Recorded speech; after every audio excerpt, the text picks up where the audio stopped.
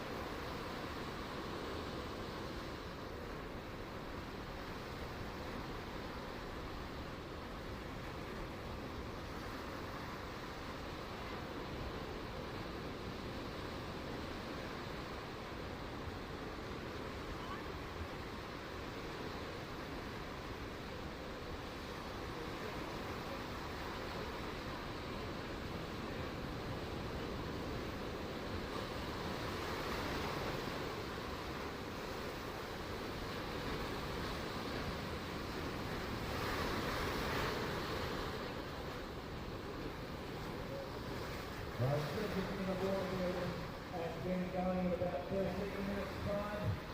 So free surfers start thinking about coming, please. First people in the water in red. So, like that. Taking riders in the blue. Wakita, Sarah Wakita in the red. Taking Enright in the blue. Straight line to the right. Amelie Burke into the green. Everyone has checked in the big car for the goal. And we are looking to get going just over 10 minutes. So those persons who want to come on your opponent or come on into the beach, you know the drill.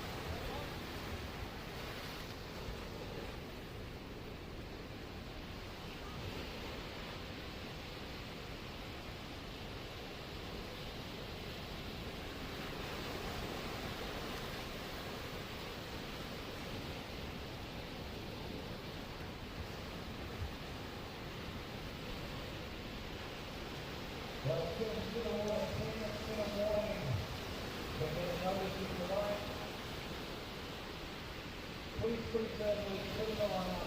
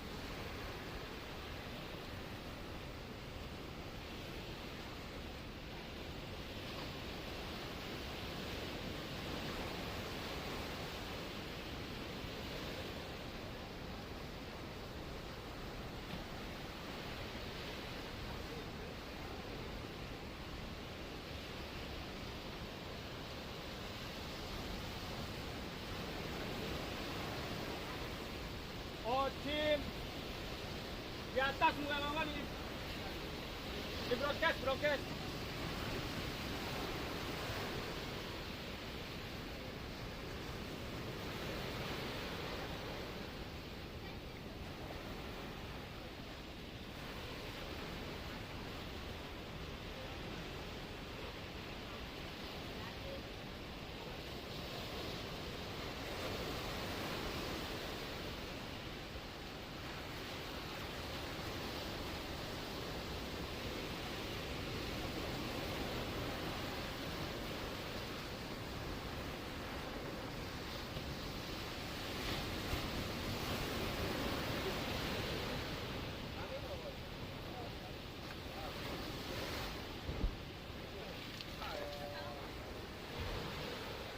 Ngeri,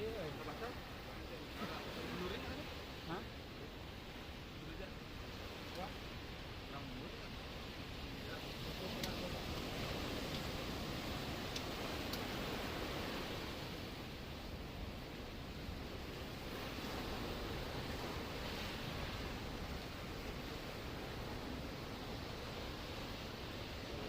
Cable's in the wrong way.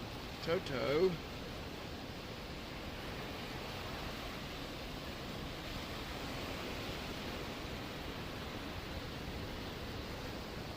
Okay, the distance has seen all currents in the water.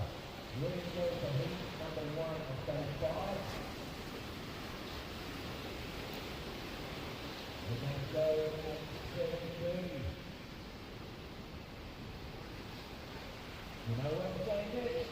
All three circles, please clear the line.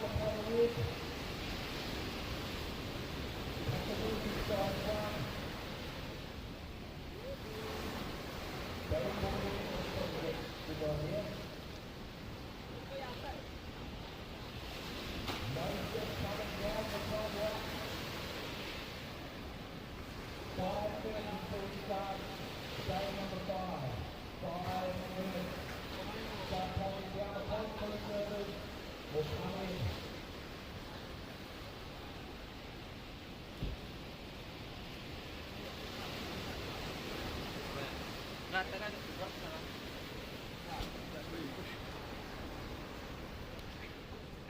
Non-stop.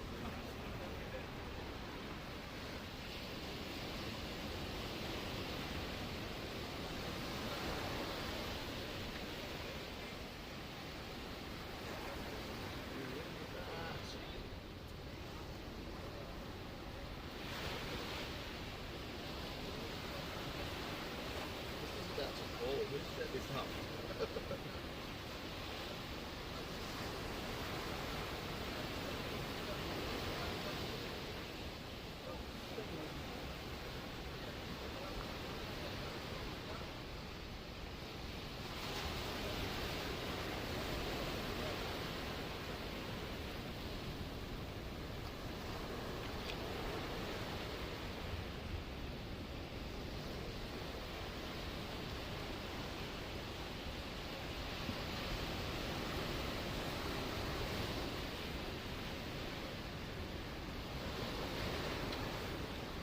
Go, Sam. That's a 4 minutes. You there, Sam? You got time? I don't want to make it so wide. I don't count the points to win some corner.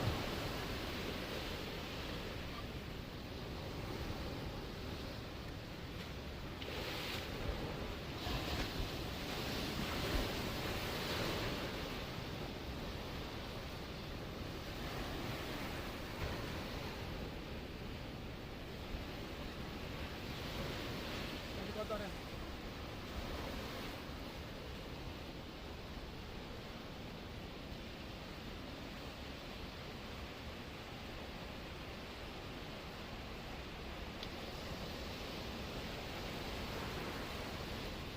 Ryan, can you talk to Sam to switch to one? I'm gonna watch this one.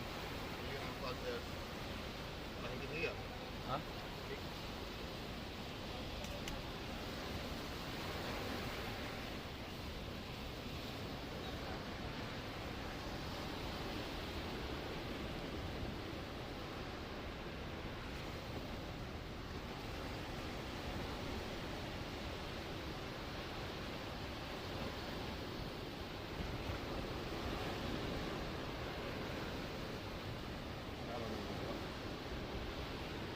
Okay, 2 minutes, 3 seconds.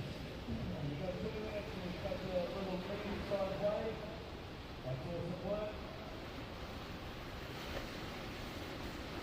So slowly jump it, all the right thing.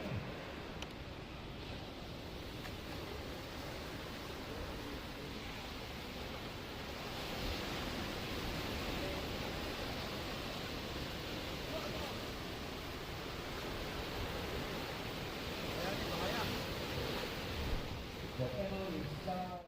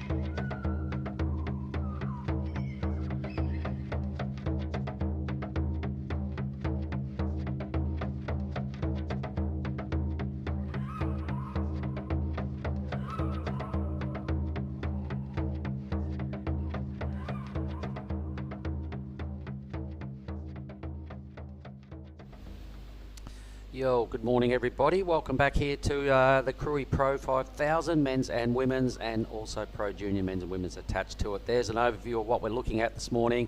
That is Ujong Bochorda Reef. We are at Tanjung Setia is the beach itself, and as you can see, the swell hasn't dropped. There's plenty of it. It's rolling on down this point. My name is Mark Clift. I'm joined this morning by Jess Starling, and the women's round is on. Jess, so firstly, good morning to you. Good morning. How are you going this morning? Yeah, good. Tell us a little bit about yourself.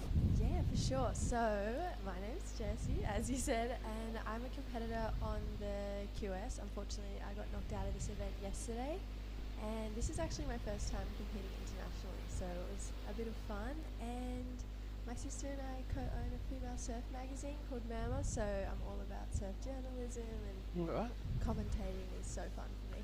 All right, we might just get that a little closer. There we go. Okay, so you were in the round yesterday. What heat were we in?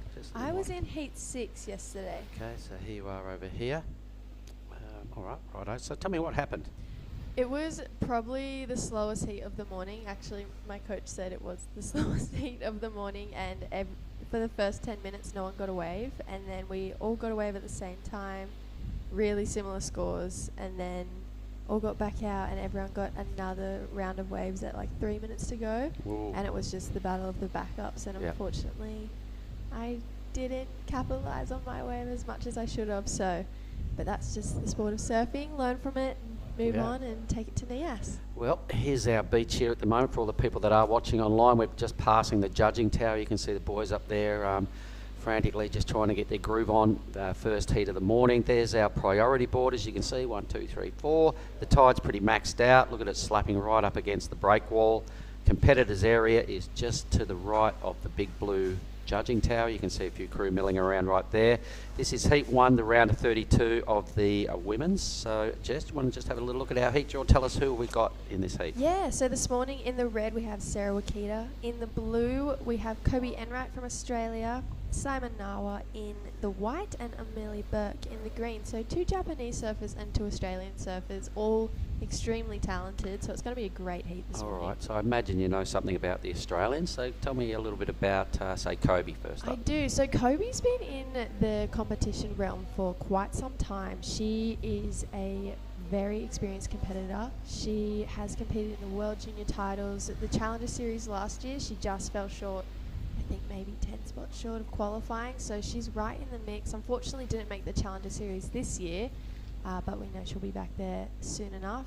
And she's from the Gold Coast. And then Amelie Burke, she is from Newcastle, about the same age as me, 19, and she is a really strong, powerful goofy footer, and she's still in the juniors, doing really well on the juniors as well. Yeah, I saw her the other day. She's quite tall, isn't she? Yeah, she's super tall. Yeah, she's probably one of the tallest girls. Same as Kobe. Kobe's quite tall as well. So that was how we started things off. As soon as we got onto the live action on the broadcast here, Amelie was riding that first wave. Yeah. Turned into a 5-point ride, so a great start with just 4 minutes off the clock, already locking in a 5, really good.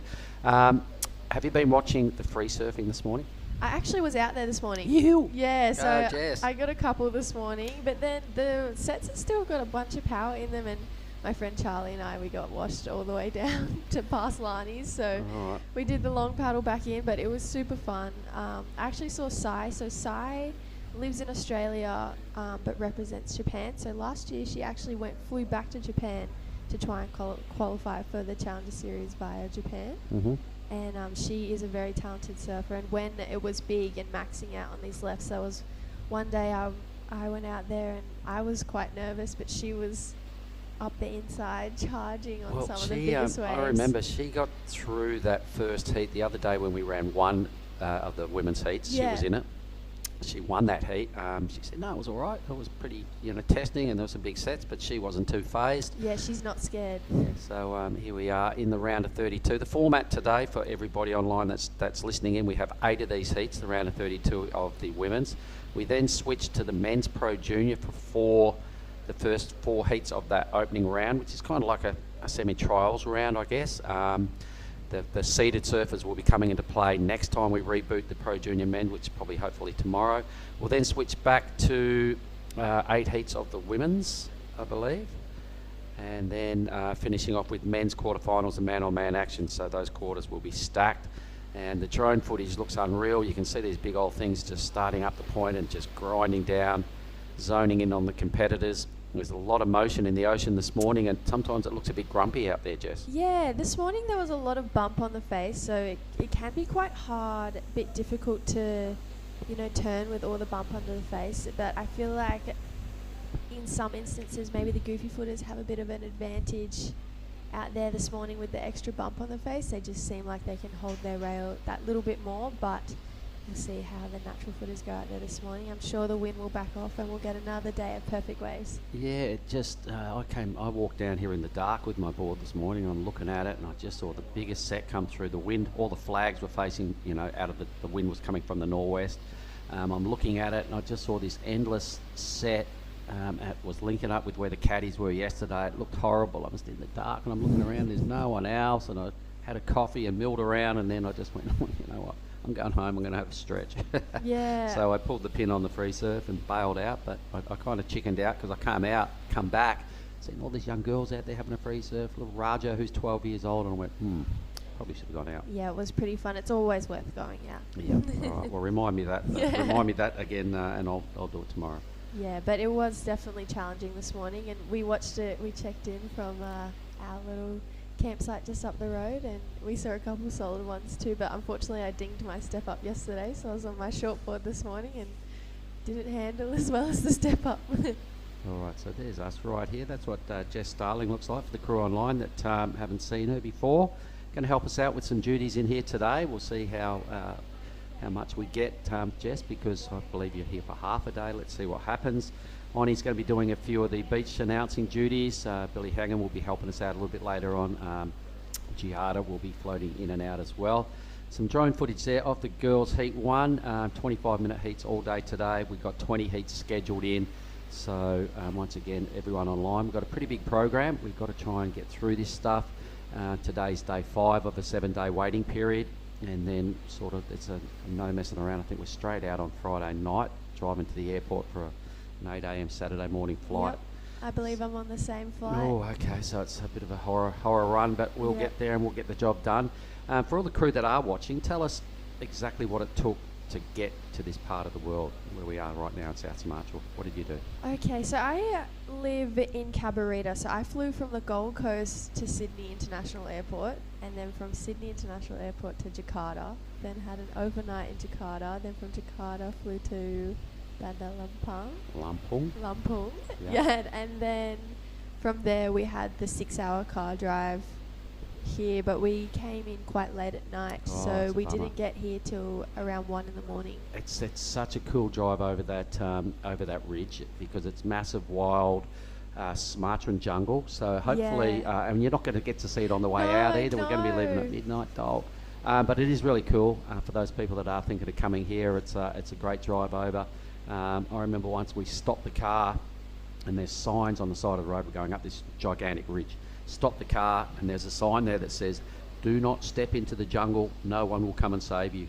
No one will come looking for you. Do you know what I mean? It's such wild, thick, raw Sumatran jungle that there's some beasts that live in there, and it's like, probably not a good idea to step in there and go and try and do anything. But get back in the car and nick off and save it for when you get down here.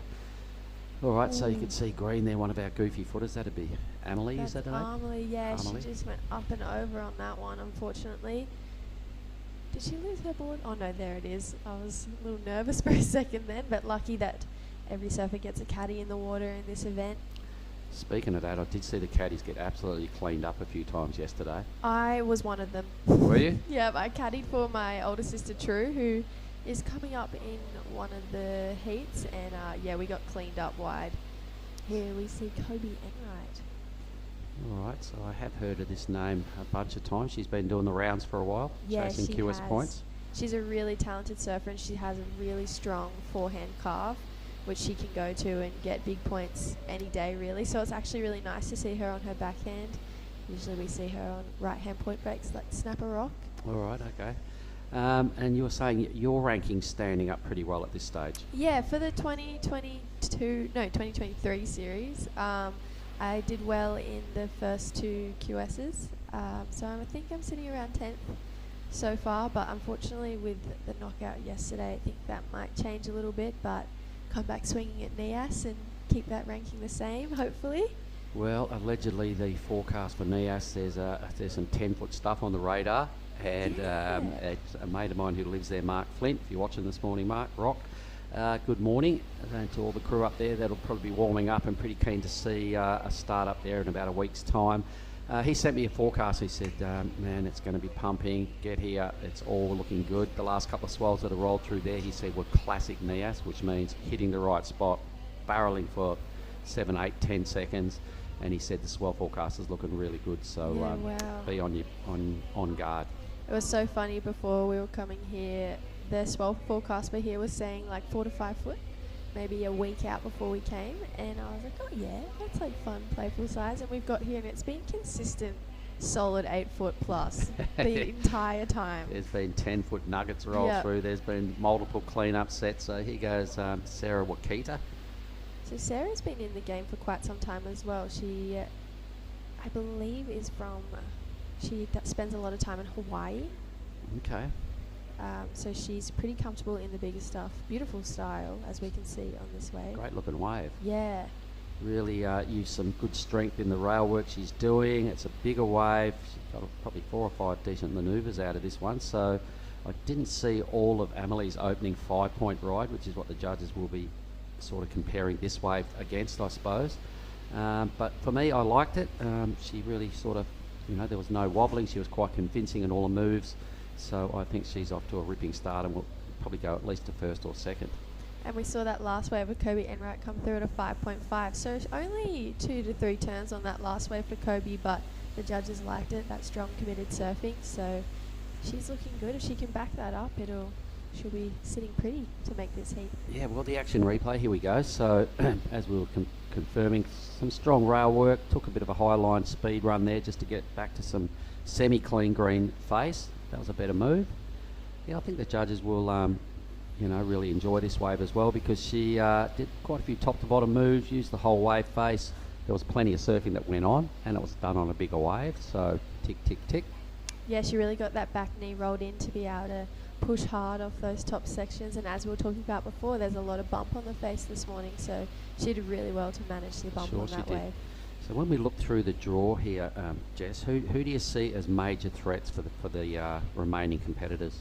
So out of Australia, Sophie McCulloch is probably the strongest surfer out of Australia. A lot of people have asked this question, have gone there straight away, so obviously a favourite right there. Yeah, we call her the pocket rocket. She is. Okay. She's such a strong competitor, and she has a good forehand and backhand. I can't go too far past my sister True. All right, you got to keep the sisterly thing going on. But if not, I think Safi Vetti for me has been a really big standout. Her backhand is super strong. So she's from New Zealand, and she got a 7 for 2 turns yesterday. I know. I kept on. I made note of that. I wrote down the number, and we kept referring to it because for 2 turns it was pretty sick.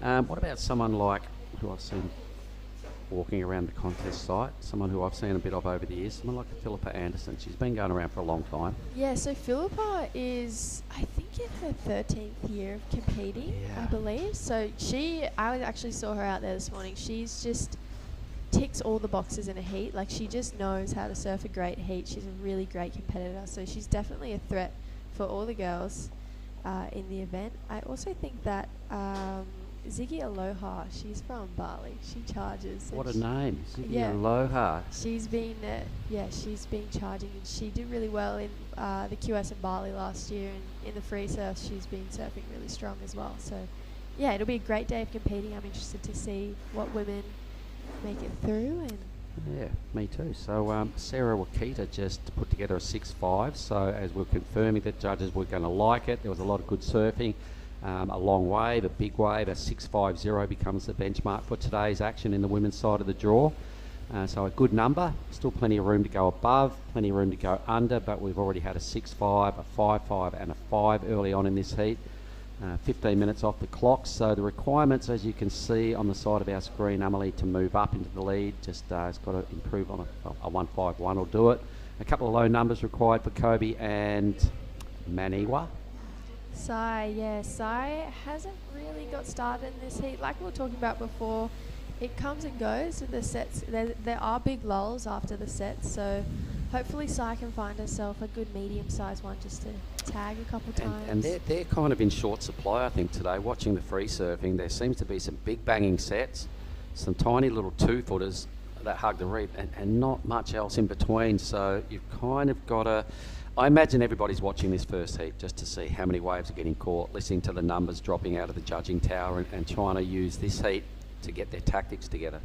You'd be surprised the amount of mornings we've checked and we're like, oh yeah, it's only like 4 foot out there, and then we paddle out and there's 8-footers coming through. You can It's see like- the swell on the horizon, Yeah. Jess, as you know, when we pan off into the distance. A great overview again of the whole beachfront here at Tanjung Setia. That's the name of the beach we're parked up on here. We come to Ombak Indah, this blue fence here. This is our camp, or where our work days happen. Ombak Indah also has some rooms there. A lot of the competitors are staying here. We've got the restaurant there, our broadcast area just at the back of the blue restaurant there. You can see there's our judging tower. The break wall at the front is getting slammed by this heavy high tide this morning. A few logs in the lineup. You can see some Yeah. debris washed up there. Big log right in front of the judges tower. It was actually quite hard to... I'm staying at Samachi Surf Resort, which is just up a little bit, and it was quite hard to walk back with that high tide. It was everything just kept getting washed up against the wall. All As right. we see Kobe, beautiful first opening turn. Is she riding a slightly longer board today? Yeah, I believe she was on a step up. I think most of the girls this morning were opting for the step up. So what would a step up equate to for someone like Kobe? What sort of size? So I'm just going off me. So I ride a 5'11" step up, and Kobe's quite a bit taller than me. So I would say in the 6s, Yeah, 6'0" right, fair to enough. 6'2" probably. Wow, you see the bombie in the background flaring up. So we'll watch this replay again. She was sitting, I think, in 3rd spot, probably not chasing much to go to 2nd, so that would have happened with this wave. Yeah, she only needed a .53. Yeah, well, she's definitely got that, so she'll move up the leaderboard. Might even go to 1st place. I think she will. Yeah, 100%. Yeah, she is a talented surfer, like I said, and looks like there wasn't too many bombs after it. It's a bit like a stomach drop moment when you when those sets come. It's like, okay. Yeah, like seriously this morning, maybe it's already starting to settle, which would be kind of good for the competitors, but this morning when I rocked up, it was like some 10-wave sets. It was still pushing wide. Yep. The wind was kind of out of the northwest, a little stronger than it is now, so the wind's back down, which is a good thing. The ocean still seems fairly relentless and a little bit on the grumpy side, so hopefully a touch of the wobbles come out of it and it becomes much better for the surfers. So here goes Simon Ewa now. She's in 4th spot, needing close to 4 points to advance up into a qualifying 2nd. Some pretty strong surfing right there.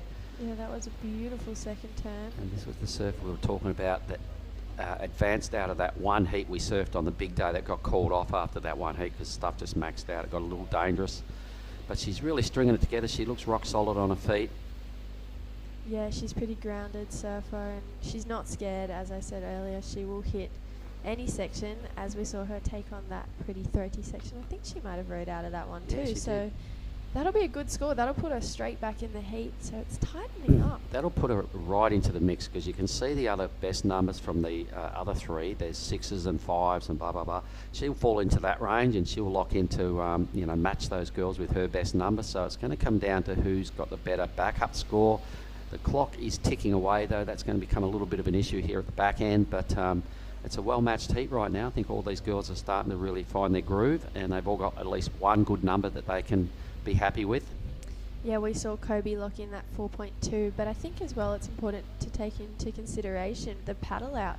It's from long, after- isn't it? It's long. It's at least, I mean, if you're super fit, you could probably do it in 5 to 6 minutes, but Yeah. yesterday I know one of my paddle outs took me at least 8 minutes. I was right There's down quite the a point. bit of current as well that deals with it, especially at the end of the reef. That was a bit of a pity there for Amelie. But it can be quite a daunting paddle back out, quite long. As the day wears on as well, and in the middle of the afternoon, and people have got to do that in the blazing sunshine. Like, there's been people come and sit in here after their heats and have a chat with us, and they're still sweating. Seriously.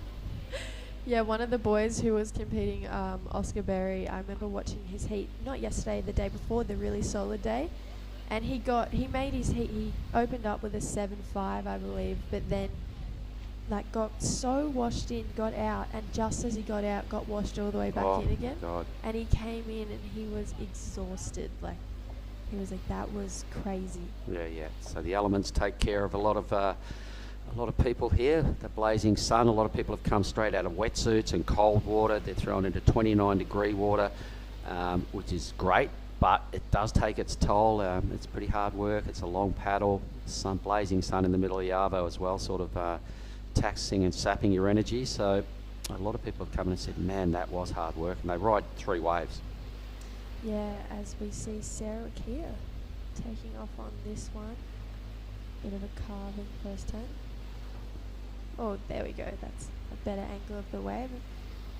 Back up, another carving maneuver. This one looks like it might taper off a little bit, but she's going to manage it pretty well. It's only a second wave with 3 minutes to go. She'll probably ride this all the way as far as possible because it's probably going to be a last opportunity.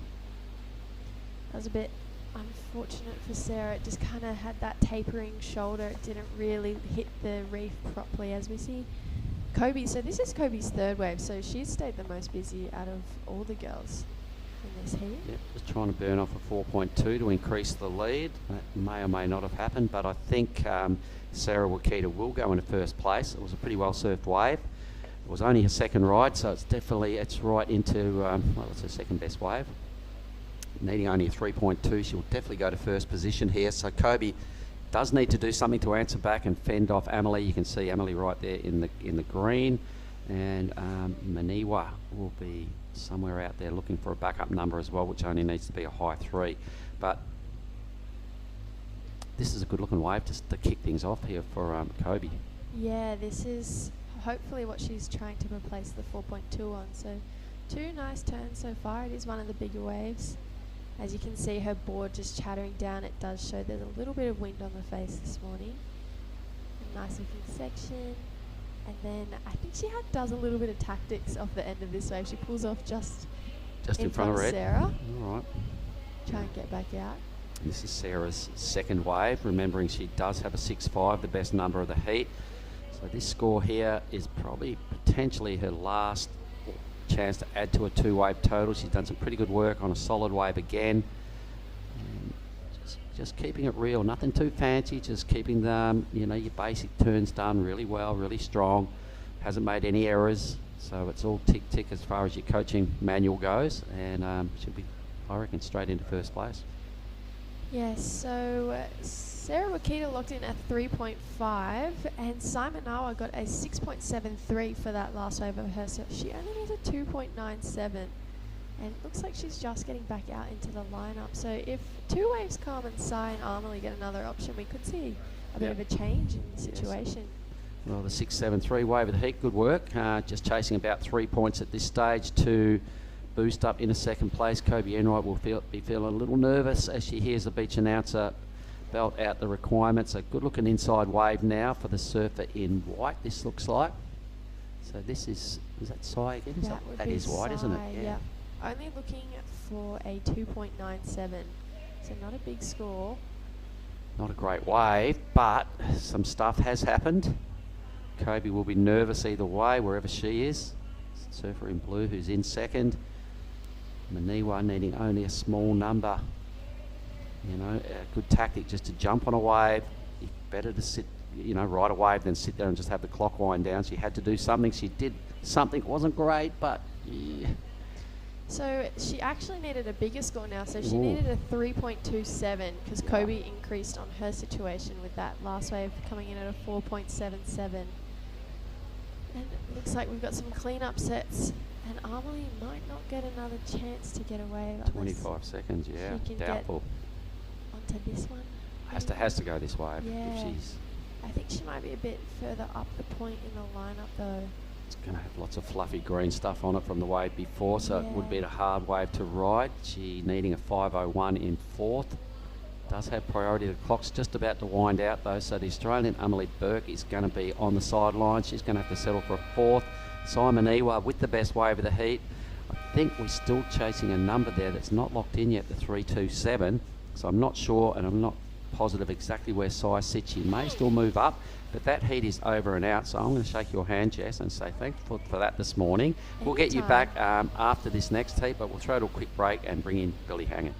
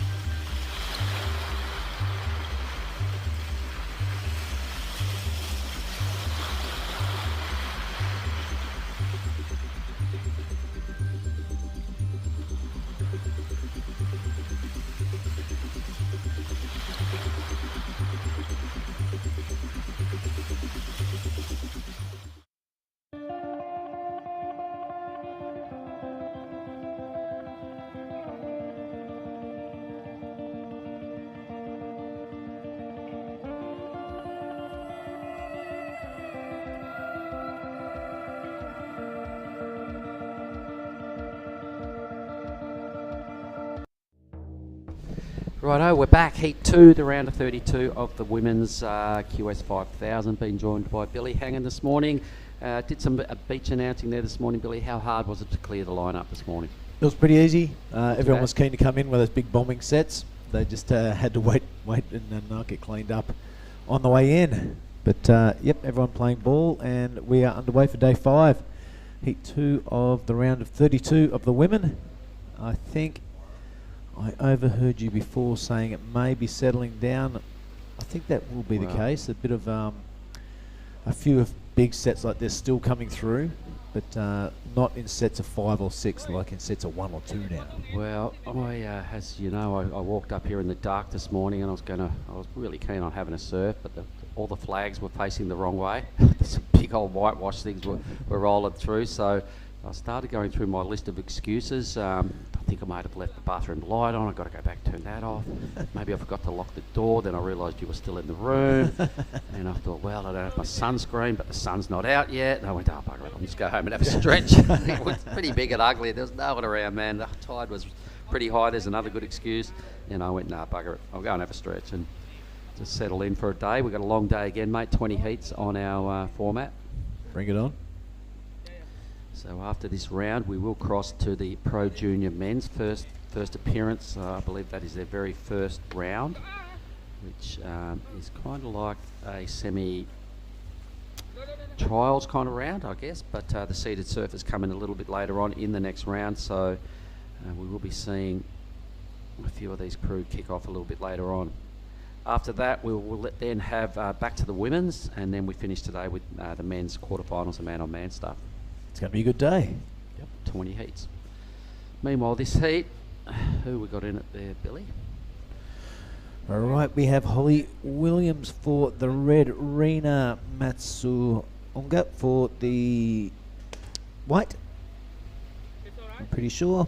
Safi Vetti in the green, and my correction, it is Nanaho Suzuki in the white, and Rena is in the blue.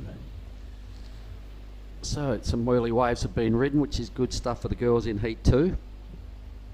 And I think flashing back to that last heat, I'm pretty sure that the surfer needing that number did not get it. So it was Enright in first, the Australian, and Sarah Wakita in second. And I think that was Simon Ewa that was chasing a score there at the end, took a small little wave, cranked a few turns around, did not get the number she needed, so third. So a few people milling around out there this morning, mate. How's it looking around the comp site? Well, yeah, a bit of a full-on Indo-techno first thing at 6:30 in the morning that woke everybody up. I saw you walk away holding your ears. And yeah, a few local crew coming through, but as the surfers get knocked out, I'm sure they'll be exploring the wonderful beaches and point breaks around here. Well, so a few less competitors, but the general public absolutely loving the action. Well, those beaches will be firing with this breeze. There's other opportunities up around Krui town. I know Elliot Parada-Reid has been hunting some slabs and he's been getting plenty of them, so he's happy with his free surfs. There is another big bossy wave just around the corner, Wajambu, which I saw a carload of crew heading to. It's not for everybody, but it is a serious good left-hander just around the corner to the south of here. Is that what they call Sumatran pipe? Yeah, that's it. Yep. So the numbers starting to drop. I can see a 5 there for Blue. Pretty worthy start. Williams has locked in a 4-5. A 4 there for Suzuki. Safi Vet at this stage waveless, but top priority, plenty of time on the clock. Yeah, Anon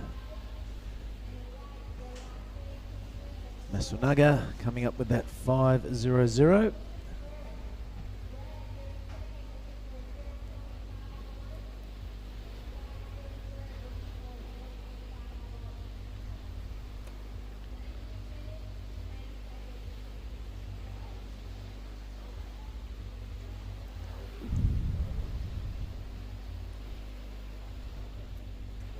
Replay of whites here. Good looking sized wave. These medium sized ones seem to be running down the reef a whole lot better than the bomb sets, and they also offer that steep wall to get some points. This one a little bit white watery and a little bit foamy, but sticking with it is Suzuki. And why not down the bottom there? She'd want to create a little bit of drama at the end to capture the judge's attention, and she does that, rides out in front, so well done our surfer in white. Cool. All right, well, we're off and racing heat 2 here at the women's, and as we're confirming our heat draw a little bit later on, 20 heats formatted, finishing up with our men's quarterfinals later on today. So for the people online that might be tuning in, I'll give you a little insight as to who they are. It's Jarvis Earl, the Australian, taking on Mike Clayton Brown in quarter 1 for the men's. Quarter 2, Taj Stokes, another Aussie, up against the Italian Jesse Mendez. Rio Wider, Solly Bailey. There's been some betting and some debate on that heat, about to go down as quarterfinal 3 later on. Billy Stammen, Reef Hazelwood, another solid matchup right there. So that's on the men's side of the draw. That's our last 2 hours of competition later on today, everybody. So got a lot to look forward to. The men's rounds yesterday, we got through 2 of those rounds. Billy, it was outstanding. The surfers that have made their way through to the man-on-man action are absolute boss surfers. Yep, no passengers there. So Holly going on her second wave. First one, a 4.50. Nice, and slicey under the lip there is Holly. Matching red board. 1 turn only.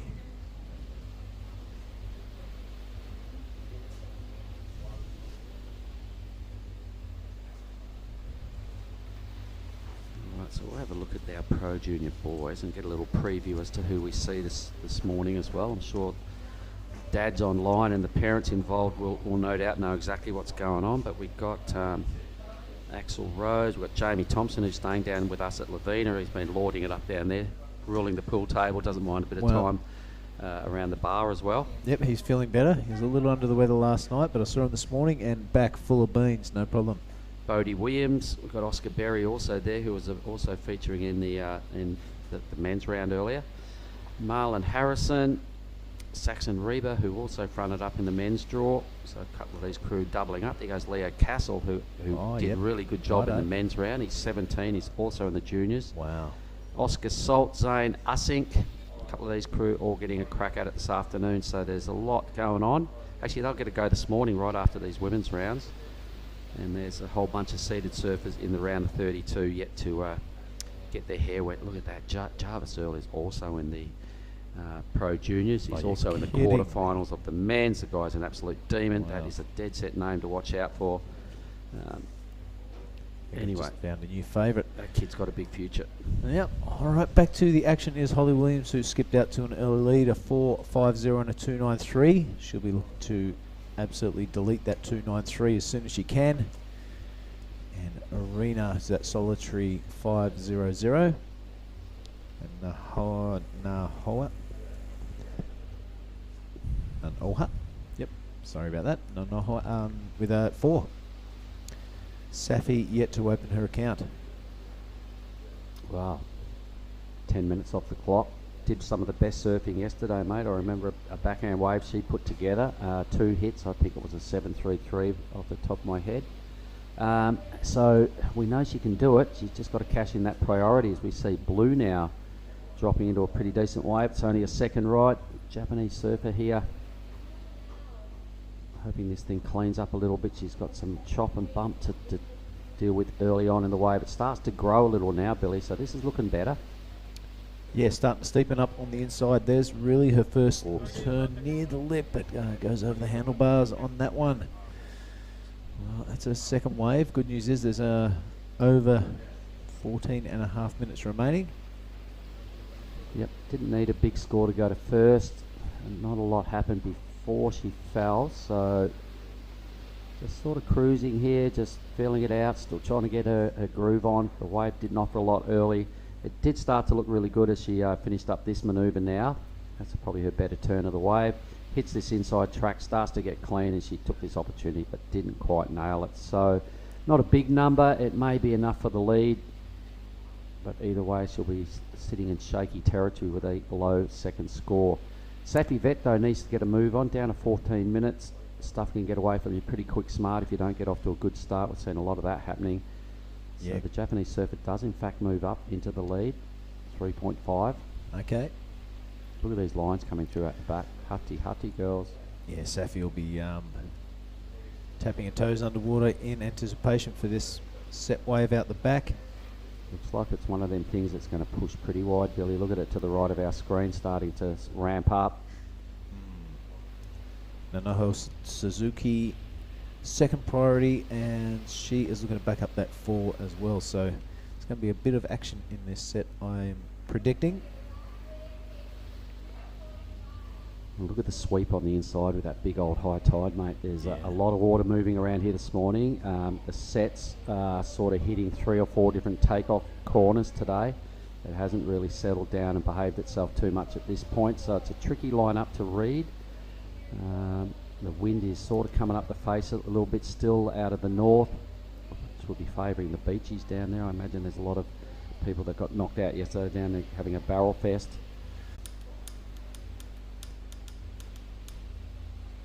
Oh, that's with her up and down. All right, so that'll turn into maybe an 05 or something. Score on the board, not much time to write about. There it is, the 0.5.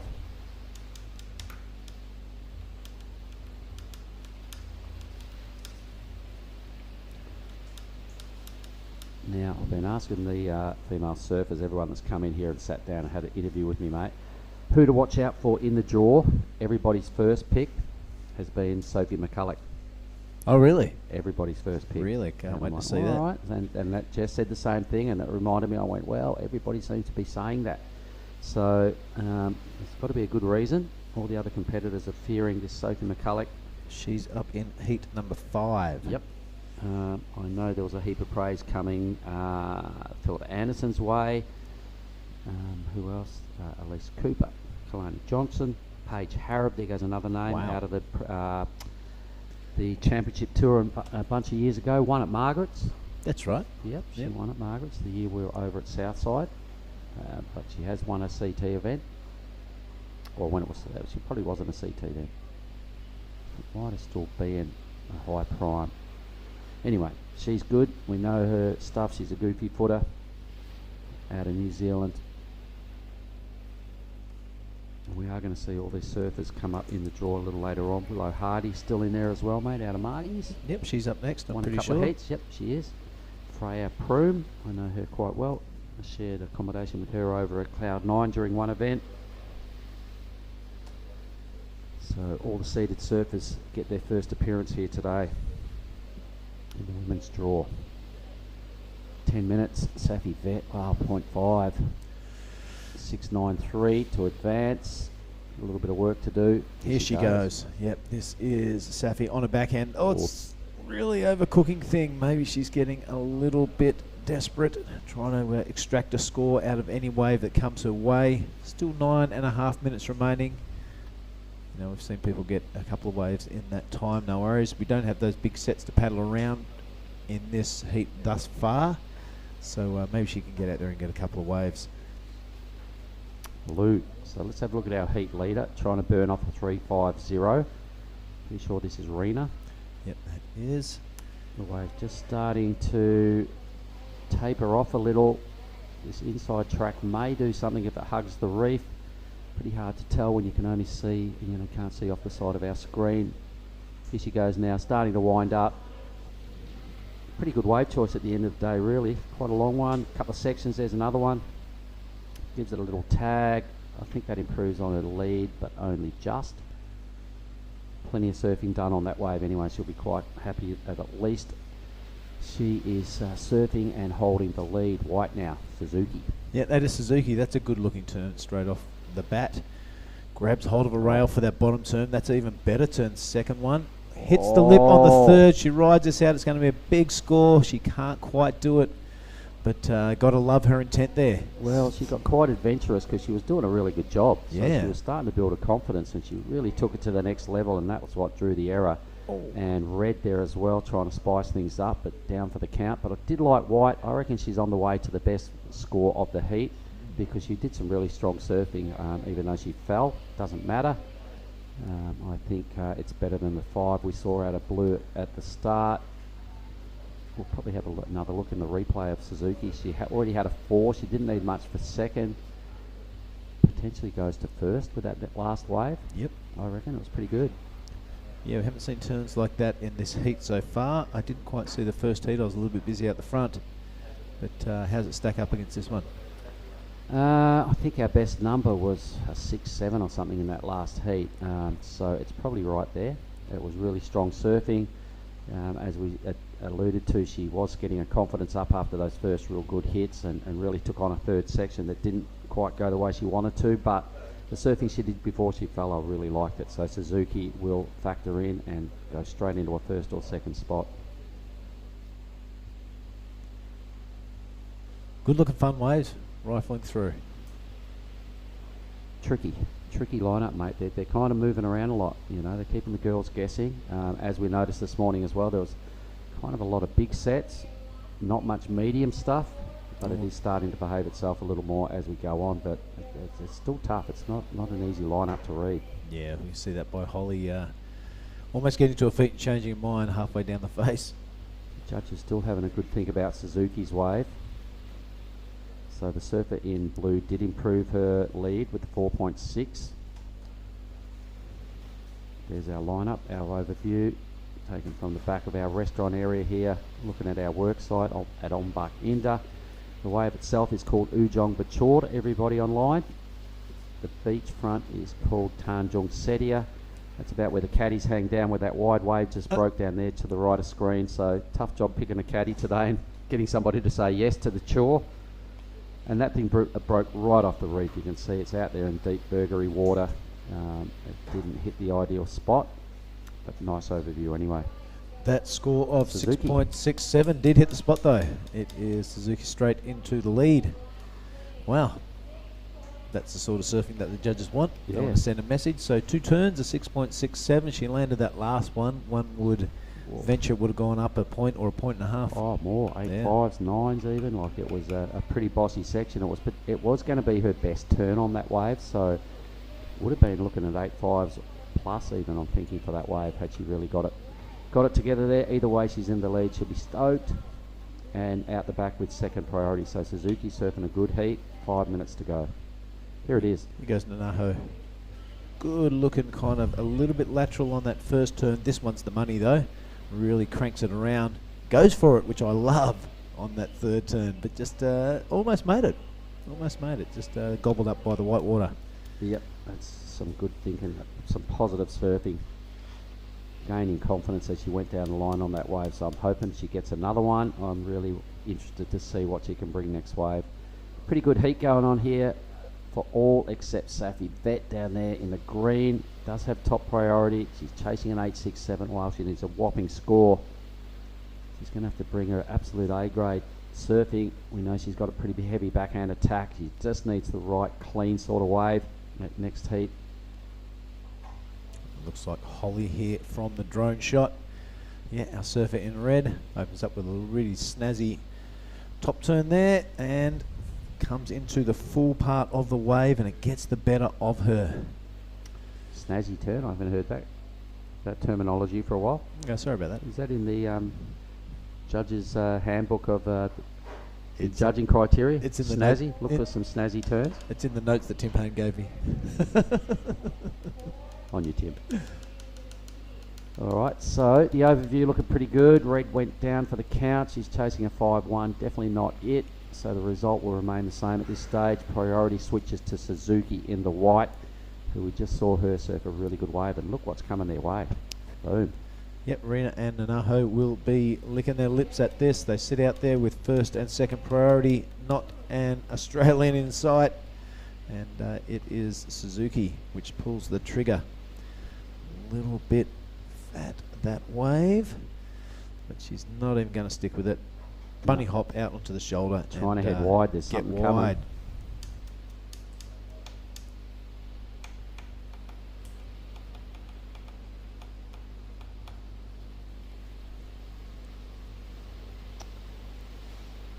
A little bit of a clean up there for the crew.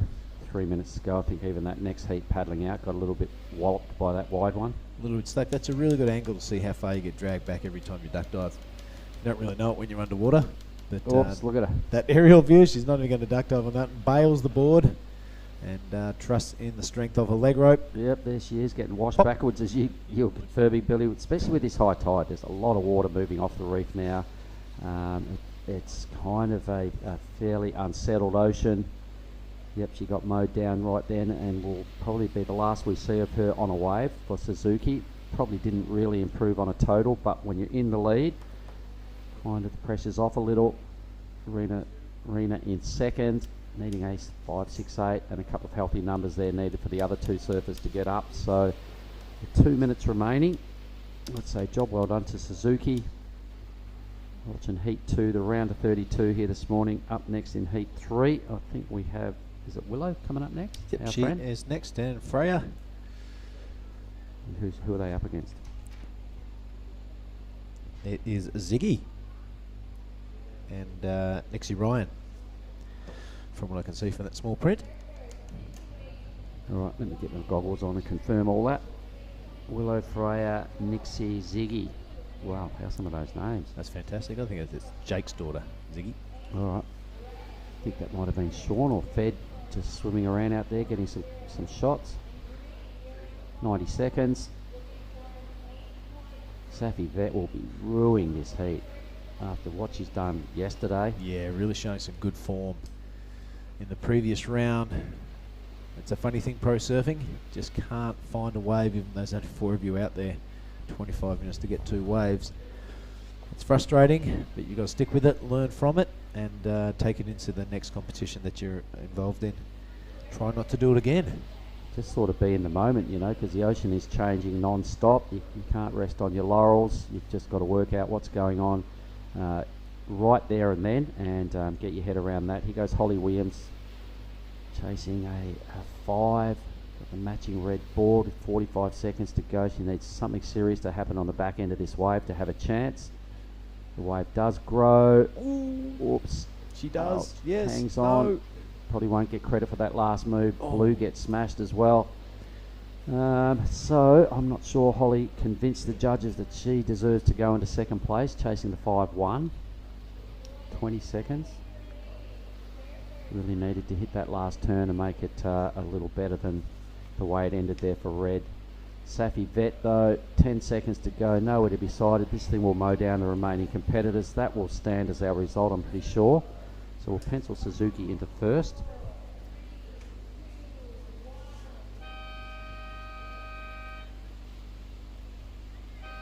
And I imagine Blue would have done enough to hold on to second spot there. Yep, Rena's second for sure, I'd So say. the 2 Japanese surfers doing the 1-2 over the Aussie and the Kiwi.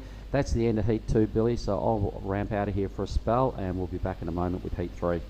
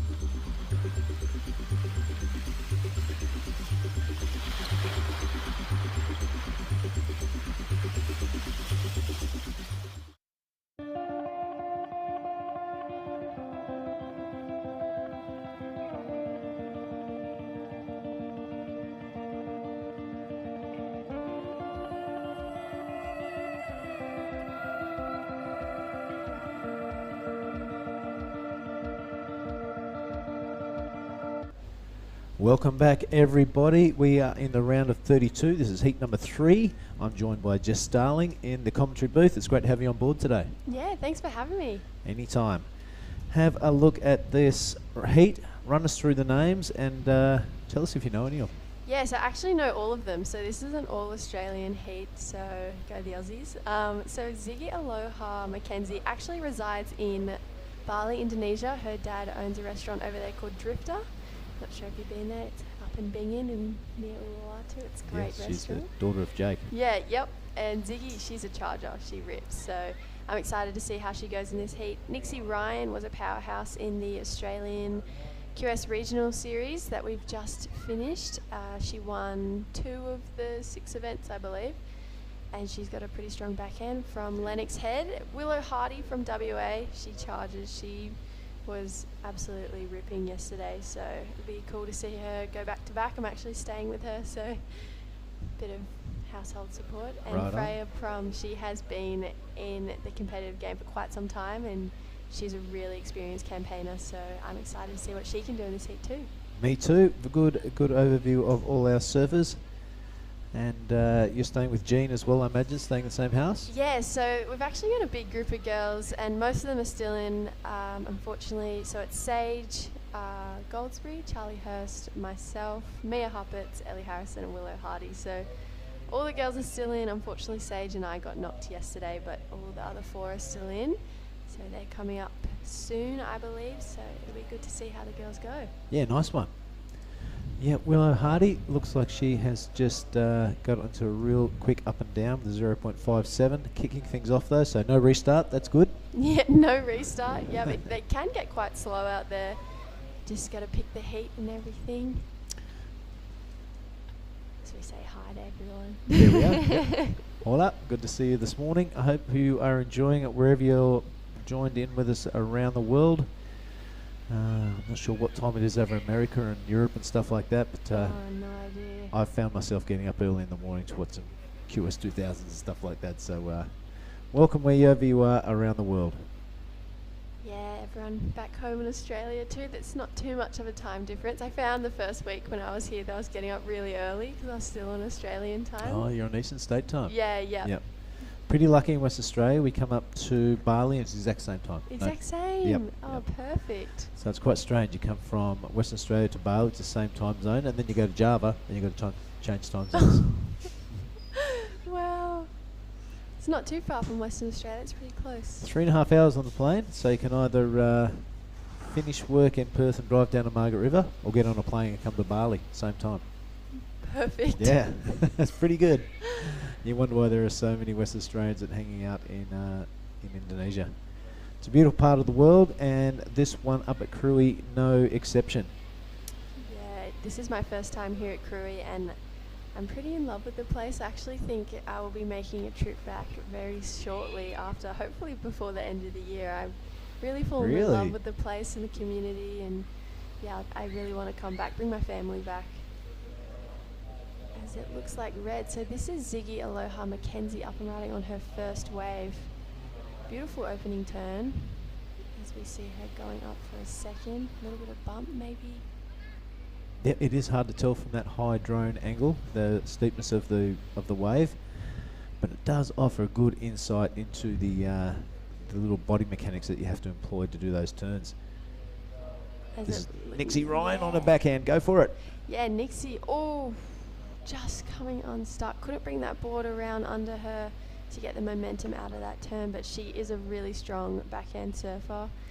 And another little insight on Ziggy, she was charging out here on one of the big days before the event started, and she pulled into this barrel and hit the reef and has a pretty nasty cut on her foot. So I saw her dad taping that up this morning. She put the Yeah. booty on and then Yep. taped the booty onto her foot. Yep. she is such a trooper. So good on you, Ziggy. Yeah, she has been kicking around the contest scene around the Kuta Beaches and the Legion Beaches for quite some time now. And it kind of came out of nowhere. She was Jake's daughter that hung around, and then all of a sudden, she's ripping. Yeah, she rips, and I've seen some pretty great footage of her charging some pretty big Ulus. Ulus, Yeah. yep, well, that's where she grew up and learnt to surf, so why not? Also getting access to some of the world's best surfers. He's got a great restaurant and a great surf shop up there. If you're ever in the area, go check it out. And all the surfers love watching cool movies there, and no doubt they've all had a little word into Ziggy's ear. So a blessed life, and she's not taken for granted. She's a great young lady. Yeah, I definitely wasn't charging big Ulus when I was 13, so... No, I was still playing footy. I don't think I was out past the shore. I was like, nope. All right, Ziggy has pulled up a 3.57 for that first wave. So judges making it pretty clear what they want. They want to see surfers going near the lip, and its song remains the same, doesn't it, for the criteria? Speed, power, flow, criticalness. Yeah. And for those who don't know too much about surfing in the internet land, they want to see you do manoeuvres where it's really dangerous part of the wave, where it's easy to fall off. Yeah, risk versus reward on those ones. As we see Willow up and riding, beautiful first turn. She was on that board yesterday and did some damage out there. So hopefully she can get around this section, which she does, straight up into the lip again. She just looks pretty stable on her feet, used to charging those big waves in WA. Beautiful third turn. It looks like she might get a little bonus section through the inside there. And maybe enough room for one more. And up she goes. Let's see if she can ride out in front of that white water. Yes. She does. I reckon she jumped off there. We're going to see the back of her head. Yep. That is Willow Hardy from Margaret River. Yeah. And got to tell you, been watching this young lady since she was very small in West Australia, getting around the state rounds and all that sort of stuff. Very well spoken. As is Olive, her younger daughter. Have you met the younger sister? Have you met her? I haven't met Olive. My sister met her at the Urban Surf in Victoria, and she only spoke highly of the entire family. Well, you take Willow and shrink her down a couple of feet. That's Olive. I'm sure we'd get along quite well then. That was a good turn. I like that. She attacked the lip and had that big roller coaster ride down the face of the wave.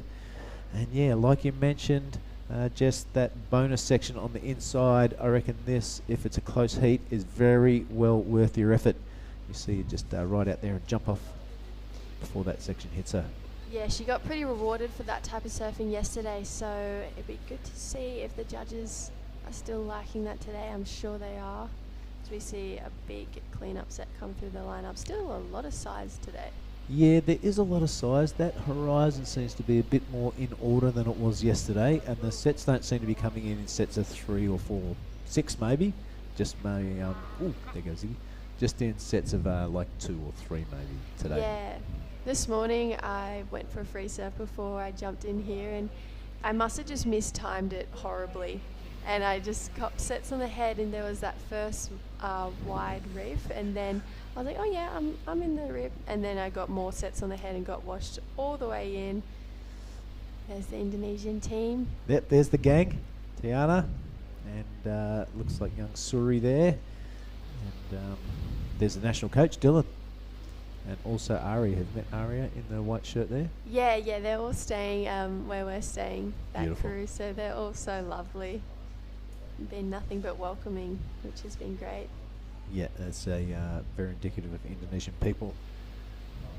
It's a great scene to be around, and I'm super stoked that there are 2 QS5000s back to back. These people like Aria and Dylan and Tippy and Tim have been working really hard for, you don't see it for 10, 15 years. And to be rewarded with the chance to put these events on, I'm really happy for them.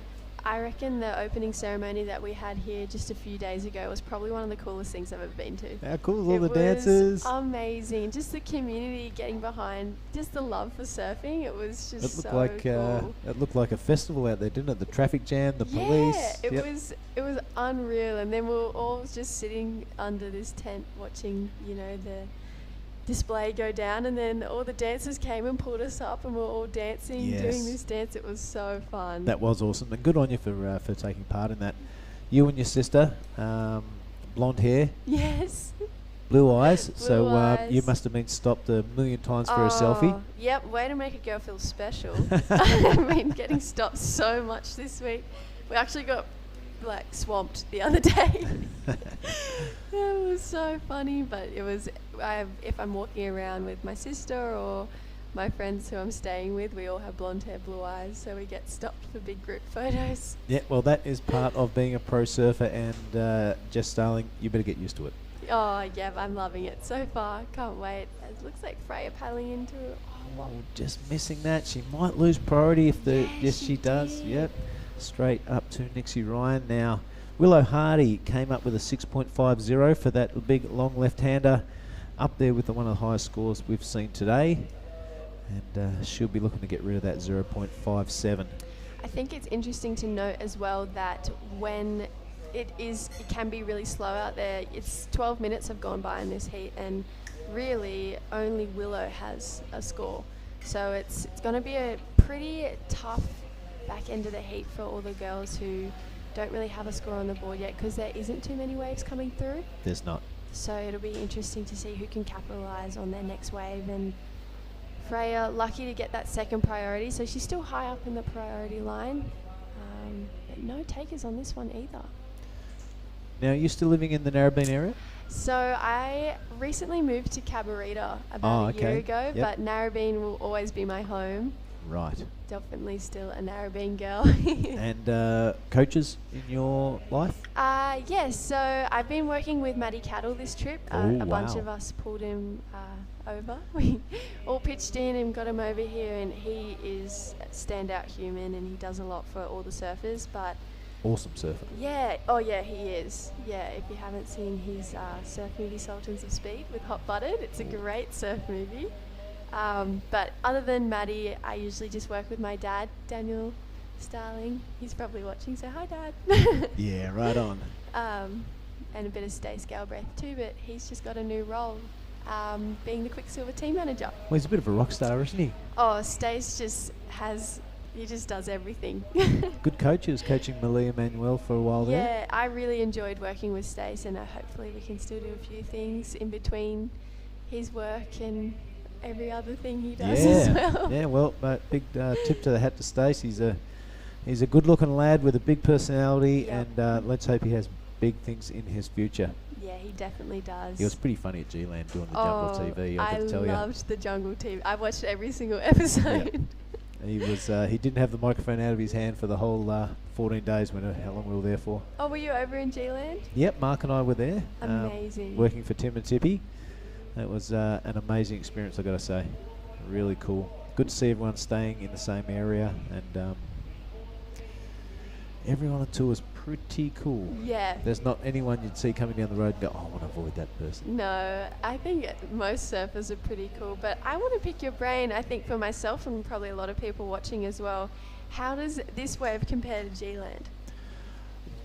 This wave is a playful wave compared to G-Land. Especially, we didn't see it this time around, but if Speed Reef starts to break, it's a whole different animal at G-Land. So the waves you saw ridden there were up at Money Trees. Awesome wave in its own right. Still, this wave is playful compared to Money Trees when it's on. But Speed Reef is a whole different animal. It's you take off at launching pads there. You can either go kind of backdoor it on your big longboard, or you can take that big, scary drop, and then it runs into Speed Reef. And it's do I take on that 20-metre section or do I not? Because I know it's really shallow in there, and you really hope it goes next year, because I'd love to see the world's best surfers pull into those tubes. Yeah, it was such a great event to watch as we see Freya just getting clean. Can't get her rhythm together, can she? 10 minutes to go. Unfortunately, we saw Safi Vetti do the same. She was my pick for the win. Safi. Yep, right. Commentator's curse. No.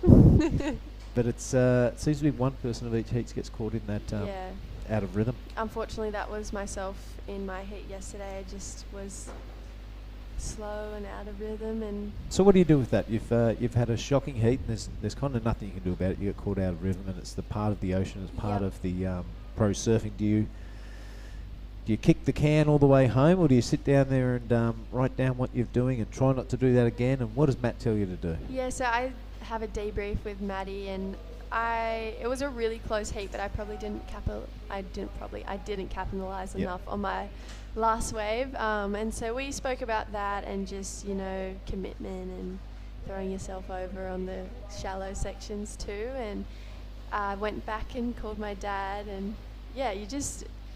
Did he yell at you? Oh God, no. No, you just, yeah, I do always write my heats down and what I did wrong and what I can improve on, and yeah, that's what works for me personally. But it was different because I'm in paradise, you know. I was upset, but Dad was like, remember where you are. That's right. Have a look at Ziggy here. Jess, just no. really digging the nose there. It's kind of maybe a little hesitant on that turn. You know, if she was really aggressive, which I've seen her do before, may have swung that board around without purling. Yeah, it's been a bit of a tough heat for the girls out there. Everyone seems to be clipping their nose, other than Willow, really. Willow on one wave, however, and so Lil seems to be the only one that's got it together, but she's only done it once. So 8 minutes to go. Somehow she's second priority. Oh, because Nixie's been waiting. She's only got one wave, of course. Yep. Yeah, so we'll see. 8 minutes to go. The heat is flying by, and only one real score on the board. So it's been a bit of a slow heat for the ladies out there. It's just who can pull it together for this last almost 7.5 minutes. Yep, it's been a entertaining round of 32 so far. Day 5. Can you believe we're in day 5 already? Oh, I cannot. And we're going to go through the quarterfinals of the men's this afternoon. So that's going to set the finals day for the men. And the next couple of days we're going to set the finals for the women, the junior men and the junior women. Can't wait for finals day. Yeah, it'll be a great day. And then an early morning after that. Straight onto an early drive to the airport. You coming up to up the north? Yep, sure am. Right, here goes Willow again on her third wave. She'll be looking to get rid of that 0.57. I think she just did it. Attacks the lip again and just managed to squeeze in 2 turns, but I think that will be enough to improve her position. All right. Looks like we got Nanaho Suzuki, the winner of the last heat. I'm going to bring her in there if you don't mind. On yours, Jess. So we'll do a little shuffle of the deck chairs. Okay.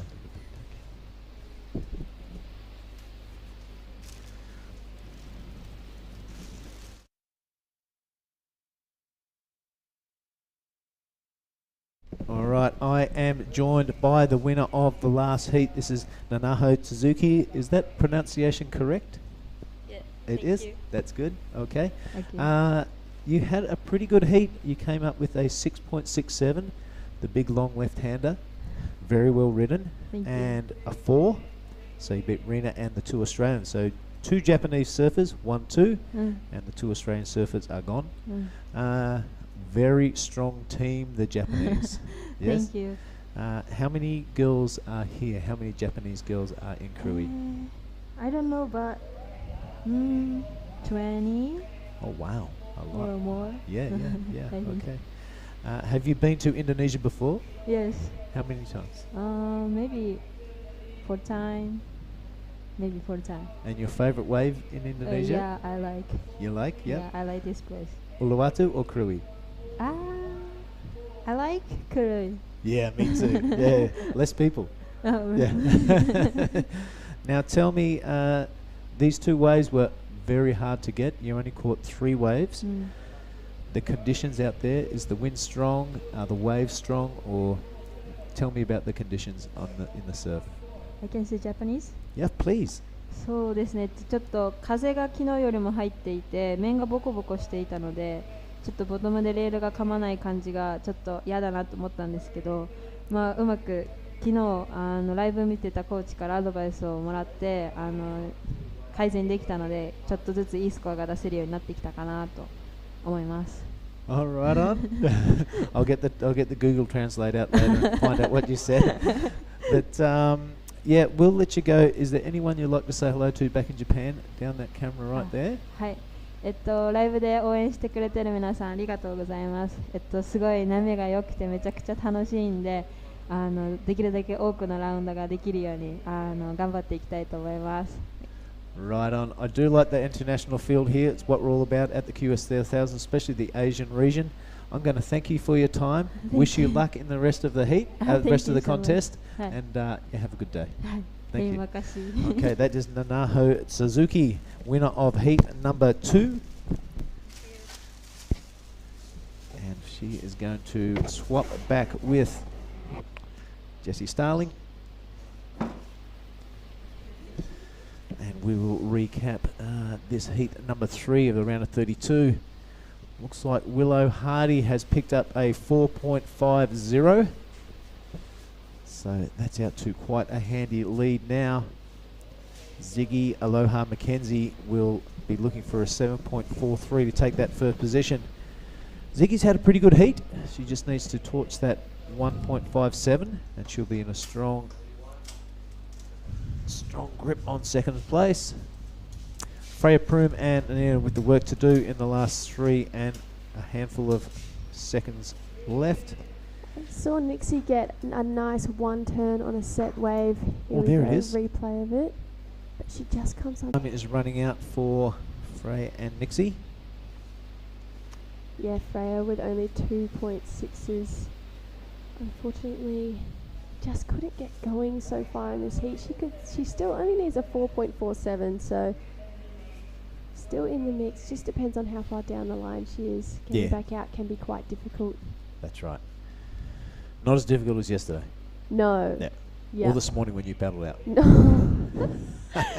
Yes, this morning. Yesterday, even the afternoon, I actually came unstuck and hit the reef for the first time yesterday. No blood? Bit of blood, got my feet and my back, unfortunately. As Nixie, first turn, beautiful. Hopefully she can get around this section. Yeah, it's a bit of a struggle to get it around the white water sometimes, isn't it? It's super frustrating when you can see that face running down the Yep. reef. You know you can smash the living suitcase out of it, but you're stuck in the whitewater bunny hopping trying to get around. That was me yesterday on my second wave. Got stuck behind the whitewater for most of the wave, which was a bit annoying, but that's just surfing. Let's have a look at that. There's a 4.67. That has put Nixie up into second position. It's now Ziggy with the work to do with under a minute. She needs a 3.98. She has priority. And we She's saw just tapping her arm there saying how long. So Ziggy getting a bit anxious in the last 40 seconds of this heat. Willow locked in a 7.17 for that last wave as well. Can't wait to see the replay of that one. Wow. So she has really run away with this heat. 7.17 and a 6.5. That's exactly what you want your lineup to look like. 100%. Yeah, I think that is the highest heat total of today so far. Definitely is. Yeah, I think all those surfs out Margaret's. Yeah, she's something else that Margaret's got to when she feels comfortable at her home break. That's a good thing to watch. All right, this one really winding down. That could be the result. Ziggy not coming out with a backup wave, which is a bit of a bummer for her. But Nixie, a come from behind effort. We'll cut to an ad break and we'll be back with Mark Clift and Jess Starling. Stick with us, folks.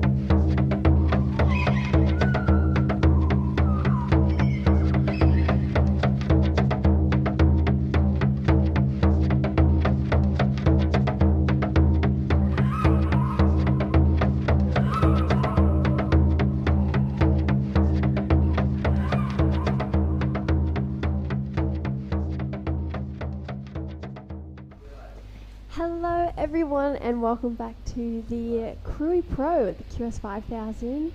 We are here at Ujung Bokchor. You That's can it, pronounce that's the it. beach better than Ujung that. Bokchor. You got to roll the R, but that's cool. My name is Jessie and I'm joined by my friend Mark. Yeah. How you going? Oh, good. I'm having a great day. You know, the way I look at our job here is I'm not digging holes. I'm not laying bricks. We're talking two surfers about surfing. It doesn't get much better than that. So it's a good roll. It's fun. So heat 4, who we got here? Yeah, so we have a bit of an international field in this heat. So we have Ella McCaffrey, who is from California, I believe. She's staying where I'm staying. She is lovely. Paige Harrop from New Zealand. If you don't know Paige Harrop, I don't know how you don't know her. She's Must have had your head in the sand for a long pretty time. much. Mirai Ikeda from Japan and Gia Lorenzen from Australia. So a pretty great heat. I know a little bit about some of the girls. We have Paige Harrop, as we said. She is a very experienced campaigner, been on the CT, knows how to surf. Yep. Great competitor. Very clever competitor. I'm Yep, glad and you added that she's as well. Watch out for her. Already locked in a 5.67. There you go. And then we have Ella McCaffrey, as I said. She is from the USA, California. I don't know the specifics, but she is lovely. She's been charging out there the last few days. And Gia Lorenzen is from the sunny coast of Australia, so been competing with Gia for a little while, gone through the junior ranks with her, and she's great. As we see the replay of Paige's wave, so it's great first turn, beautiful second carve, straight into a third. You can just see the strength in her legs on these waves. She just looks unfazed by the bump on the waves. Good call. Yeah, nice one. And we didn't see Paige's wave. Was that Paige? Yeah, that was Paige's replay. Sorry, I was doing stuff on Oh, our sheet no here. stress. But she is a quality act, a strong surfer. She's got an amazing backhand snap on her as well. But this week, for her, it's all about the toe side, surfing on a forehand. And watch this space, Paige Harrop. When I saw her name in the draw, not many other girls that I asked about, even noticed that name, but I did. I went beware, the Kiwi. Yep. She's a solid campaigner for sure. I bet she was surfing Raglan before she came here, getting the left point. She'd be stoked to be out of a 4-3 wetsuit, out of them booties, yeah. and doing it here in boardies, 29-degree water. It's a massive change. Could not be any different. I even think Australia's had a bit of a cold snap recently, calling my parents back home, like, it's freezing, and I live on the Gold Coast, and I'm like, the Gold Coast doesn't get cold. You know what? That's exactly what you want to hear. When you're up in the tropics, you're out of home, and somebody whinges, it's raining and it's cold, you go, ha ha, that's like, why I'm not there. Oh, that's a shame. Yeah. Now tell me about that last heat. Willow Hardy had some monstrous scores, I noticed. Yep, so she had a 7.5 and a 6.17, I believe, in that last heat, and she just ticked all the boxes. The judges are looking for medium to set size waves, committed surfing in the pocket, and she just did that and ticked the boxes perfectly, and she was just in good rhythm, good priority. Yeah, she was lucky. A few girls who were in higher priority missed some waves, so then she went to first and jagged a bomb. Akita here in the white. Ella, sorry. First snap, straight into a second, so Then does the splits and a little bizarre kind of wipeout. But here goes Gia now. Lorenzen in the green, so starting to get her groove on. She's picked a pretty good wave, and this is a good thing going on right here. But I did like the snap that White did, Ella McCaffrey. She did a really good blast before she fell. So I'm sure the judge is going to take note of that. A la Gia, she's doing a pretty good job here as well, is green. Yeah, Ella got 2 nice turns in before doing a little bit of an awkward fall, and Gia just getting a couple nice carves in on that wave. So I think it'll be a good opening ride for both those ladies. They'd definitely be looking to back them up. Now, out of that Willow Hardy conversation before, I'm from WA. I've watched her grow up and compete through all the junior ranks. Yep. She's a dead set charger. The genes in the Hardy clan down there, they're rock solid. One of her uncles was a 2-time Australian Open champion. Oh, wow. One of the uncles was the world champion boogie boarder for Oh, wow. for a while. Like the Hardy gene is just amazing. It is totally thrown and totally born surfers. It is just they're just born with it. And Willow she's got a sister Olive who is a crazy good competitor as well. So it's it just comes with the surname, and it doesn't surprise me one bit that she's blowing people away. She's won 3 heats in a row. I saw that coming a long way off, to be honest. And Gene Hardy, her dad, is one of the biggest legends I've ever met. He is like a 14-year-old guy in a 40-year-old suit. He's such a grommet. He's such a frother. And he'll be the first one to don the wetty once the comp finishes, wherever we are. I see him up at Nalu paddle out with Willow in heavy surf, and he just lets her go for it because he just wants to go and catch waves, and he knows she can deal with it. So Yeah. he is a 14-year-old in a dad suit. Yeah, that was one of the big days before the event started. We were paddling. All the girls were umming and ahhing. We were like, we should. And Gene goes, suit up, get out there. And he just paddled out with us, and it was great. You know, he actually had a really good knowledge of the lineup and the water and the seconds. Same when they roll up anywhere, all right. So Gene, Willow, Olive roll up somewhere. It's not a case of are we going out. It's just right. Let's get it going on. We're doing this. Here we go. Paige Paige. Harib on another good-looking wave. Just getting a little bit caught behind at the start. Here we go. Bit of open face for her now. Beautiful first carve. Great bottom turn into a second. Hopefully she can get a steep section towards the end of this wave. What Just I reckon not we looking do, like we'll it. start doing this thing, Jess, today. Should Paige win this heat, and you'll have the next break off, can we go grab her and bring her in here so I can have a chat with her? We're going to do that. We did it all day yesterday. It's really cool. We do these interviews instead of doing them outside, in here, have a good chat with the winners, give them a little bit of airplay and find out a bit more, get a bit more personal with them, because I haven't seen Paige for a while, so I'd love to have a chat with Paige. Yeah, I'm sure she'd love to get in here and answer a couple of your questions. Wow, that first carve was really nice.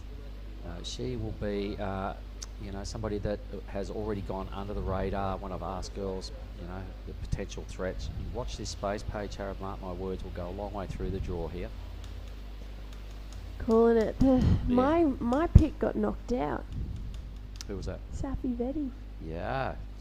She had one of those heats you just want to forget, move on, and pretend it never happened, and just delete it from your memory. Yep. She's much better than what she showed here this morning, that's for sure. How's this overview? Look at this. This is such a cool drone shot. Honestly, this place is just paradise. I was saying before, I will definitely be coming back here. Just do a massive surf trip with some of the girls, get a filmer, and I just love it here. And there's endless waves. You go 20 minutes south, I think, and you got Krui left and Krui right. Well, that'd be north. North. Yep. Yep.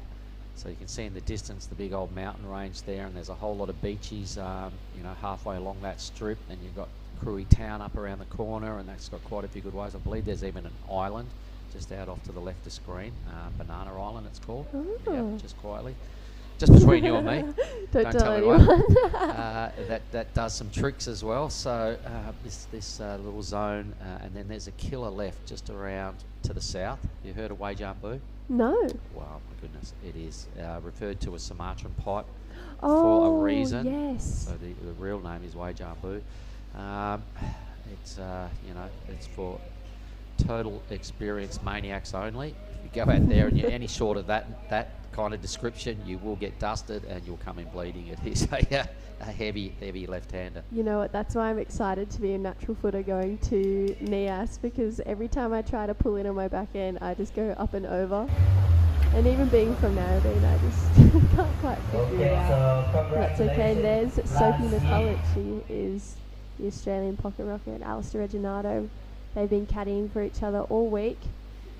Soph's one of the strongest girls coming out of Australia right now, and I reckon not too long and we'll see her on the big tour. All right, well, there's some big calls, and everybody's been saying watch out for this one, so I'm really keen to see her compete and what she brings here to the Ujong Bachor Reef. Meanwhile, Paige Harib goes from strength to strength and boosting just another decent sort of low number, but a number good enough to now have a 2+ point lead over Ella. Gia put together a 4.77, so pretty worthy, and at this stage we're yet to see Aikida in the blue. Yeah, Mirai still not finding an opening wave, and this has kind of been happening in most of the heats. There's been one or two surfers who just aren't in that opening rhythm. Yeah. And it almost comes back to sting them a little in the end. A la Safi Vet. Yep, but in the last heat we saw Nixie Ryan come back and take out Ziggy Aloha to jump into that second place. So here's our competitors area on the view. You can see that surfer there just having a little meditation down there on the yoga mat. The surfer's getting ready for their next round. That would be Mahina Maeda having a little bit of preheat meditation. I love some preheat meditation too. Well, it's whatever works. Everybody's different. Some people like the headphones on blasting. Some people like to get on the fit ball. Others like to have people in their corner yelling at them and trying to lift them that way. Someone like quiet word with, say, a coach. Others like to just do their own thing and get their own space. So everyone's different. And I guess as a coaching tip, you've got to find what works for you and stick with that. There is my roomie. That's Charlie Hurst. Yeah, she has. The Almerics? And there's Maddie Cattle, the coach for a lot of the Australian surfers. No way, Maddie Cattle. If you hadn't have said that was him, I wouldn't have known. And we did the rounds together a long time years ago. So Matt Cattle out in Narrabeen, Yeah, he's our coach. Oh, been working with Maddie for a few years. Yeah. Gotta make sure I go and say hello to him. Oh, 100%. He's just in the athletes area. Yeah, I will. He's a frother. He was a good surfer too back in the day. Sure was. Still is. He's been out there getting a couple bombs. All right. Yep. He's such a frother. He actually has a son and a daughter. They are both massive frothers too. And Cody, his son, charges. And he's like tiny. And he goes these huge waves out Narrabeen. Everyone cheers the loudest for Cody, so it's great. Cool. So Ella's score there, the 650, in second, but the best number. We can see two pretty good scores in Paige's column. I'm going to say one of those scores will drop off the radar by the end of the heat. Yep. She's a great competitor. She's got second priority. In fact, Ella goes into the lead. A backup score, the 4.1. So Paige will respond, trust me. She now needs close to 5 points to go back to the lead. I reckon she'll go back there on her next opportunity because I know what she's like. 5.11 needed for green, and Akita has gone MIA at this stage, needs almost a 10 to get back in it. It's interesting to note that she doesn't have the priority next to her name. Maybe she's not out there. Maybe something happened, or maybe she's sitting too wide. That she hasn't. You know you've got to get to a certain point to get priority, and if you don't make it to that point, you're obviously being told by the judges, get over there and sit on the peak, or you're not going to gain a priority position. Too wide. Maybe she might be a little nervous at the conditions. I'm not sure. I don't know her one bit.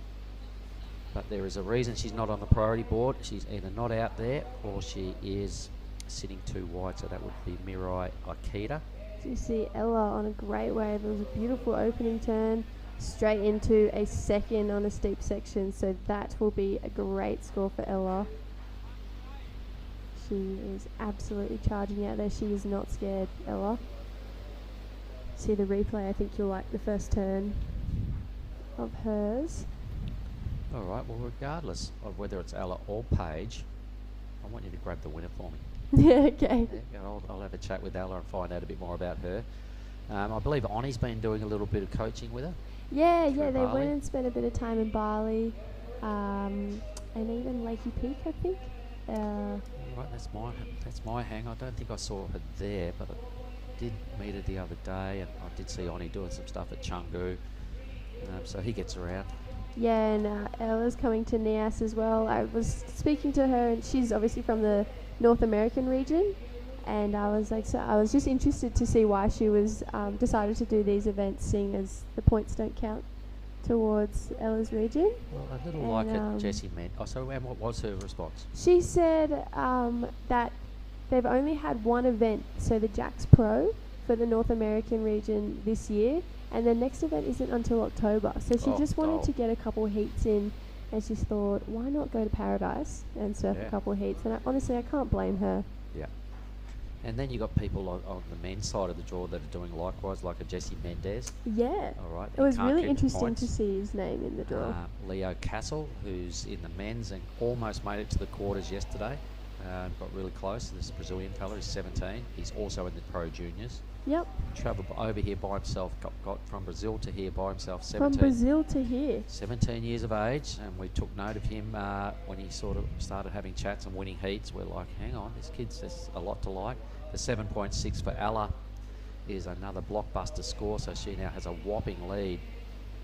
7.6 and a 6.5, so yeah, that's how you do it. Yeah. So mainly at this event we have our regional surfers being your Australians, your Japanese, Indonesians, New Zealand, the Philippine surfers have come over on force, and then a couple little randoms like Ella, like Jessie, like Leo, that just want a bit of heat practice. It's an epic location, so they're like, well, damn it, let's just Yeah. do this thing and mix it up with the Aussies and the Kiwis and the Philos, and let's see how we go. So as we can see, so that is Mariah. She is She is quite out. wide Yeah. of the other competitors. That's why she doesn't have a spot in the Yeah, spot on the so- priority rank. She must be a bit intimidated here, or she's Or injured. maybe she's looking for the big wide sets. No, she's paddling off. She doesn't want a piece of it, really. For me, maybe it's just a bit of inexperience. There's something going on there that she's not happy with. You know, because those big wide things anyway, they're scarier than what's going on up where the girls are, because they're bigger and Yeah. they're burgery, and they kind of go nowhere. They head down towards that slab of reef on the inside where you don't want to be. Yeah, So that's where I got done up yesterday. I would say she's a bit intimidated here, so it's a bit of a pity, but Mm. it's not for everyone when the ocean's a bit grumpy like this. It's funny though, I learnt quickly the wider you go, the more pumped you get when the sets come through. It was because they're smaller to the left, so it felt weird to paddle to the left, but the wider you went, the bigger they got. So it's like, unless you're way in the channel, it's a bit scary paddling wide. So I feel a little sorry for Akita in the blue, because it's a long way to come and the surf's ramp dried up. Obviously, she either may be a little injured or a little intimidated, but we'll leave that alone and see her at Nias, no doubt. Yeah, and she was one of the seeded surfers, so it would have been amazing to see what she brought to the table, being one of the higher ranked surfers in Japan, to be in the final seeded round. So All right, so Ella has got a whopping lead now. Paige Harrop, the Kiwi, is a real strong surfer, we know that, chasing an 8.43. Such is the strength of what Ella's done. Gia in third, definitely need another wave out of her. 6.5 minutes remaining, just needs over 5 points, so Paige will be feeling a little nervous listening to the beach announcer belt out those numbers. The 5.1 is, there's every opportunity, she's got priority. So Gia right there, prowling the lineup. She'll get first go next opportunity. yeah, with that little P next to her name, if anyone out there doesn't know, that means Gia has priority. So she has choice of any wave she wants out there over the other surfers. However, if she paddles for a wave and doesn't get on, she loses priority, and it will go to next in line, which is Paige, as she has a little 2 next to her name. And that's fair enough. That's the way it works in a free surf. So Yep. if when people go, how does this priority thing work? It's like, duh. Well, if there was 3 of your mates and you're all surfing together, or 4 of you, and one of you get a wave, then you're next. That person, then you're next. And if the guy goes, I'm going, and you don't go, you don't No. go next. It's like, beat it. You're at the end of the line, and that's how priority works. It's just makes it all official with the priority board. Yeah, you're back to the end. Back to the end of the line. Don't even think about this next one. You missed your opportunity. So anyway, tell me a little bit about your surf mag.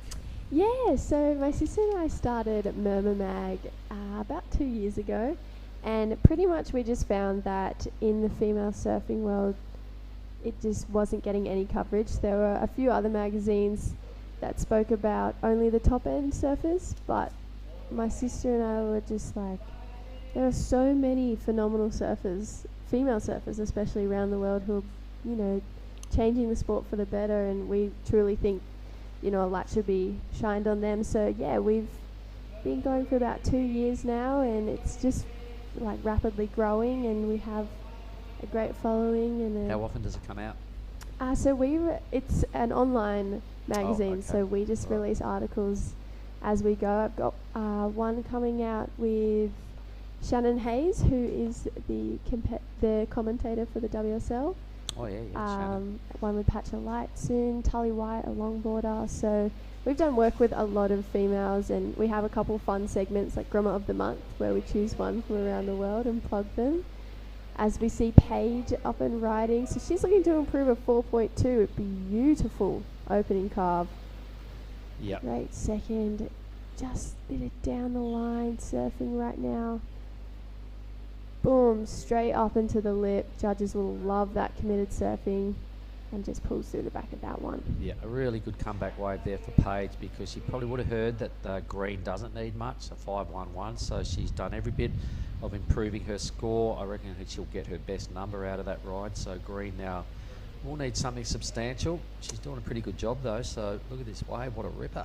Yeah, there were 2 great first turns into a third. And she's going to jump off the back of that one, save the arms for that long paddle out. Yeah, so that was a really good exchange from both those girls. So if Paige hadn't have got that wave, sure Gia would have overtaken her for second, but I think Paige's wave pretty strong also. It'll be quite close once these two numbers drop. So there's a bit of an arm wrestle going on for the all-important second spot here. Yep, so this is the replay of Gia's last wave. As we said, great two opening turns. Just really nice in the pocket, pulling that board around. Wow. That third turn was where the money was. Judges will love that ride. Straight off. So 3 strong turns, and here was Paige's replay. So lucky Paige got this wave, really, because the challenge from Gia is a serious one, and I think it's just about going to be neck and neck for this second spot. That was a really good hit from Paige, but I think Gia did some better work on a really good wave. You can see Paige's wave ran off a little quick. Gia's wave broke at a slower pace and allowed some really solid hits. It's going to be super close for second.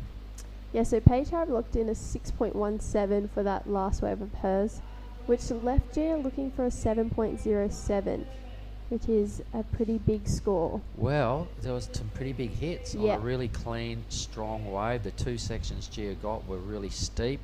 She did some top to bottom power carving in the pocket. I reckon there's every chance she moves into second.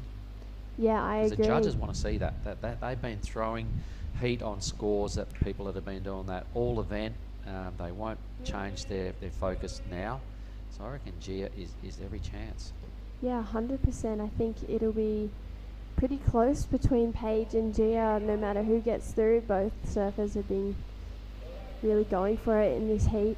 It's a shame that we didn't get to see Blue get a start. Maybe she just didn't show up. No, she was in the water. She just, to me, I don't think she wanted a piece of it. So anyway, does Paige drop out of the draw after all the hype we've given her and saying now she's going to go well through the draw? Gia Lorenston, who I haven't seen a whole lot surfing before, and Ella, what a stacked heat in reality, you know. So 3 really good surfers and 1 good surfer is going to drop out here, and it may be Paige.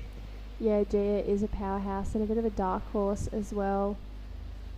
Well, yeah, I didn't see her coming. So Lorenston, Gia, stand by for your number. I think it's they're taking a long time with this, so there's a reason they're taking a long time. It's right there. As you can see, after this wave, Gia and Paige having a little paddle battle. Yeah, they're both still looking. They want to know. You can see Paige is nervous. What does it go? A 6.93? Yeah, so now she needs a 4.91, and she got priority over Paige. So you can see how close it was, though. She needed a 7.07. She got so close. yeah. Ella, meanwhile, on her winning streak. Doesn't matter where this score goes, Ella will win. But that was right there. Look at that. There's 0.14 separating Paige from Gia. If Gia doesn't get through, she can consider herself unlucky. Paige can do one of these ones. That was close. I'm still in the draw. Just about got knockered, but she's in. So 9 seconds to go. Well done, Ella. That was a really well contested heat. I'm glad we shared that. It looks like Gia maybe had a little bit of frustration on the end of that last wave. So congratulations to the ladies making it through. Right. Well, listen, what we'll do is we're going to throw it on ad break. You can go and get Ella for us, because we'd love to start the rotation of getting the surfers that win in here. All good. We'll see you back shortly for the next heat. Awesome. Sounds good.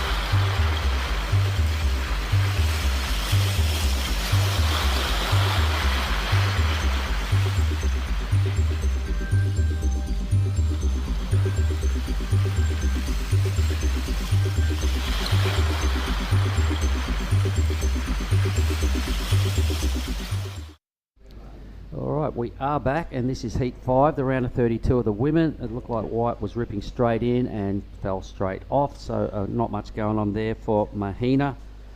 But Billy, that was a really good last heat, mate. The three-way duel for first and second spot, and Ella McCaffrey came out on top. Really? No, I missed the whole thing. I was getting debriefed by our big boss, Tippy Jubrick.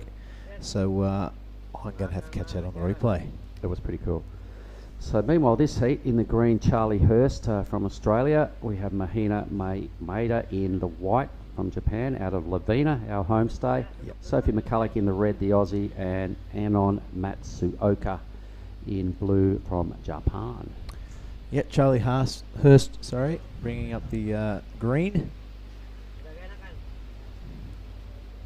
Sophie McCulloch has big raps on her from all her fellow competitors. She has, yep. And let's see the reason why. So she's got a first opportunity to impress at this year's Krui Pro 5000 for the women's, that being in one of these seeded heats. All our top seeds come in this round, so they get their first opportunity to impress and strut their stuff.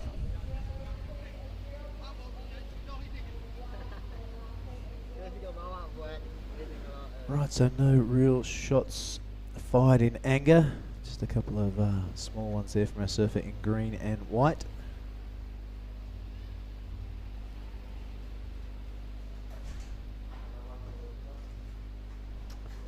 Pity Charlie just missed what looks like a pretty decent wave. Yeah. So how's it going out there, Billy? You've just had a little break. Is the crowd building up, or is it just competitors only today? What's the vibe? Pretty much competitors, a few locals hanging around. It is Tuesday, I'm pretty sure. We're in a bit of a time warp here in Krui. Yeah, you're in a time warp. It's Wednesday, you joke. Wednesday, wow, I've skipped the day. Day 5. And so not too many locals around. However, the wave face is getting a little bit buttery on one of those, so I think conditions improving. Speaking of wave faces, here comes Ella McCaffrey. She's had a great heat. She's won her last one, so we're going to have a chat with her. Let's get her to sit down. Thanks, Billy. Watch your coffee there.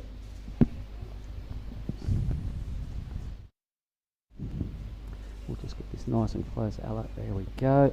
You all good? You comfy?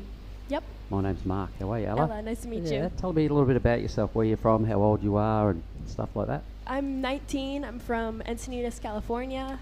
And how is your rating on the QS side of life? Where are we at? I'm third in North America right now. I was on the Challenger Series last year. I didn't make it this year, but I'm looking to get back there. All right, and these events here. So more so a bit of practice for you, because I guess out of America, you can't take the points home. Is that right? Is that the way it works? Yeah, that's correct. Okay, so this is heat practice, yeah? Yeah. And maybe some a little payday. All right, cool. There you are, right on screen. Would you like to say hi to somebody at home? They may be watching. I'm not sure what time of the night it would be there, but or late in the day. Hey, Mom. Hey, Dad. Hey, Cole. Hope you guys are good and watching. Have you been to Indonesia before? No, this is my first time here. Ooh, well, Salamat Pagi. Do you know what that means? Good morning. There you go. There you go. Hanging with Oni Anwar. She's got a little bit of the Bahasa down. So you did a little bit of some surf tripping and some coaching with Oni. Where did he take you to in Bali? We mostly just surfed around Canggu. We surfed Karamas once. A couple fun sessions. The waves over here are awesome. I love it. What was his main message to you through some coaching tips? I just need to work on flow. Like, I got the power, just make it look better. Well, you flowed into a 7.6 and a 6, I think, in that last heat, so some pretty good scoring. You happy with your effort, or what do you reckon you could have done better in the last heat? I'm pretty happy with how the heat went. I started out... Just get this right there. There we go. I started out going on a closeout, which I probably shouldn't have done, and that stressed me out a little bit, but I was able to come back. I think next time just pick a better wave right off the start, and yeah. Somebody who's picked a good wave straight off the start. Look at this Sophie McCulloch. That was sick. Everybody's been, when we're saying who do we watch out for, who's top surfer in this round and blah, blah, blah, everybody's gone Sophie as their first pick. You know much about Sophie? You seen a lot of her surfing? Yeah, she rips. We were on the Challenger Series together last year. She had a couple good results. She surfs really well. All right, so on the Challenger Series for a year last year, what were the main things you learnt out of all of that? Oh, I learned a lot. Yeah, it's a big pond, isn't it? There's a lot of big fish in there. Yeah, that was my first time competing at that level, which was definitely eye-opening. I had never had a contest like that before. It was really cool to see the level of the surfers and just compete at that stage. All right, so you'll be better for it. You live and you learn, and you hopefully keep improving throughout all these different phases of life. So what's the big events coming up for you, perhaps after these two events in Indo? After the 2 events in Indo, I'm probably going to go back to Bali for a couple weeks, surf there, and then go home. Maybe try to compete in the US Open. And yeah, there's not much happening. Maybe a bit of training, working on your boards, stuff like that? Yeah, I've been working on my boards a lot, training a lot. So what boards do you ride? Let's give them a plug.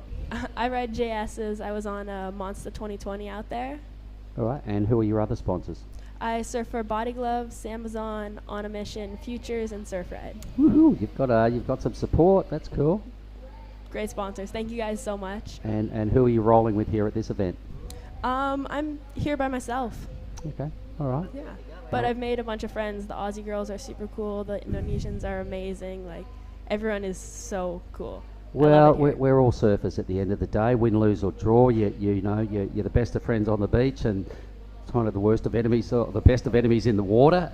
That's the nature of pulling the rashie on. But everybody's a surfer at heart, and everybody's cool, and it is like a big family, isn't it? 100%. All right. Well, listen, Ella, we now know a fair bit more about you. Congratulations, well done, and all the best through the rest of the draw. I'm pretty confident you get another surf this afternoon, so good luck there. Epic. Thank you so much. Woohoo, thank you. Respect. I'll hang on to that. Good on you.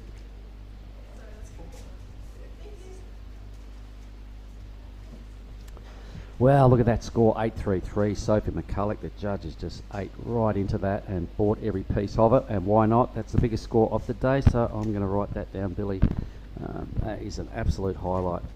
Yes, mate, I was watching that during that interview, and the raps are well deserved. Sophie McCulloch going ham on this thing, to pull out a cliche. All right, well, maybe we can get to see it again on replay. Maybe I did, but I was lost in the interview there with Alice. She spoke very well, and she's clear as to where she's heading, so good on her. So Sophie, no stranger to the Challenger Series. She was on it last year, apparently. All right, we'll stay with Anon Matsuoka. I saw her get a couple of waves this morning in a busy free surf session, so she's definitely done a bit of practice out there this morning, got her head around the lineup, picked a pretty good wave, stringing together a few moves here. Yeah, good on her. It wasn't an easy pack. It's not an easy pack in the mornings to get a wave out of, so no. I did notice that board and that style this morning. She's really done a lot of strong surfing on this wave, mate. The work effort's really good. Yeah, Matsuoka looks like she has definitely done a bit of coaching. Loves to lead with that front hand on those wrapping turns. There it goes again. A little bit of flair and hand jive at the end, capturing the judge's attention. So, yeah, that is our surfer in blue, Anon. That was sick. Really well surfed wave. Lots of quality manoeuvres. You can see, like as you were suggesting, has been coached. Has done a lot of stuff with the rashie on. The surfer in green now. Whoa, Charlie. Yeah, Charlie Hurst ripping a couple of great looking turns off the top there. It's looking like to me, mate, we got another bossy heat on our hands here. All surfers have at least a score each. Charlie's just showed us her stuff. Sophie's got an 8-3-3. Anon will have the second best score of this heat. That was a strong wave for her. So a good matchup. It's a beauty. Here's a replay of, this is Anon. Hanging on. So I'm going to count how many moves she gets on this wave, because she did a lot of it. All right, that was kind of a check turn, but we'll call that one. Yep. Another little one, we'll call that really deliberate in her turns, the way she puts that head down and leads with the right hand. 3 to the beach so far. Fourth manoeuvre right there. Fifth manoeuvre here. This wave just keeps giving, and she kept helping herself. There's number 6. Some of them aren't that big, but there's a lot of work being done. 7 turns. That's a pretty spicy finish down here, and you picked up on the hand jive. Wow. 8 hits. I wonder how long Anon's been surfing for. Because looks like a while to me. That's pretty good. Looks like a while, yeah. I can't wait to see her once she sorts all those style factors out. She's really strong and determined. Meanwhile, Sophie McCulloch and up and down would be lucky to extract a point out of the judges with that effort. Maybe just a little. Thought the wave looked better than that. Cashed in a priority. No one else is sitting next to her at this stage, so she'll probably regain priority. Meanwhile, it looked like White got a wave here as well. So this is Mahina. Yep, she's been hanging with us down at Lavina. Really cool girl. Really strong in her turns, coached by none other than Ross Williams, believe it or not, one of the greats. And you can kind of see it in her surfing pedigree there. Yeah, the turn she did, she fully wrapped them back to the pocket and really put in some strong back foot. So I think it might have been a little bit of what Anon was missing on her approach. But look at White just paddling as hard as she can to try and get back out there in front of green, get back to the lineup. Second priority still up for grabs. Replays coming at us. Yeah, let's have a look at her. Spies the lip, slices underneath that one. Really good looking bottom turn, which is so imperative to get a good top turn around. So she lives in Hawaii. Yep. Flies under the Japanese banner. Fluent in Japanese. I'm not sure of her heritage. Maybe we'll ask her over dinner tonight. Well, she told me that I think she went to school in America, and she learned English as a first language. Right on. And her and Sarah, who's also there, sharing with her, Japanese as their second language, although they both surf under the Japanese banner. It wasn't their first language. Meanwhile, Sophie, she's already got an 8.83, everybody. The score of the morning, an 8.33. Backed it up with the 0.5. This has deleted the 0.5 substantially, and there's no messing around with Sophie does a turn. It's always strong, really good stuff, even though she fell. The judges would have been well impressed with the work she did on that wave. You betcha. As Mahina is on the hoof to get that first priority, we can see that the hype is real. So do believe the hype, Mark. Yeah, okay. Well, there's a reason every female competitor we spoke to rated Sophie as the person to watch out for. Yep, so the 8.33, no one's gone there in the women's female side of the draw, so... Oh, look at that wrap. Another crunch in the pocket. Yep, good style and power and flow, so triple ticks there, just coming unstuck on a closeout Rio, but can't wait to see put a whole wave together. So Anon's wave is in, a 4.67 for like 8 moves, so the judges want to see something a little stronger out of her technique, as you were sort of referring to. Yeah, I think there's a bit of tail in there and not enough rail, you know what I mean, at the moment, just watching her surfboard through those turns. But compared to what Mahina did, yeah, the way that's she went right. about it, she's a bit more experienced, perhaps a smidge, just stronger, and just got a better technique. So let's see where Mahina's score goes once that comes through. She did pick up that priority, which would have been second priority had Sophie not caught that wave. So a good paddle battle there between white and green. Yeah, it's all part of it, especially we've seen the priority play a big part in the last 5 minutes for just about every heat. And I can see Tyner just getting ready for the next heat, representing Bali. Yeah, Putting she's the red rashi on. She's out there this morning surfing. She said, I don't think my board's big enough. Well, when you ride a 5.6 and your step up's a 5.7 and that's all you roll with, it's probably not big enough. Probably at some point it's going to feel like it's a bit small.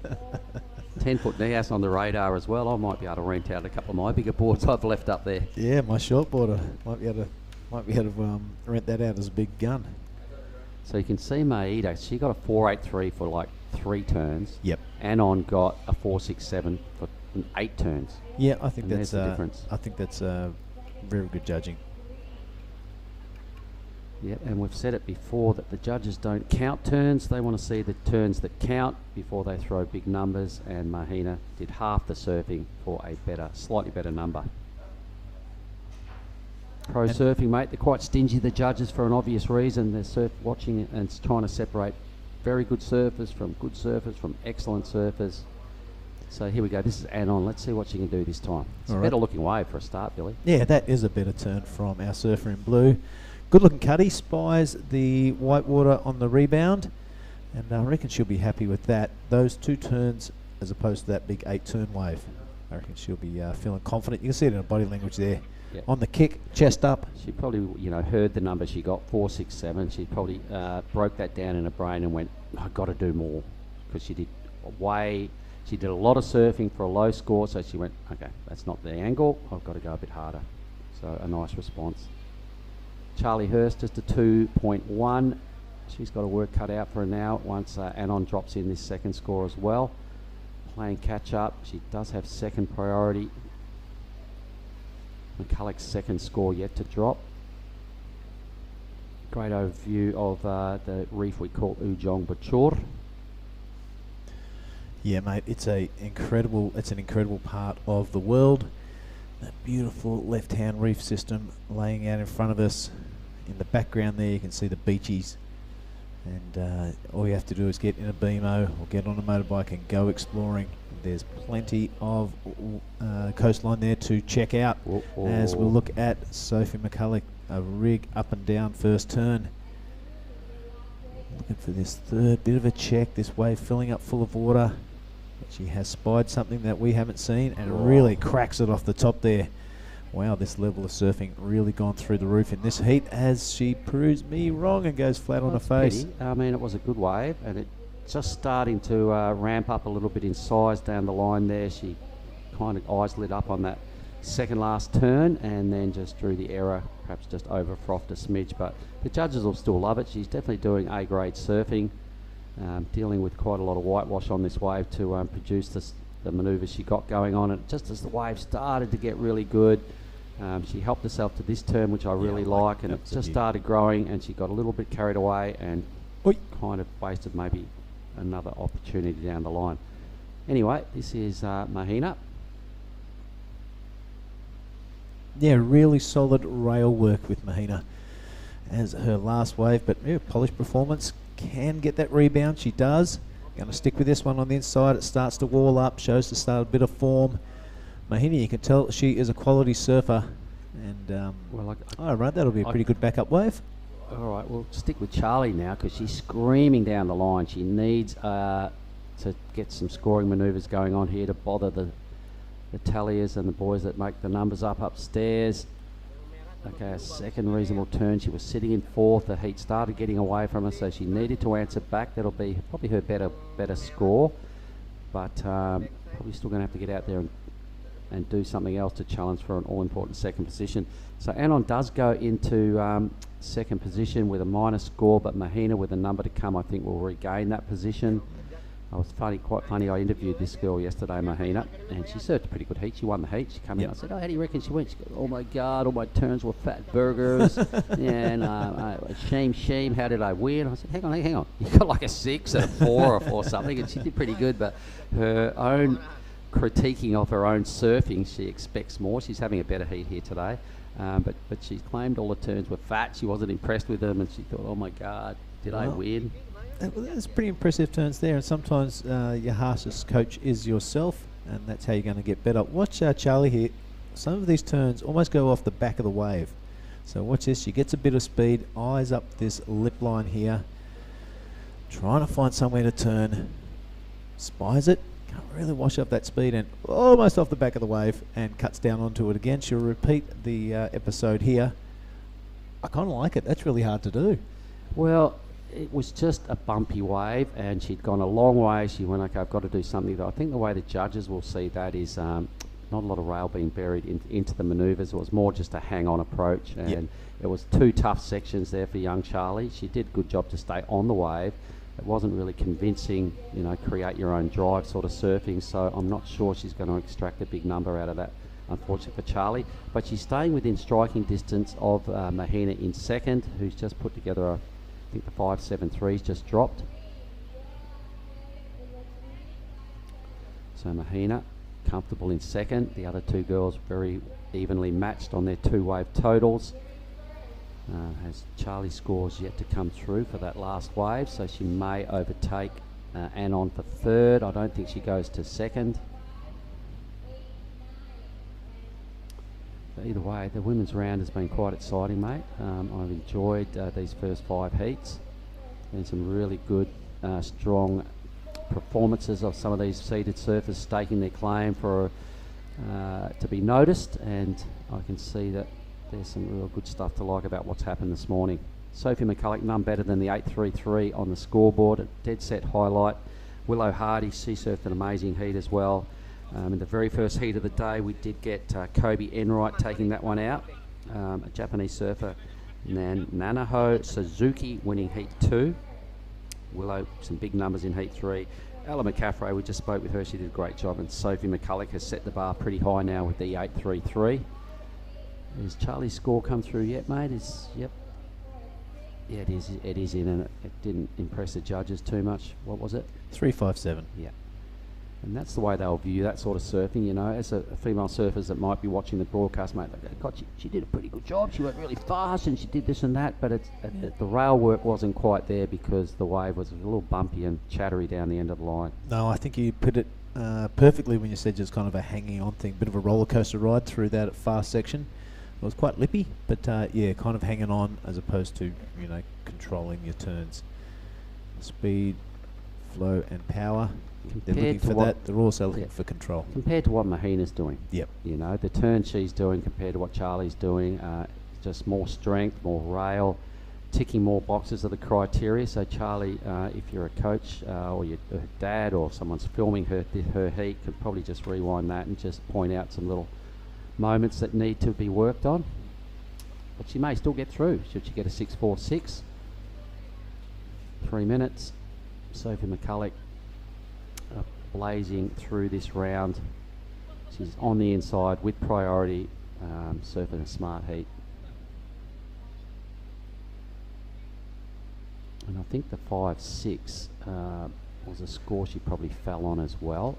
A wave she fell on, I think. That last turn. Yeah, so had she finished that, she could have a 7 sitting alongside that 8. Here we go, Billy. Yep, 2.5 minutes to go. Should be looking to get rid of that 5.6. That's a great way to start things off. Really hits the lip on the second one. A big belly flopper into the flats. Let's hope she goes okay. But wow, the attack on that first 2 turns is really impressive to see. I have been nothing but impressed by this Sophie McCulloch. First time seeing her in action, and it's a pleasure to watch. Yeah, it's you know, I hadn't seen a whole lot of it before as well. You know, a bit of downtime during COVID and stuff. There's a whole lot of new faces popping up, mate, and it's good to be able to put a face to the performances when we see. I imagine Sophie's going to be around for quite a while, so it's been good to see her out there milling around the contest site and be able to acknowledge exactly who she is.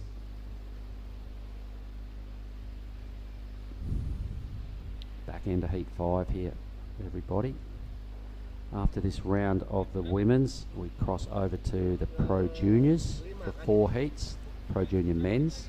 Right on, I can't wait for that. Then I think we cross back to the women's, the next round to 4 heats, and finish with 4 quarterfinals of the men's to round out the day, mate. And those man-on-man men's quarters, as you can imagine, super stacked. Gonna be electric. Yeah. And then, yeah, that's kind of finals day set for the men's, isn't it? That's cool. Almost. We'll have four men surfers only remaining in the draw come the end of today. So for the people on the broadcast, hang in there. We're going to finish with a bang. Day 5 here at the Krui Pro. 1 minute to go. Great job from Sophie McCulloch. Mahina has impressed me with what she's done. And pretty close result for 3rd position here between Anon and Charlie. I reckon around the world right now, Mark, there are people mind surfing those waves to pieces. Have a look at them. Yep, it's definitely starting to smooth up a little bit out there, so it's heading in the right direction. The creases are starting to come out of the lineup. The female surfers, the women are getting their head totally around this. Here goes Anon. Yep, Anon's going to go with 23 seconds left. She needs a 5.89. She's going to do her best to find it on this wave. It is a bit frothy. It's hard to tell from that camera zone if there is anywhere to hit. She's kind of quite lateral down the line, wiping her face coming out of the white water, but there's a better angle there. Showing its face on the inside this wave. She's going to have to get really busy and bite off a couple of big manoeuvres to get that score. It's not looking so good for her. Oh, did she just get whaled down there? That wave pretty just sure. engulfed her. Yep. All right, so that is the end of heat 5. We'll come back and find out the result of that. We'll take a quick moment's break and we'll see you back here, everybody, for heat 6.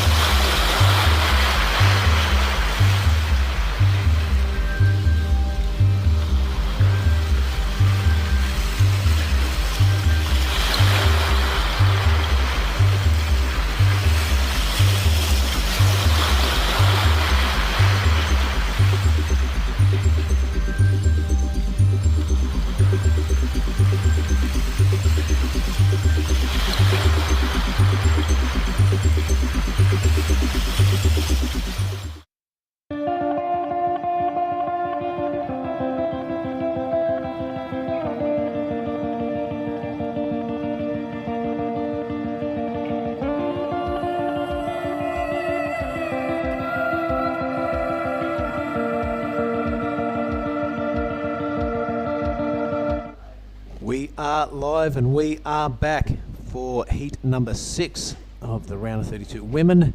I'm joined by Jess Starling. You enjoying your morning? Oh, absolutely. I enjoy every morning. That's the way. We'd love to hear that. This looks like another good heat. We have Tayana. Do you know her from Yes, Bali? so that's Tayana. Yeah, she's actually been a friend of mine for quite some time. She's great. She's so fun. Ellie Harrison, she is from Victoria in Australia. Julie Nishimoto from Japan.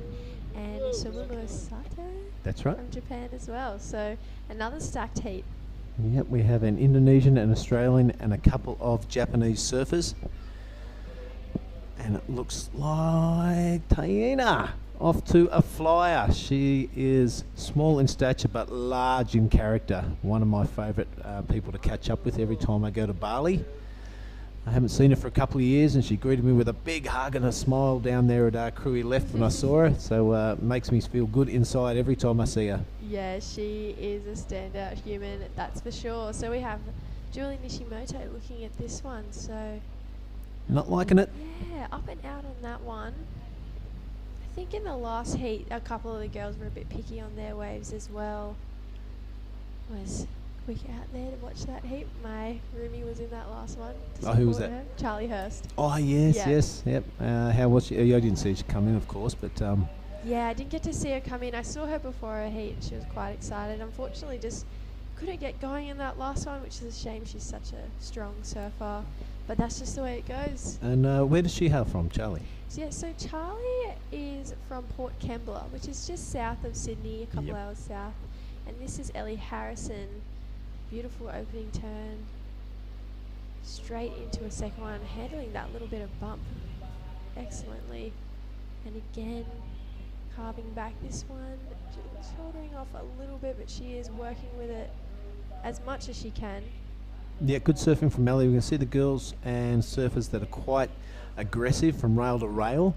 They kind of handle those bumps a bit better. If you're a bit hesitant and you spend too much time on the flat of your board, it kind of can buck you off left or right. Yeah, I definitely agree with that one. Ellie looking at a 5-point ride for that last one. Julie Nishimoto, I believe she has another score to come. Oh no, 0.53. She just pulled off on that one, and Taina with a 0.73 and a 0.8. So almost all the girls got at least one wave under their belt. Ellie getting the best out of them. That's a good wave to start for Ellie. We've noticed in the previous heats that slow start can come back and bite you a bit later on in the heat. So Very should be well happy with that opening score. Yeah, it can. A slow start is the devil right here. It's been proven all morning. Off to a slow start, then you've got your back up against the wall in the last 8 to 5 minutes.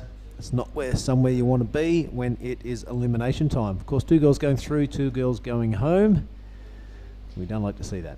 Yeah, it is a bit of a ruthless sport. Every round is an elimination round, but it's just a matter of which girls can put the best performance together and make the least amount of mistakes. I remember talking to my shaper, Darren Hanley, and he said... Darren Hanley's your shaper. Yeah. There are not he many is. people in the world get to say that. I know. I'm a bit starstruck now. Yeah, he's... I feel really lucky. I still get starstruck every time I talk to him. Hey, Darren! But no, he said in the girls' division, everyone is so talented. It's all about the woman who makes the least amount of mistakes. Yep, that's right. I think, yeah, if you can get a grip on that. Now, how old is Charlie Hurst? She'll be in the junior women's also? Yeah, so she is. So she's 18. Yep. So she'll be 19 at the end of the year. And I'm still a junior as well, but I didn't enter because there was a insurance Thing going. But I twisted someone's arm, and now I'm first alternate. So hopefully I get a little run tomorrow. Oh, we don't wish harm on anyone, but yeah, best of luck to you. Yeah, thank you. Now, what about True? She is younger than you? No, Older than you? True's older than me, Older, so she's okay. 21. She's been in the game a little bit longer than I have. Last year was my first full season on the QS. Right on. And this year will be number 2, and hoping to crack the Challenger Series this year, so it'll be great. All right, it looks like I get to talk to Sophie McCulloch. How lucky am I? We're going to bring her in, the winner of the last heat.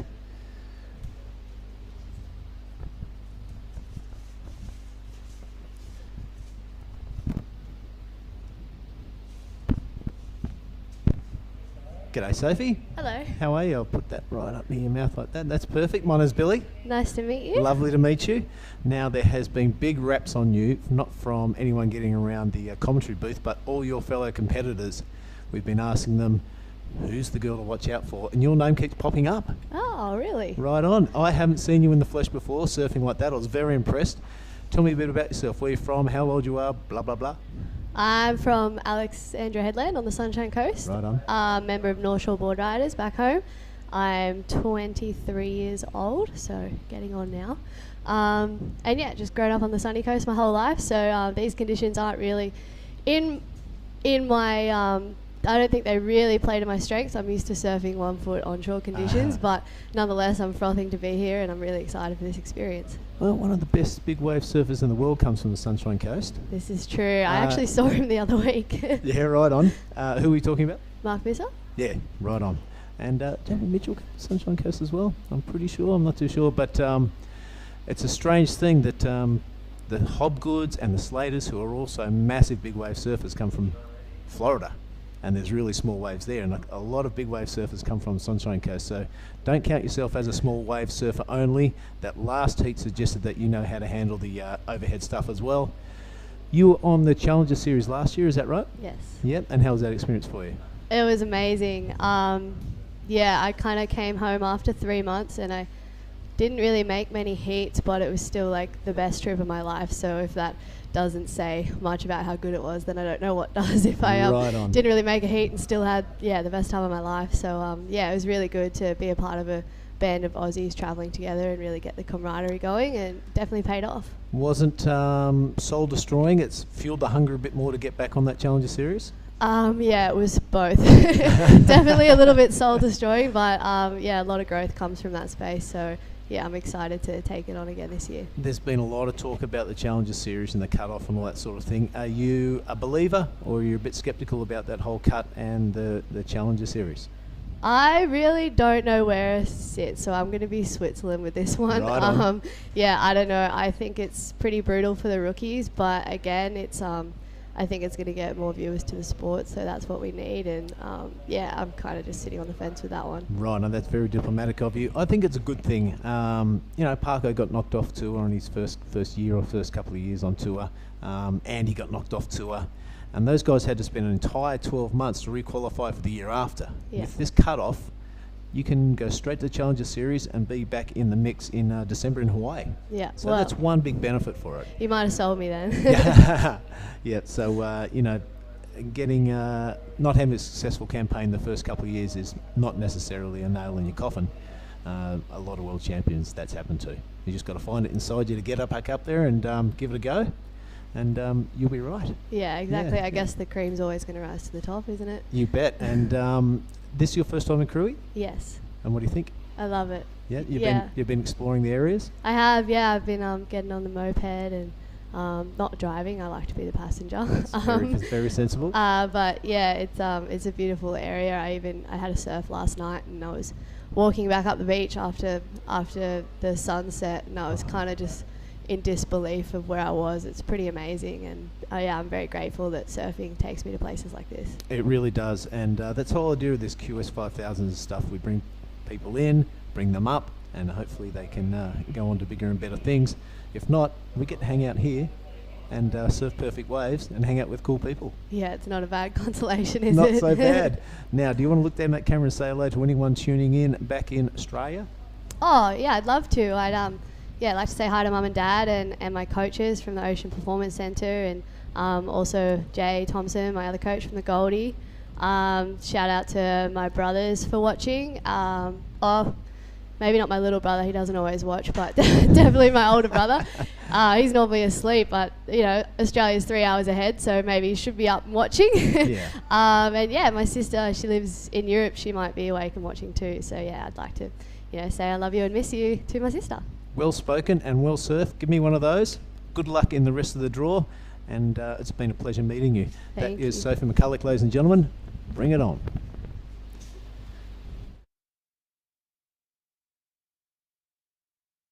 Starling tails down the chair, and We welcome her back to the microphone and catch up on the leaderboard in heat number 6. Right, as I was talking, there was a bit of action. Were you watching the screen? I was watching the screen. I saw Ellie get a backup wave of a 4.93.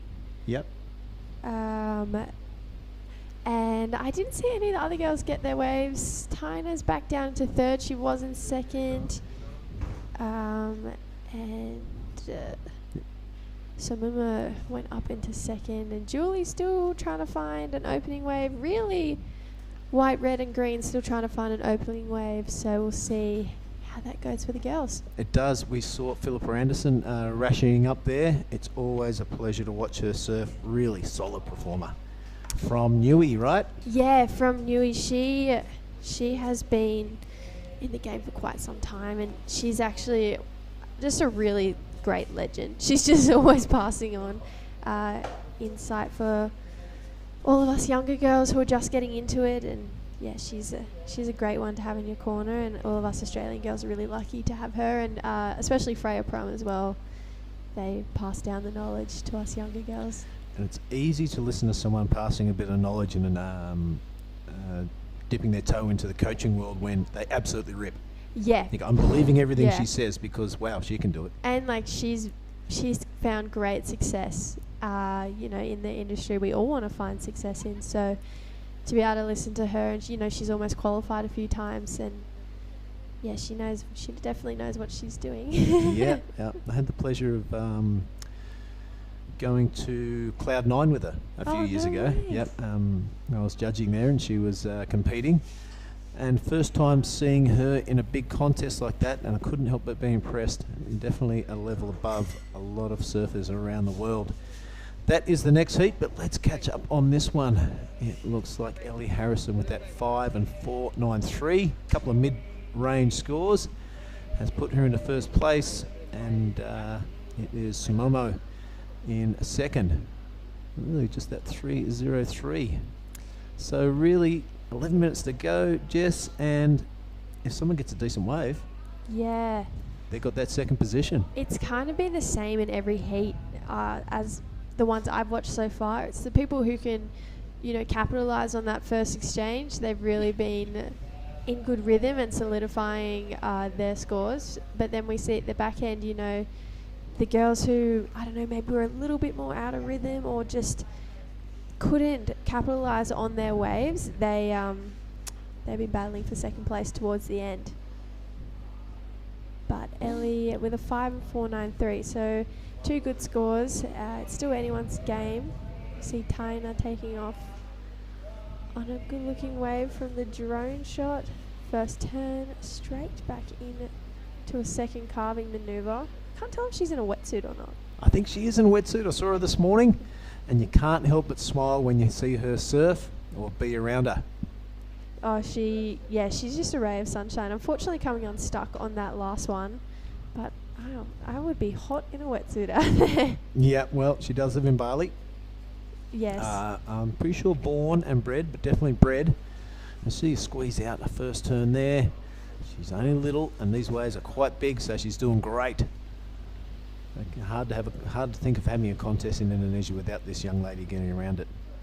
Yeah, she's been the first person out there. She's staying at the same camp, and she's always up and morning, and she's always, let's go, come on. So we're always out there with her, some of the first people in the mornings. But we saw Julie Nishimoto, just a quick up and out for her. So still trying to lock in her first successful ride. Tyna looking in a 2.83 for those last carving manoeuvres. So moved up into 2nd. Yep. Ellie Harrison out there in the lead still with priority. So best case scenario for Ellie right now. Yeah. Lead with priority. She'll be looking to scratch that 4.93 off her scorecard. Replace it with something ideally in the good range, over a 6. Yeah. Ellie just came off a pretty decent result at the El Salvador ISA World Juniors. She was the captain of the Australian team alongside Marlon Harrison, and the Aussies did quite well over there. Came away with a 2nd place overall, and Ellie in the top 10 for the under 18 girls. Awesome. Yeah, so a result she should definitely be proud of. Who got the gold? In the girls. No, in the teams, I meant. Oh, in the teams. That's a good question. I think Hawaii. Yeah, right on. Yeah. We were doing our best to watch from G-Land. Oh, We're quite busy over there, and there's some great images coming out of it. That image of the whole team up there on the second podium, the Australian team flying the flag. Yeah. Build a big smile to an old man's face. I love seeing that. Yeah, it just looked like such a fun team they had over there, and it was really fun to pick Ellie's brain about her trip to El Salvador, and she said it was just one of the best experiences she's ever had. All right, Ellie turning around on this one, looking to get rid of that 4.93, opens up with a big wrapping turn, follows it straight up rail to rail surfing from the Australian, doesn't like what she sees down the line, so is winding back into that line up with 8 minutes remaining. I can bet she'll get another wave. Yeah, I bet she will. I'm just getting a little cleaned up on that one, but I'm not sure that last one will go into her top two. But Ellie is a really strong surfer. She has a great forehand on her as well. She did some damage in the 2021/2022 regional series in Australia. It was actually really great, I think, this year to have the regional series. It was my first time competing in that style of event, and I really enjoy the format and the process of all of it. Me too. I think it's a great idea. Yeah, I love the regional, then the challenger, and then the CT. Mm-hmm.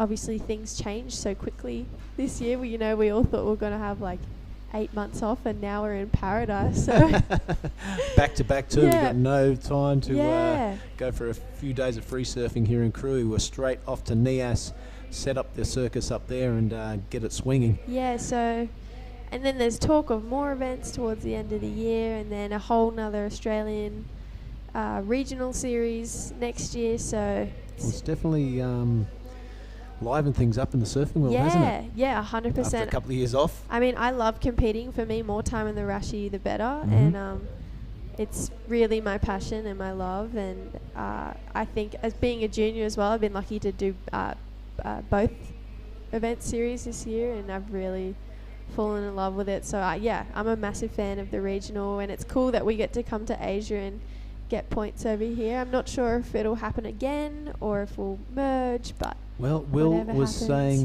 Will Hayden-Smith, this is the first co-hosting QS ever, so that's good. Wow. So what we mean by that is Australian surfers can come to Indonesia and they can take the points home with them, and hopefully we can return the favour and get some Indonesian surfers down to Australia and they can take some points there. But we'll leave that up to the gurus at the WSL, but this co-hosting event is a benefit for both people, the Indonesian surfers and the surfers from around the Philippines and Japan. They get to experience the level of competition brought by the Australians, and the Australians get to come here, surf perfect waves. It's been a really great week as well, just getting to know everyone and seeing everybody's strengths and how people prepare for a heat and how they handle a loss and a win as well, and just taking a little bit out of each person's book and adding it to your repertoire if you see things you like. And I've just really enjoyed making new friends this week, and I think it's especially with the Japanese. I've never competed with them before. Right on, I've done a little bit with the Indonesian. Focused, aren't they, the Japanese? Oh, they are just phenomenal competitors. Yeah, I'm really inspired by them as we see one. So this is Samumo. Beautiful opening turn, straight into a second, great looking wave. And she's going to go up again for a third, throwing a lot of water off that turn. And a fourth. What a great wave. It's committed surfing. It's getting a little smaller down the line, but she is just going to take this one all the way through. Yeah, Sato from Japan doing a great job on that wave.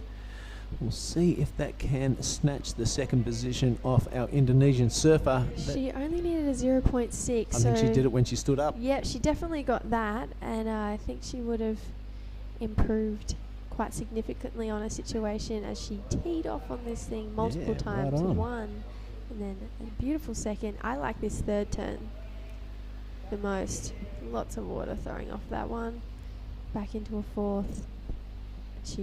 This just shows the beautiful and the length of the wave. I like this Krui angle. has. This is one of the longest waves we've had all morning, I believe. Just took maybe one of those mid-sized ones. Yeah, you got to be able to pick the runners. As we looks like see Ellie has done just that, but falls on her backside. Still 3 minutes 40 to get out there and try and squeeze another wave in.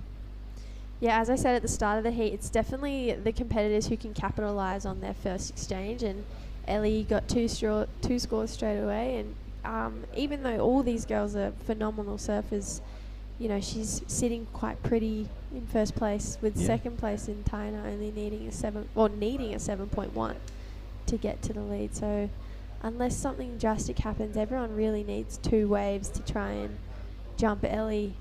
So I think as of right now, she's in a pretty good spot. And Taina's just paddling back out. Didn't improve her situation on that last one. We're still waiting for the score of Sumoma. Yeah. This is going to make it interesting with just under 3 minutes remaining. All eyes on White there. She does go to second place, and that's via that 4.8. 4.8, yes. Wow. This was Ellie on that last exchange. So she got a couple of turns away before coming to the inside. Yeah, that one just fizzled out a little bit on the inside. Probably didn't give her the re-wall she was hoping for, but she still got some nice turns done on this wave. Well, looks like it was worth the wait. There's a little section of smack, and she does it twice, if you don't mind. That's what we saw at the end. Yeah. So, quite a handy wave. We thought it was just like a 0.5 or something, but we'll see where she stands with that. This is Julie Nishimoto. At last, a decent wave running down the reef for her to play with. With only 2 minutes remaining, she'd really want to get on the kick and get out the back and see if she can maybe go inside and get a little runner. Agus yesterday. That was super, super smart competition surfing. Yeah, tee off it on a smaller one a few times, like the surfer in white did. Sumoma on her last one, locking in that 4.8, even though... So she only needs a 4.37. So if she could find one like White's, she could be looking pretty to snatch that second place. Here goes Taina on what looks like a great wave. Yeah, come on, Tiana. Get in there. Oh, that wave just engulfs her. I reckon she's smiling underwater. Yeah, well, 100%. Yeah. Definitely. Giggling to herself. Can't believe I'm in Krui hanging out with these people, surfing perfect waves. I think she's probably a little bit frustrated as well. Hasn't really found an open face in this heat just yet. But yeah, if you don't know Taina, she charges as well. There's great footage of her out Big Ulus, as we see. Looked like Julie was looking at a little wave just before Taina just washing off that last wipeout. Julie did get a wave. It'd be interesting to see what she got done on the outside with only 40 seconds, so not sure if she'll get another opportunity. Really on the hunt though, isn't she? Oh yeah. Menchari? This is what I mean. The Japanese are great competitors. I'm actually very inspired by them. Very tenacious. Yep. And not much distracting them outside of the competition arena. No, they just, and they're here to get a job done, and they do it without any fail or hesitant. So yeah, lots to take away from a lot of the surfers in this event, and yeah, it's been great. I've really enjoyed being here, so massive shout out to WSL. Good on you. All right, well, this one is winding down with only 0 seconds left. In fact, looks like you get to have a chat with Ellie Harrison. I do. That's good news. You can catch up, and we will be back for heat number 7. Wherever you're watching around the world, stay with us, folks.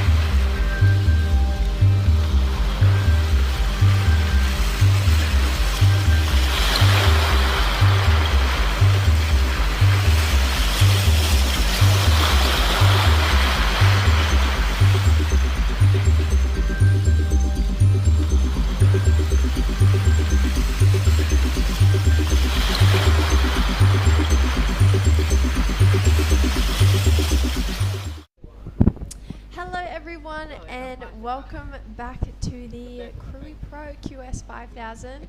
We are down here at Ujumbochor, which is well a done. beautiful left-hand point break. My name is Jessie Starling, and I'm joined by my friend Mark. How you doing, Mark? Having a good time. I'm having a great day. Thanks very Oh. much. Thanks for asking. It's a pleasure. Yeah, it's cool. Now, this is a bit of a, not stressful, but a bit of a stressful heat for me.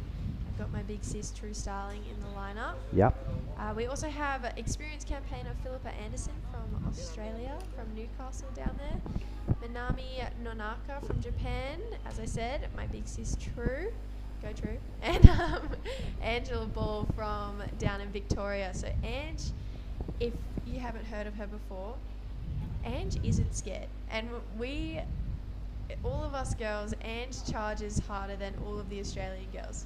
She Alright, is so- she is the one who will throw herself over. Like all of us have a dig and have a go, but she has something else that none of, like she could be on the big wave tour if she wanted to be. All right. Well, Yeah. let's see. So this for your sister. This is a tough heat. Is that what you're saying? I believe my sister, if she can get the waves, here she goes. She can do anything. It's Oops. Same with everyone though. So it's whoever gets the waves. That's it. When, as you know, when you're in the rash vest and the heat's on, it's 100% focus on yourself. You can't be too bothered about anybody else. Let's have a look at Philippa. This is a good-looking wave for Philippa. So she drives around that first section into a beautiful opening turn. Doesn't get a second one, so it's just running off a little fast along the reef, which I assume would be from that tide going low. Well, you can see from your sis and Philippa just the clear intention, get a quick start at all costs, even though the waves mightn't have been great. You know, it beats sitting around and getting more nervous, and I'm sure everybody's experienced enough to know that, you know, you don't want to panic, you don't want to get nervous right away, but it just eliminates a little bit of that fuss and gets you in the priority rotation and a bit of feet, wax on the feet, all those sort of good things. Yeah, as I was saying to our co-commentator Billy in the last heat, I think, you know, anyone who can capitalise in those first 5 to 10 minutes, it's been really paying off for them in the back half of the heat. And the men and women who have been sitting and waiting for that little bit longer, being that bit more selective, which you're supposed to be in a point break scenario, it's just the sitting and waiting's been biting them a little later on in the heat. Yeah, no, good observation, and you know, I don't like sitting around too long. I just want to get on with the job. Obviously, you've got to get quality waves, but you know, you got start busy and get more selective towards the end is probably not a bad way to word all that. Yep, I agree 100%. But yeah, looking like, as we're saying that, it's a bit of a slow start to this heat. We've got 317 for Philippa and just a 0.5 for True. And you can see the little 3 next to True's name puts her into the priority rotation, and when Philippa gets out back, she will have a little 4. But no priority established for Angela and Minami. So All right, so why don't you give me some of the highlights of True Starling's career? yeah, so being my sister, no, I'm kidding. True's been in the competitive game for a little while now. Has she won any big events? She's won, so she's represented the Northern Arabian team in the Australian Board Riders Battle the 2 years they've won. She's been the female surfer. Mm-hmm. Other years she's been the backup, but now we've kind of got a good little routine going.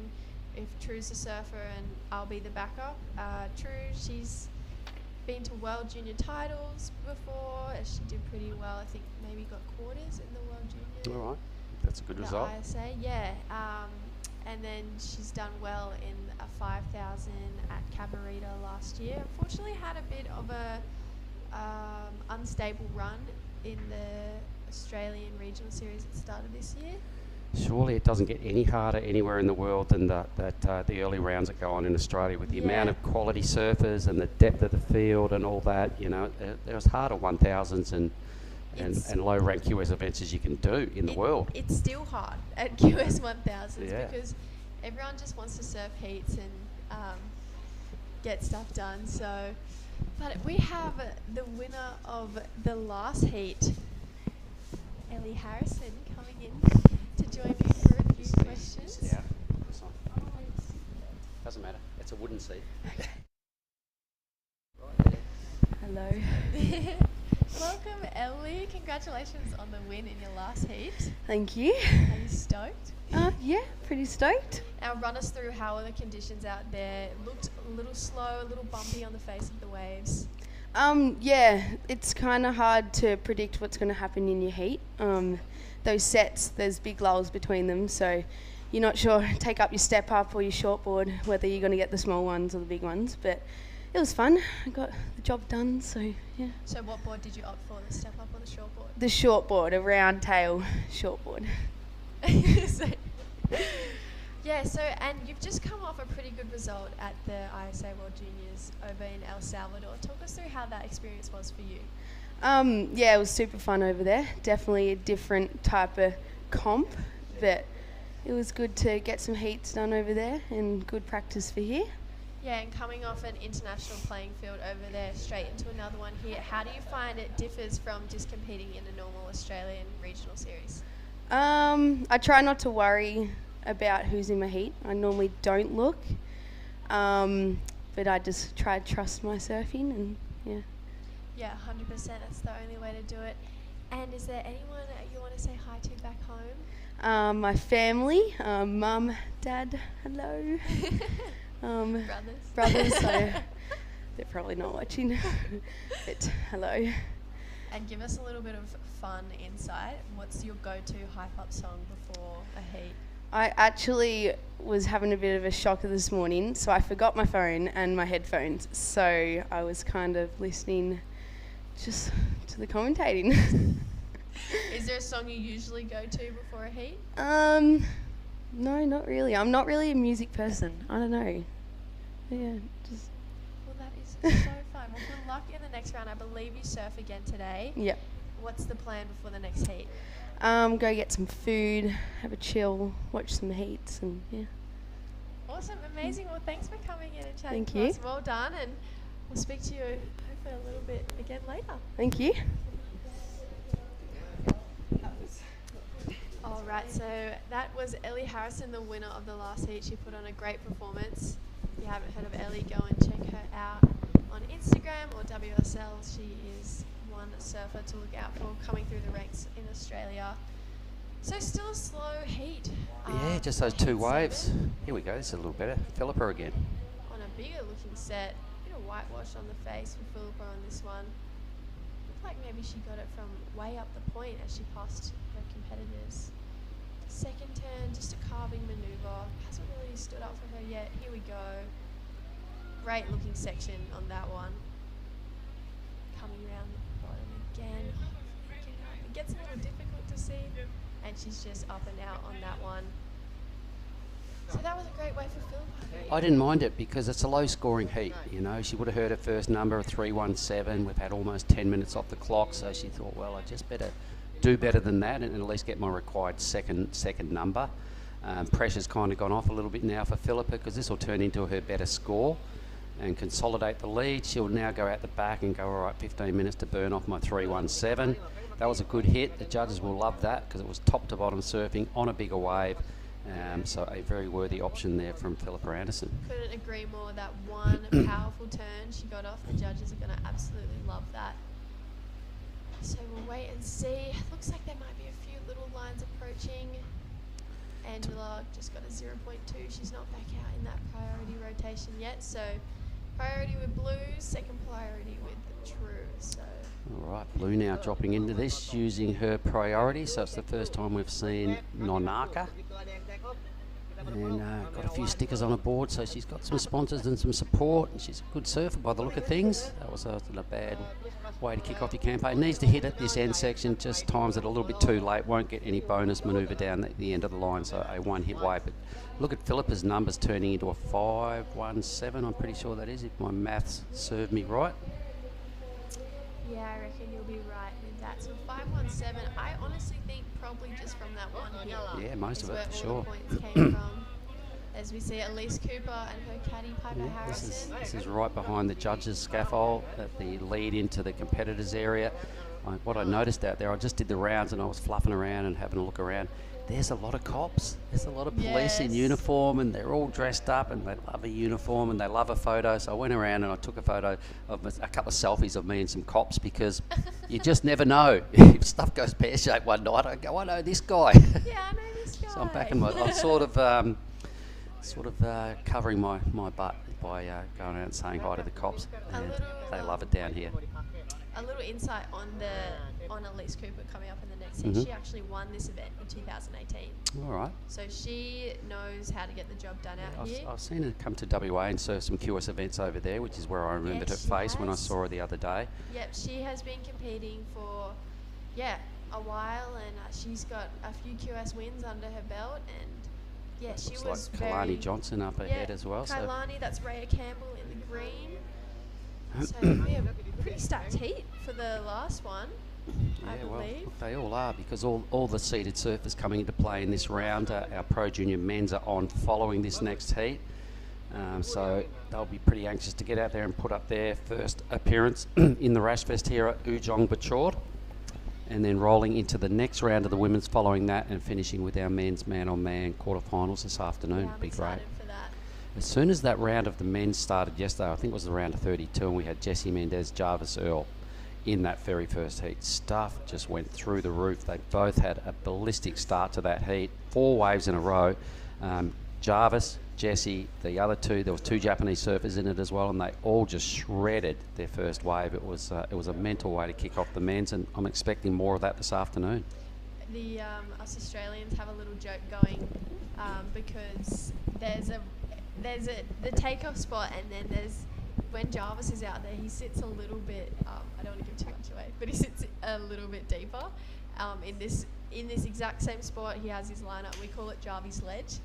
Well, it's working for him. it will He be is on like, fire. Should we go sit at Jarvis Ledge today? If your name's not Jarvis Earl, I would recommend probably don't go and sit there, because he surfs that fast. I don't know whether any normal human being could make the waves he gets. Yeah, he's just probably one of the most talented young surfers we have coming out of Australia. He actually just came off a semi-final finish at the ISA World Juniors as well.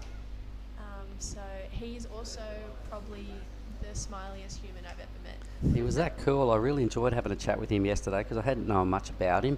He'll feature in the first men's quarterfinal against Mike Clayton Brown, so a very worthy, caught everybody's eye. I think he's won every heat he's been in. He got tubed off his head the other day, the other couple of mornings ago. Went and beat Jesse Mendez in that first heat yesterday afternoon, and not many people have even come close to Jesse's act. He opened with an 8.33 off the top of my head. So Jarvis Earl, remember that name, everybody, because a serious young Australian on the rise. 100%, and he's got a good matchup with Mike Clayton Brown coming up in his next heat.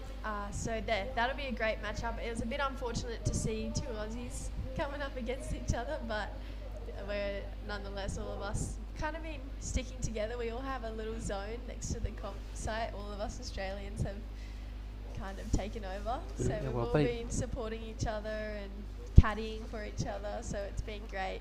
Well, let's have a look. There's 1, 2, 3, 4, 5 Australians making up the 8 quarterfinalists in the men's quarters. Once we get there, we'll confirm who they are a little bit later on, but we'll stick with the live action, because your sis has dropped into 3rd place. If you could get in her ear right now, what would you say? Don't sit and wait. No, I would tell her, I think we're very different, but usually I just say, don't freak out, and just belt the crap out of your next wave. You've got 10 minutes to do it. Belt the crap out of your next wave. Don't fluff around, just go big. Because I was her caddy for her 2 heats, for her first heat yesterday, and she got her first wave in the event, she got a really long one, but only got a 3. And she was like, why was it a 3? And I was like, it's really horizontal. Like, just go out there and belt the thing. I was like, surf it like it's narrowbeam.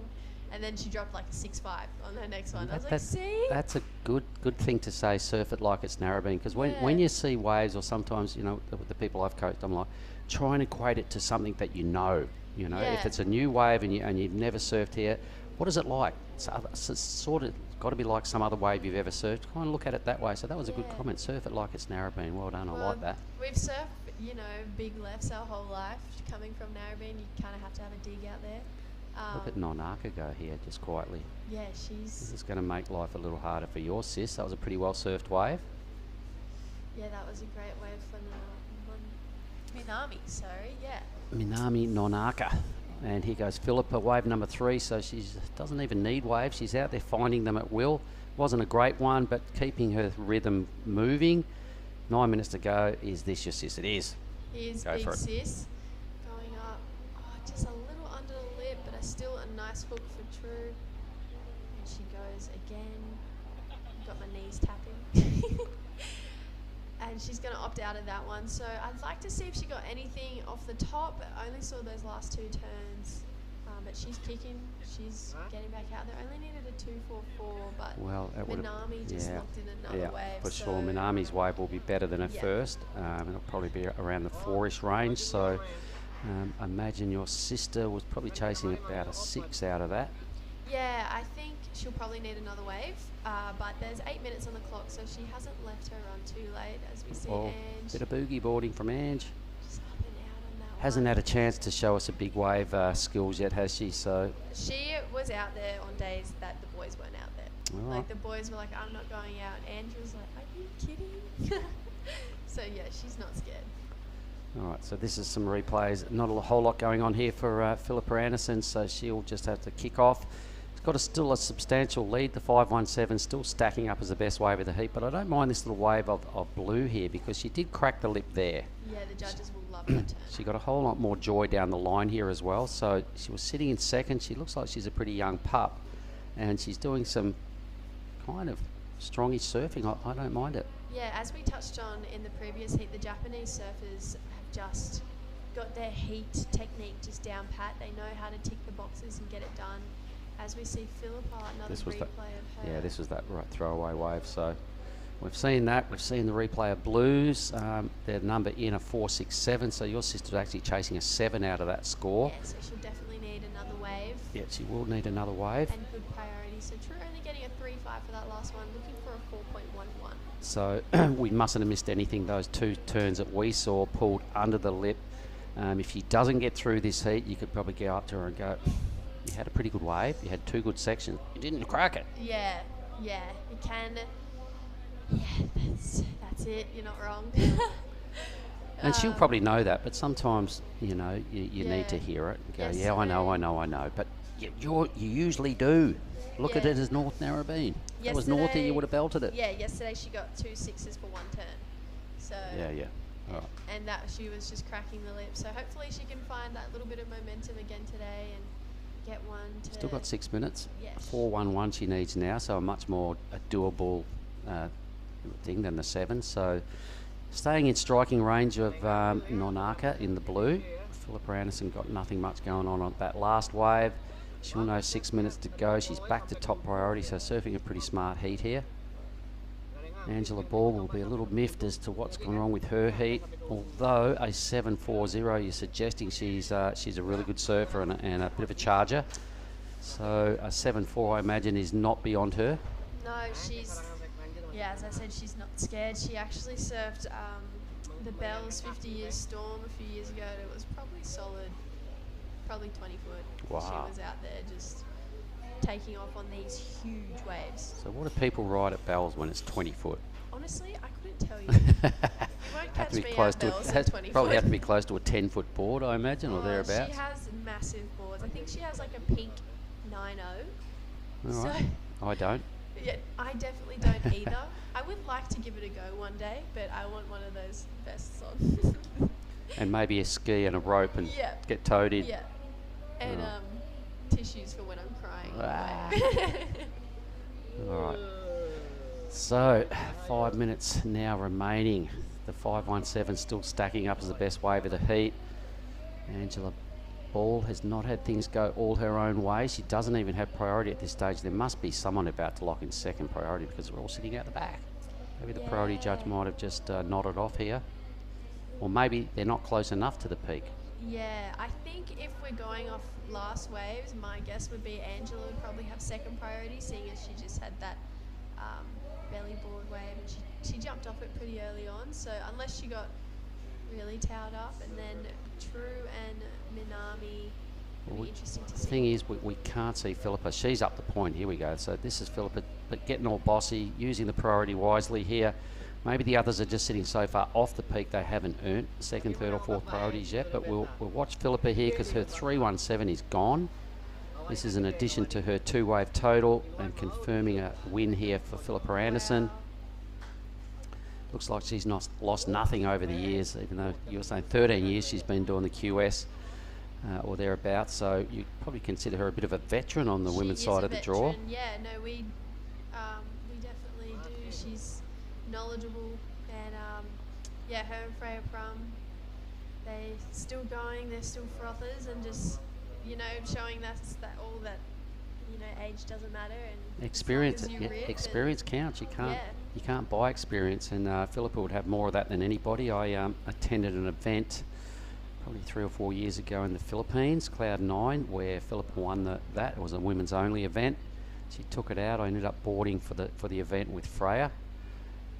But Philippa, yeah, really polished. I could see her class stamped all over that event. To me, was an outright favourite from first to last heat. Took it out.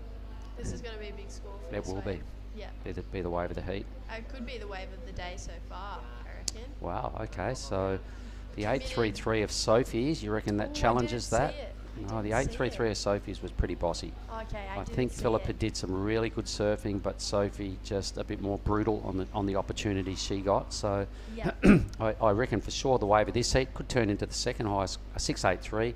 So there we go. It fell a little short, about 1.5 points short of the work that Sophie did. Wow, so Easily the Sophie's best wave of must the have heat. been amazing. It was. You know, she did Sophie stuff. Oh, I told you. Yeah, you did, and every other girl has too. Now I'm a believer. She won the last heat, and Philippa is also stacking up as a bit of a fave after this effort. Here we go now, blue. Here goes Manami. So she's looking for a 733 to get to first. Oh, just bumping off the back of that one. Just left the door open for your sis. Yeah, 2 minutes remaining. True has second priority, Ange has first. Ange needing a 7.4. Here she goes on this one. So the good news for your sis is she now moves to top priority. Yeah, 100%. Let's see what Ange can get done on this wave. So 2 calves to start off. It's looking like a little bit of shouldery this wave. She hasn't really been able to open up so far. Still, nonetheless, Here trying we to go. make the Here's a most. section. Boom. Needs to make it. Oh, what a pity. Okay, you can get in your sister's ear now with 90 seconds. What do you say? Just catch a wave, mate. I'm Catch a kidding. wave and don't stuff it up. Yeah, no, she's got this. Do good stuff. Yeah, True's been doing this for a little while, so you know, Yeah. you just focus on yourself and Does she listen to her little sister? definitely not. All right. So she's taking the headphones off. She's not listening to you. No, she's probably not listening to me. True listens to True. All right, True's World. 1 minute to go. Yeah, 1 minute to go. Come on. 4:11. Not a big ask by your sis there. No, and it looks like the ocean's going a little bit sleepy. So It wasn't a bad effort from Angela. Had she finished that last manoeuvre, it locks in at 377, but you can see the frustration building a little bit there for Ange. She really gave that last section a good bit of what for, but just kind of overcooked it. She'll come in a little frustrated with this heat, but she's coming to Nias. she is coming to Nias. I'd Good. love to see where True is in comparison. If she's charging it up the point to try and get an inside one. 25 seconds. She'd be scrambling somewhere looking for an opportunity. And you see Minami's back out the back. She's got second priority next to her name, so she's probably hunting True down. So what I'm going to do out of this experience, going to Nias, is I'm going to remember Angela Ball, because you've, claimed she's the biggest charger ever. We're going to get some big surf. She's going to be there on a backhand. I'm going to watch for that name through the draw up there, and hopefully she can impress in some bossy Lagundri Bay barrels. She's definitely one to look out for when the surf is big. Thank you very much, Jess. We are done with that heat. We'll be back in 1 minute with the last heat of this round.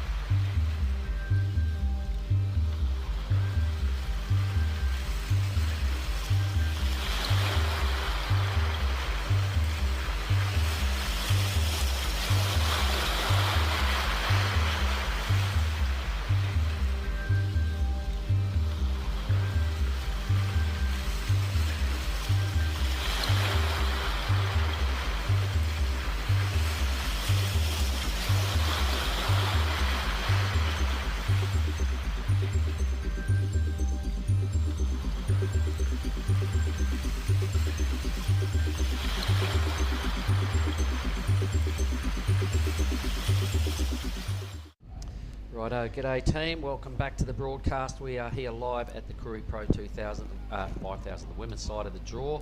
This is Ujong Bachord, the reef we are surfing on right here in South Sumatra. It is the western province of Lampung. Thank you, everybody. Here we go. This is our lineup. It is Kalani Johnson in the red out of Indonesia, Elise Cooper, the Aussie in blue, Mia Hupats, we had a chat with her yesterday, the Victorian in white, and also Raya Campbell out of Queensland in the green. G'day, Billy Hangan. G'day, mate. It's good to be back with you in the booth. Kalani Johnson, the highest ranking Asian woman surfer at the moment. She will have her work cut out with Elise, Mia and Raya showing good form. All right. So you know some of Kailani's strengths and weaknesses. What can we expect to see out of her on this heat? Well, she really surprised me in the last few years. Of course, her older sister, Pua, also a competitive surfer. She has just gone from leaps and bounds in the last few years and a really fast learner. You can give her a set of skills to learn on, say, over a week and say, all right, go away for 6 months, learn that by yourself and come back to me once you've got your head around that, and then we'll work on another set of skills. She's really good at doing that. All right. You know what I mean? So out of today, you can expect she'll hunt down those big set waves. She's not scared of big waves. She's been free surfing every morning out the front here with all the lads. And I'm looking forward to seeing the rail work that she can do. Of course, there was a great photo of her at NIAS a few years ago doing that backside hack down there, which we haven't seen an Indonesian woman do before at NIAS. So looking forward to it. Doing the rounds on the Challenger Series representing Indonesia, you know, somewhere like a Manly, watching some of that event and the smaller beach breaky surf, I imagine stifled her style and what she can bring. So a big open face left like this in the warm, familiar waters of Indonesia, I reckon this is every chance for her to bring her best surfing. Yeah, spot on, Mark. Also the, you know, that experience, the Challenger Series in Manly, all the rock stars of surfing are there. It's a big event. You're away from home. You're travelling with the Indonesian team. But I do know that she loves all that. So once she gets her head around it, the first couple, and she's not a little bit starstruck, if you will, or a little bit head in the clouds from looking at the whole show, I think she'll really progress through the rounds in the next Challenger Series. I know her big goal is to qualify for the Olympics. All right. She's tonguing to surf Chioppu. Wow, what a goal to have in your kick. I want to go to Chopes. Not many people would say that with convincing honesty, but good on her. All right, and let's see what else. Elise Cooper, apparently she won this event back in 2018. Powerful goofy footer. I remember she came to West Oz for some QS events as well, and really shone there and caught my attention. So she'll be pretty eager to rack up a good result here and grab a big swag of these 5,000 points on offer. Now, what do we know about, Mia, I spoke with her the other day, Victorian, cool chick, loving her time here. She was so sweet to talk to. I really loved having the interview with her yesterday, and she had her head screwed on pretty well, so that's her in the white, just coming into screen right now. Raya Campbell out of the Goldie. Yep, really good form in the last round. She does stick in my mind as a solid performer in that last round. So 20 minutes of good action with 4 great surfers. So 5 wiped off the clock. This is our last heat of the women's round for now. We are going to see our Pro Junior men's up next for their first opportunity, sitting around for basically day 5 today. You can't tie grommets down for long, so these crew will be champing at the bit. It could turn into a 40 wave heat because, as you know what grommets are like, mate. Yeah, they've got a lot of energy and they're sitting there and they go, give us a crack. Oh, they are tonguing for it outside. I was just in the competitors area, and the grom fever is at a high level. Here goes young Mia. Can't quite get around that and make any sense of that wave, so a bit of a nil-all draw there for Mia. Hupats, I think that's the way you say it. Anyway, her local is Janjuk, which is kind of the trig version of the Torquay area. Right on. Not as heavy. Not many beaches are as heavy as trigs, you know that. No, it's not for everyone. Damo Hayes. Kerry Whippet work with me here. So just a 0.67 throwaway there. You can see Kailani, the one we've been talking about, holding her ground out the back. Probably one of the taller girls on the tour. Yep, the Johnson sisters are tall. That's 100%. Your old man Rich, he'll be watching. G'day, Rich. Woohoo. G'day, Rich. Yeah, their mother, full-blood Balinese from the East Coast area, up around Karamas side. Okay. So what else is going on out there, mate? You've just been doing the rounds. You're saying there's a lot of grommets frothing out there in the competitors area. Yeah, also a strong crowd starting to build of local people coming to check out the surfing, which is great. And the really encouraging thing about it is none of them look as though they've ever surfed a day in their life, but they're digging the show. And they are mobbing Will Hayden Smith for photos and selfies and videos. Well, I did this. I did likewise, mate. I went out there, and you know how many cops there are. Oh, they're all yeah, out there in their nice, tight, shiny uniforms, and they got the hair slicked back and that little suave. So I thought I'd do the opposite, and I went and took a whole bunch of selfies with some cops. Just because you know my track record, I thought I might need this further on in the week. In your back pocket. So if anything goes pear-shaped, there's still a couple of nights for that to happen. I do have some photo proof that I know some police. And, I might have to bring that up later on. Yeah, you pick the one with the most ribbons on and get the selfie with him. Yeah, well, I got this dude that had the most styling haircut. He's chatting with me, and I said, "Excuse me, Mr. Photo." He had a laugh. He's gone, "Of course." Oh, nice. And then this other one who seems to be one of the bosses, Choo Choo out there. He's sitting there with me, and I showed him a photo of his mate. I said, "Have a look at this." And he goes, "Where's my selfie?" Oh, he wanted it. I'm getting to that. I just turned it around, and we took one, and he was so stoked that we bothered to do that. So awesome, great fun. There's my get out of jail free if I need it. Yep, for sure. Kailani's on the move. She's probably spotted something behind this wave. Yeah, been under the tutelage of Dylan Amar, the national coach. All right. That's who she's travelling with now. Nice little inside wave approaches. She is on, so the goofy footer doing the Challenger Series. She's just been to the Gold Coast, Snapper Rocks. She's gone to Manly. She's now strutting her stuff here at Krui. Ujong Pachort got a little bit excited right there. Probably needed to just be a little more level-headed, finish that wave, and at least bank something. But it's early days. It's her heat to surf, but always a good way. At least get an early wave. She was going to go into the lead with it. Yeah. Elise and Rhea will remain waveless. Here comes something more substantial. Yeah, well, that first one was pretty handy from Kai. The second one really threw the kitchen sink at it. And ditched the fins and ditched the whole manoeuvre. 317. Look at this thing. It's probably going to be unreachable, this wave. It's breaking a little wide, pushing, I'd imagine, away from the pack, heading down towards Caddy's corner. All right, so let's have another look at this. So she did start this pretty well, and I thought, all right, she's on her way here. And then she just had a little moment where she got a bit excited and just got a little bit probably needed a bit of more rail work there than the flare the arms and flick the tail. Board went one way and the body twisted the opposite way, so it's just not quite the right dance right there. I saw Matt Cattle out there, and we'll talk about that after we watch Raya Campbell on her first wave. Yep. This is a good looking runner. Lots of roundness to it, straight up and down. Pretty lateral surfing from Raya thus far. Gets into the soupy section and still heading down the line. Well, not much is happening on this wave. A bit of a end section fall off, but the good news is one of the greats of Australian surfing, Philippa Anderson, is here to have a word with you, Mark. Yeah, why not? It's been ages since I've seen Philippa, so I'll just stay with the Lisa's wave here. So all four surfers are off and racing at this stage, so that's a good thing. We'll get to some numbers there in a moment. We'll just bring the legend herself in here. We'll have a chat. It's the perfect position. Philippa, I want to say good day. Can you remember me? Yeah. Last time I saw you, I think it was all the way over there at Cloud 9. Oh, yeah. Remember I was that just event? seeing the girls, Nilby, and then we were figuring out that was a long time ago. Right, okay, well, there we are. Yeah. Everybody, this is what Philippa Anderson looks like. She's really cool. You won the last heat. Tell me about it. You reckon you got room for improvement out of that performance, or are you happy with it? Where does that sit? Oh, definitely some room for improvement for sure. But it's been a while, because whenever we landed a few days ago, we haven't hit the water, so I was pretty happy to get out there. Day 5, you've just surfed your first heat. You know, we're a long way through our waiting period, and out you go, and you've strung it together, and you're through to the next round. That's a good thing.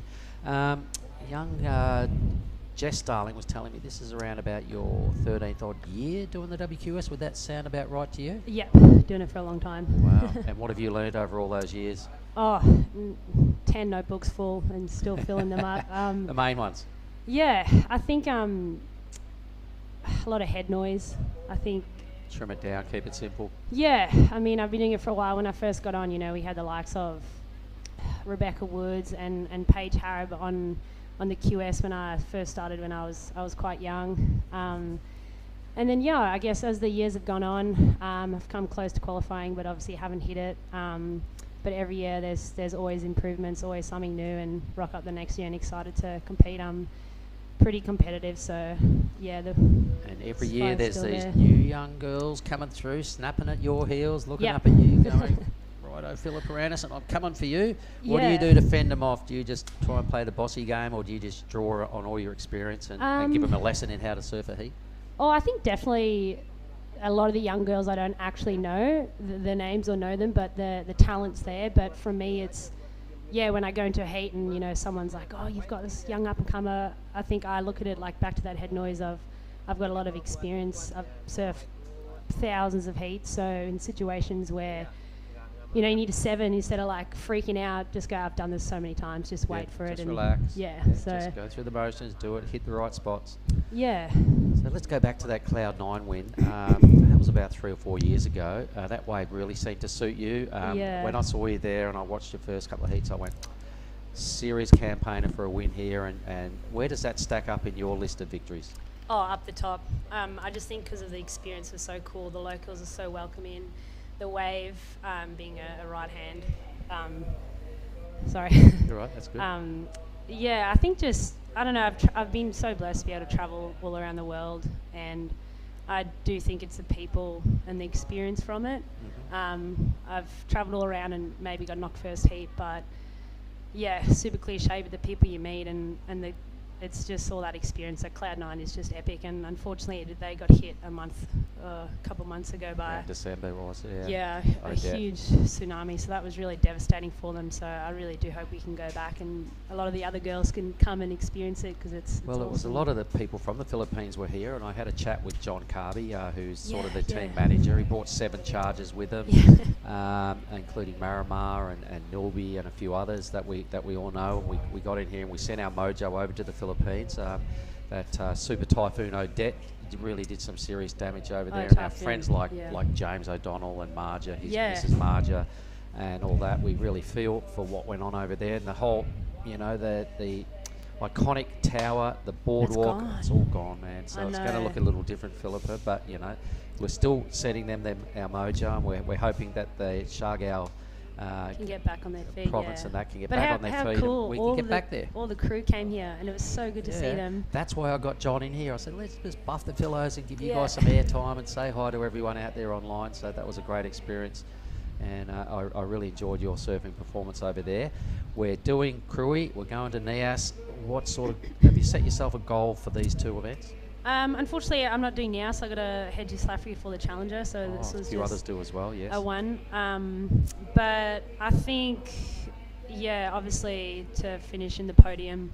But for me, it's more just each heat there's a goal. I felt that heat I had a goal that I didn't really hit, so the next heat's going to be to really try to focus on that. But it was good to get the feet in the wax. I was going super fast on my last one. I wanted to slow down, but I just couldn't. You surfed a good heat. You caught more waves than anybody. You used your priority well when you had it. I reckon you're off to a ripping start, Philippa, so I'm going to shake your hand one more time. Thank you. And I'm just going to say it's good to see you again, and all the best for the rest of the Krui Pro 5000. Yeah, thank you. Quick shout out to somebody? Just once again, my sponsors just backing me every year endlessly. And there's a few others, Tanya, that supported me to get here, and Kim, some extra help, so I really appreciate that. And a shout out to the surf school guys at home that are holding down the fort for me.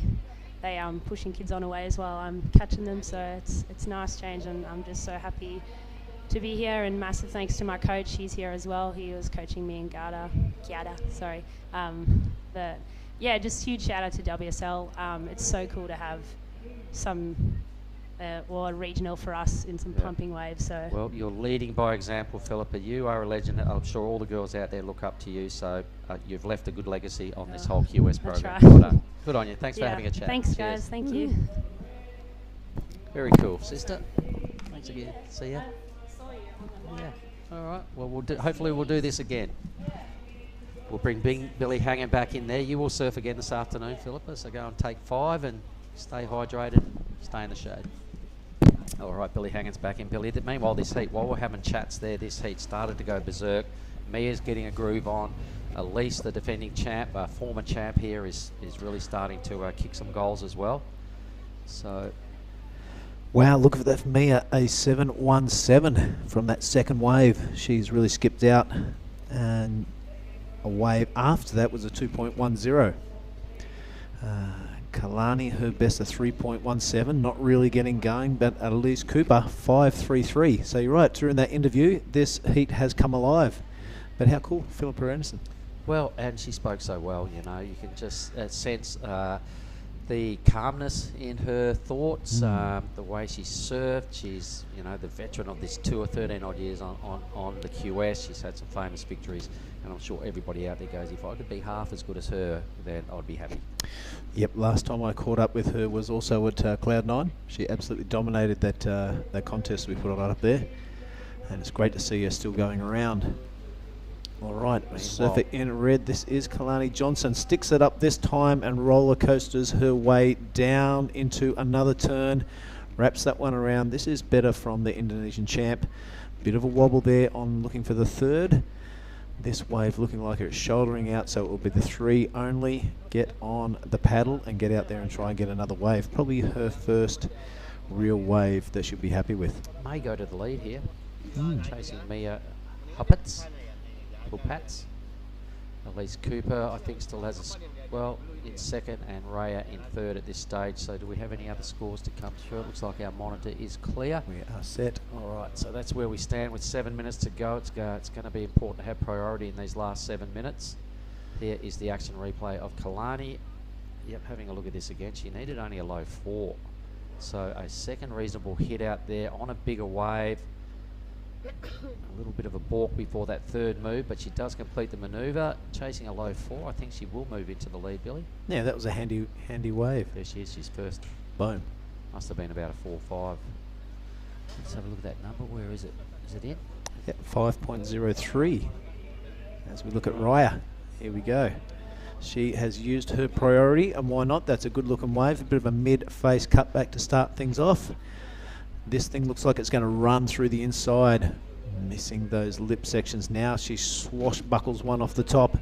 That's a good looking section. A nice speed run through the inside. She's going to have to get the judges' attention on the end of this wave. She does. A nice deep bottom turn. And wow, that's a really good, well-ridden wave, wasn't it? And it was about that third turn when you said, well, that's better right in the pot. Shit, the composure, the style. You know, it would have made a great photo where she hit it and all that, the hand drive and everything that was going on, but she really got her act together at the end of this wave. She needed a 6.91. I'd like to see the replay again before I sort of throw down my opinion on whether she moves into second place or not, but it was a well-surfed wave. She is a stylish surfer. I think she's on the Team Dillon's. Yeah. Trusty craft under her feet. If we look at that last wave of Kalani's, which garnished a 4.43 for the lead, it's got to be. It is again. It's got to be up around there. Talk us through it, Mark. All right, so let's see. We need almost 7 points out of this ride. So that first turn, they'll consider a bit of a half move. Same with that. It was somewhere down here in a little moment. Not quite yet. I think it's this next turn where she really jams it in the pocket, and that. The chook feathers were flying off the back of the board. There goes another solid hit. So this is where she's getting most of her points. The end bowl, 3 good hits with a couple of turns at the start of this wave. Look, a 6.91 is a big number, but she has done some good surfing on a sort of a bigger type of wave. Yep. In the pocket, good use of the rails, could go there. Giving herself every chance. You're right, Mark. Oh, this is Elise Cooper. May have just lost priority there. We'll see what the judges say. 4 minutes 30 to wrap this one up, heat 8, and we will have the Pro Junior men. Little frothers. Junior men on soon. They'll be released from their muzzles. They'll be frothing out there soon. They've been waiting 4.5 days for this opportunity. You can't keep a good grommet down, so I'm pretty pumped to see the frenzy that goes on once these kids get out there. Yeah, it was cool having Philippa in here. I was just in the competitors area before. I spied Matt Cattle doing his coaching duties. I'd like to have a word with him before the week's out. Me too. It's been that many years since I've seen Matt. You kind of forget what they look like, and I hadn't even caught wind that he was around, so I'll have to go down there and introduce myself again and give him some props. We might have put a microphone on you and do a bit of human interest stories in the crowd, mate. Maybe, we'll see. But good times, mate. It's been great sort of meeting all these new fresh faces. 2 years of COVID, lots of young pups coming through, given the fact there's a pro junior attached to this event. So a lot of young girls, a lot of young guys have rocked up and entered the event, and then there's some fresh faces in our men's tour and the females tour as well. Yes. So it's interesting to see all these new people getting around, and the level of surfing that's starting to get done these days. It's just going through the roof. And the enthusiasm for this Challenger Series. Like, it's a new concept, but everyone's for it. Okay, so Ray's number is a little bit low. It didn't really hit the heights I thought. Maybe just the lack of something quality happening on the first half of that wave. Didn't draw the attention of the judges. Maybe we got carried away with that third snap in the pocket, but she was going pretty fast, did some reasonable surfing, but he's going to have to ramp it up a little further.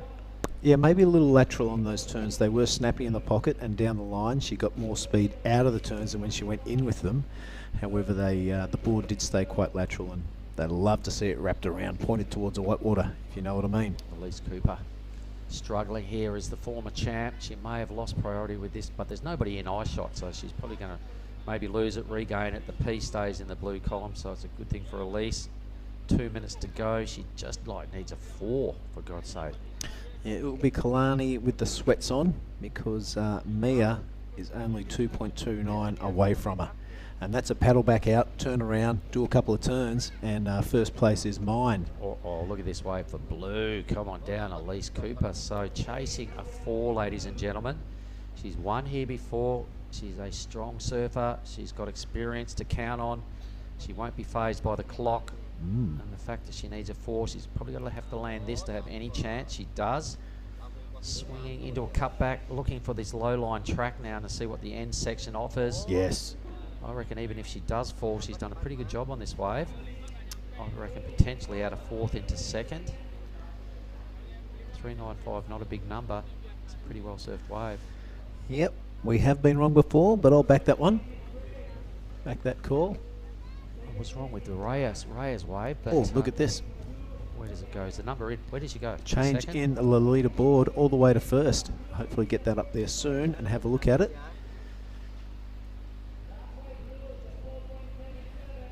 Alright, so it must have been this turn here the judges liked. She got up there and at least cracked the lip.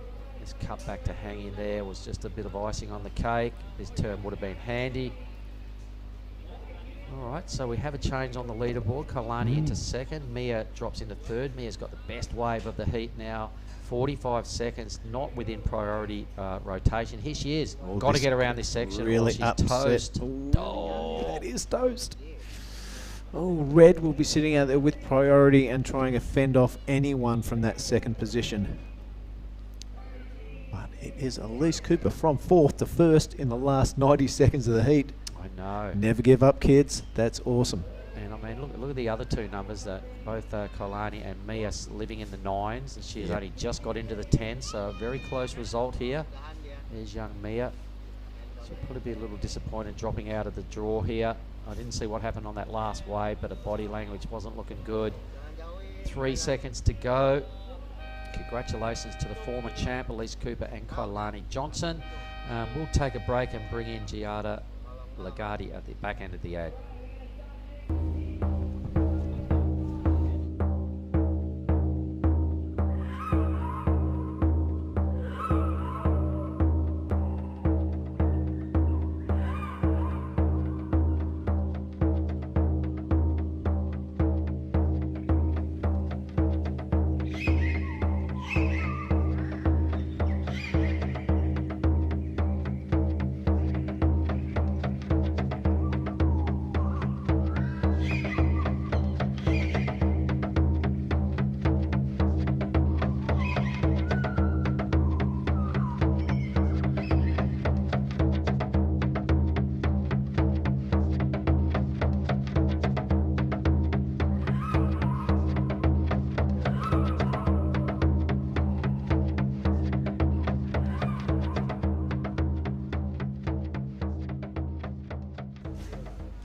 Yes, we are live and we're back at the Krui Pro 2022. That is the women wrapped up for today. Strong performance from Alice. Hopefully we'll get in here for a chat, or Mark might get it outside. We are into the junior men's. Axel Rose, Kurota, Jamie Thompson, Noah Caps and Made Joey. Set 3-1. He is our beach announcer, and he's the kid that you saw get swallowed up by a massive set the other day. Stat Magazine picked it up. Everyone went bananas for it around the world. He'll be looking to better his competition record here at Krui with this heat right here. First of our junior men's. Hello, Billy. Thank you for having me again. No problem. Just looking for the junior. As we see finally our first junior heat hit the water. I'm sure they've been waiting a really long time for it. So everyone's excited to see what the juniors got to bring. Yeah, you bet. As we see our first wave already ridden by our surfer in blue. Yeah, they have absolutely been frothing to get out there for the last, we are day 5, so 4.5 days. Yep. There we go, we are up and rolling now. This is our surfer, Jamie Thompson. Yep. What a great way to start. You bet. As well as our surfer in red, Axel Rose Kurota. Yep, we're sharing accommodation with Jamie Thompson. He was a bit under the weather yesterday, but who woke up this morning feeling fresh as a daisy. So it was only a couple of hours, whatever it was, and he's back into it. Must be the typical situation of Bali belly, maybe? Yeah, he reckons he's lost a few kilos, so look for a bit more speed out of him today. That tends to happen, traveling around Indo. That's right. It is part of being on the world tour. You're going to experience different cultures and you're going to experience different diets, and it's all part of dealing with it. It's not a matter of jumping on a plane, unpacking in paradise and going to surf a wave. There's all sorts of things involved in with being a professional athlete, especially when you travel around the world like surfers do. Yeah, I can definitely say I have been in many situations that, weren't ideal, but at the end it's all part of the adventure, as we see our surfer in white start off his junior campaign here in Krui as well. Caps representing England, if you don't mind. Wow, a surfer all the way from England. Yeah, and he's doing pretty well. Got a lot of speed through that inside section. If they can pick them, the ones that run through there's a lot of bonus points inside to get. He's going to do a big deep bottom turn and try and a bit of garnish on the end of his plate. He has done it. Right out of the white water.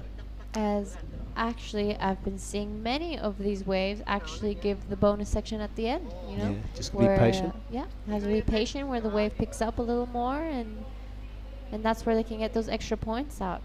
As we see Joy, our man, our beach commentator with priority. I cannot wait to see what he does in his heat. And viral YouTube star, if you don't mind. Yeah, yep. Our next YouTuber even, he should be posting that clip. All right, Jamie Everywhere. Thompson picking up a 6.67 in his first wave. Still 20 minutes and 20 seconds to run. Axel Rose just a minor 3.83. Noah and Made. Noah has a score to drop. Made yet to get going. Let's have a look at the replay. The man from England representing Elena Howe. That's a nice foam climb. Bit of a mid-face cutty to set up that inside section. You've got to be patient, but you've also got to be able to surf well enough to be in position once it does stand up to attack it. And Noah's doing a great job through here. Does stand up on the inside, and you can see the water subsides there, so he's almost surfing a different wave right now. That's not connected to the wave he took off on. Quite strange. But it does provide that bonus section at the end. Rides it out with ease. I saw that here in the morning heats there was a little bit of morning sickness on the wave. What we call morning sickness is when the wave isn't perfectly, glassy. So there's a little bump on the face and it's not ideal. As we see our surfer Joy, Made Joy, start off beautifully 2 turns, one right after the other. Great rhythm in this wave as he just taps it to get around that section. Seeing what this wave can offer on the inside. A nice tap. Great wave ridden from Joy. Yep, the kid from Padma really putting together a good wave there. He's going to be happy with that. He wasn't too impressed with his first heat of the competition, but he's going to be stoked with that one, that's for sure. Really showing his wares. Some crazy handy turns up there, first on the first tail wave of his campaign in the junior men's. Great way to start. He was definitely came out a little shocked after his first heat. He was telling me when he went underwater after getting enveloped by that wave, the board hit him in the guts. He had no breath and he was kind of panicking a little bit. But let's have a look at his replay. 2 really solid turns to start things off. Yeah. And then straight down the line into that lip line floater. Really functional as well as pretty to watch. And now he's into the next section. Really a lot of pep in this guy's surfing. You gotta love Mare Joey Dari Padmar Bali. I love all the water that sprayed in the first 2 turns. It was a beautiful wave to watch. You're right. That floater really well combined everything. I think that could be a really good score as it came in at a 5. Wow.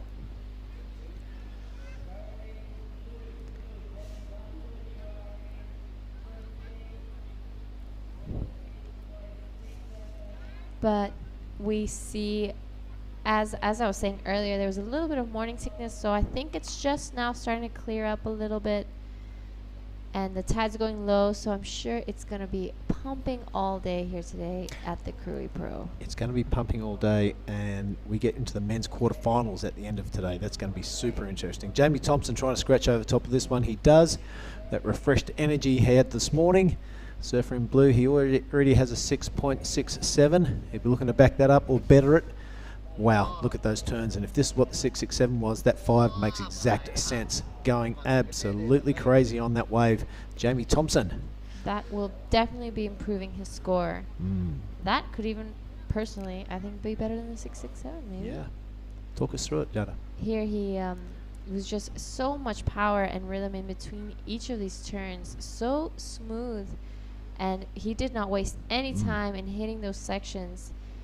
Perfectly surfed and finished off. He is not playing around. What a great wave from our surfer in blue. Very good description. Perfectly surfed. I don't think he could have done much more with that wave.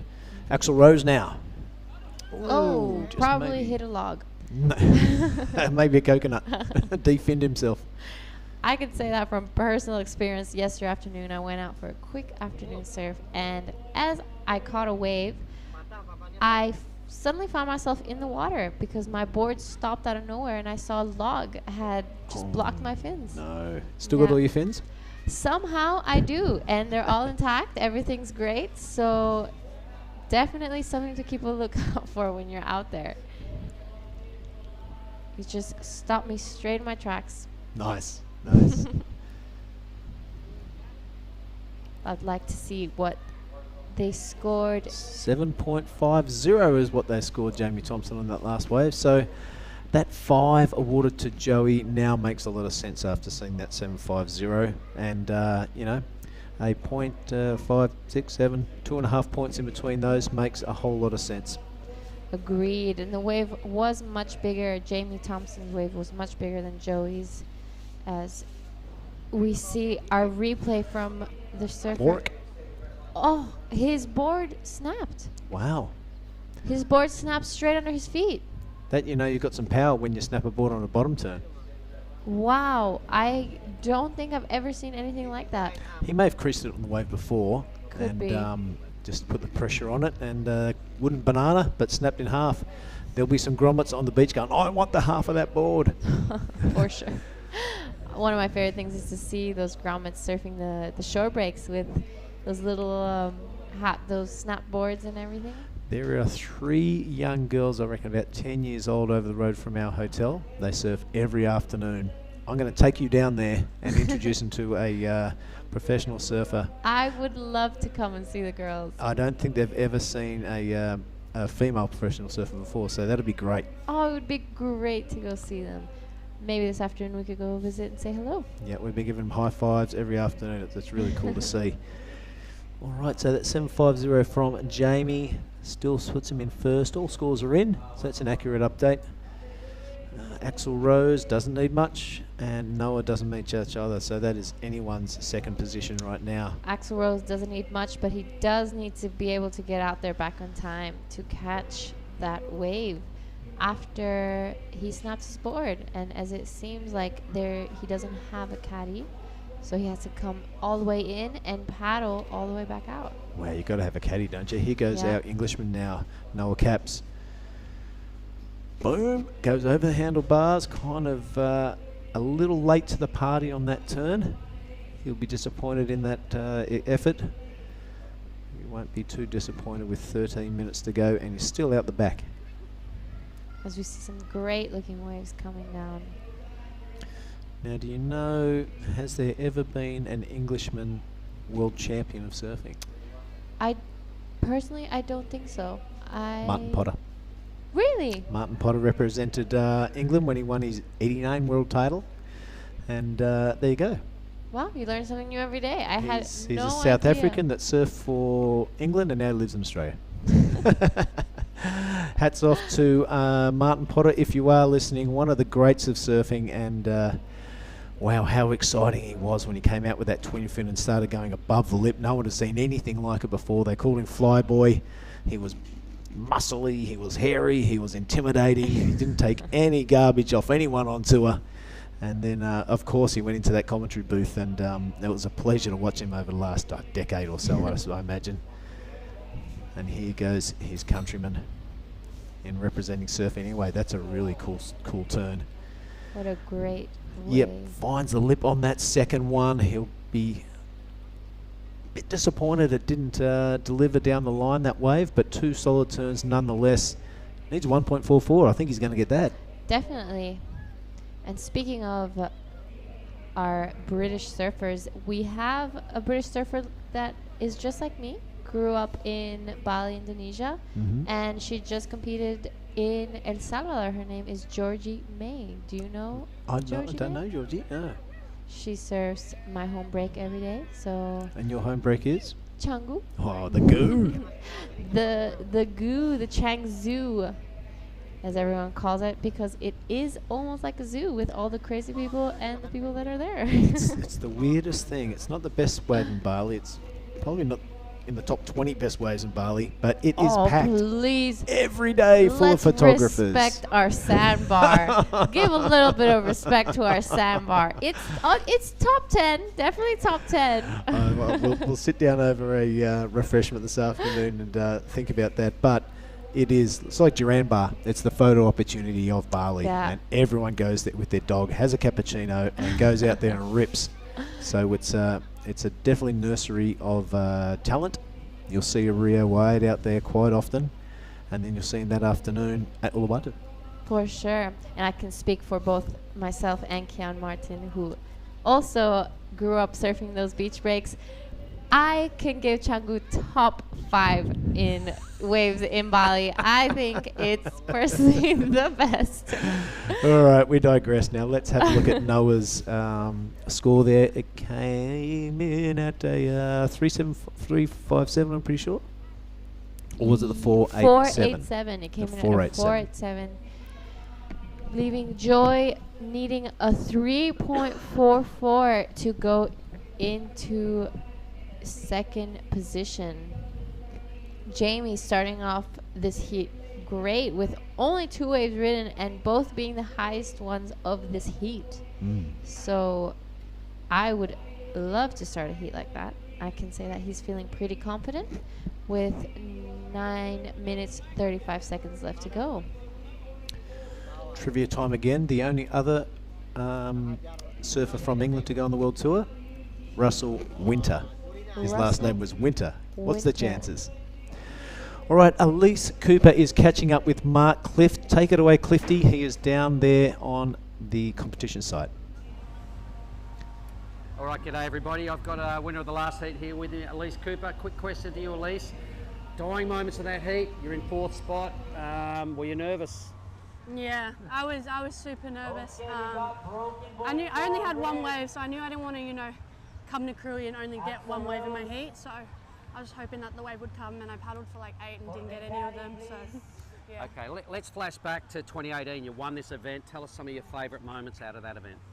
Probably winning it, but no, I had my dad over here with me, and just a good crew, and yeah, the waves were really fun, clean. Just like this, maybe a bit smaller, so yeah. It's a good long wave. It's a left-hand. It favours the goofy footers. You got a lot of young female competitors coming through the ranks. You're here. You've won this thing before. You're pretty keen to stomp them and throw down another victory. I'm just taking it heat by heat. I don't want to get ahead of myself. I'm just going out there, and haven't been getting many waves in the free surf. So as long as I get a couple of my heat, I'll be stoked. Okay, so what's the plan? You surf again this afternoon. What do you do between now and then? Have a Bakari, thing of water, try and eat something, but yeah, we'll see how that goes. All right, here we go, everybody. Former champ from 2018, Elise Cooper, well done. Woohoo! Thanks.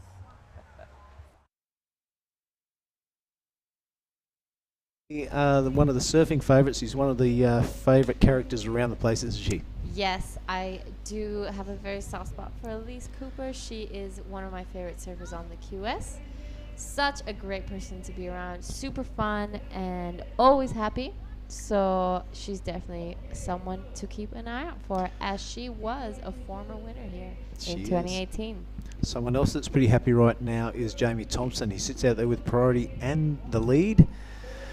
The closest one to him needs a 9.30, so he'll be feeling pretty comfortable with 7 minutes and 10 seconds remaining. Joey, he's second wave of 3.10. Made is looking for a 3.44 to get into that advancing position. He can do that in his sleep. There's 7 minutes to go. He needs to get on out there and find a priority listing.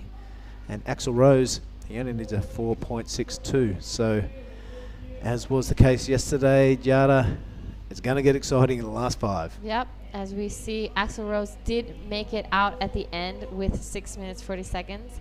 So he must be pretty exhausted. I'm sure he paddled his life away to get out here. As we see the replay of Joy, our surfer in green. Yeah, handy way to start it off.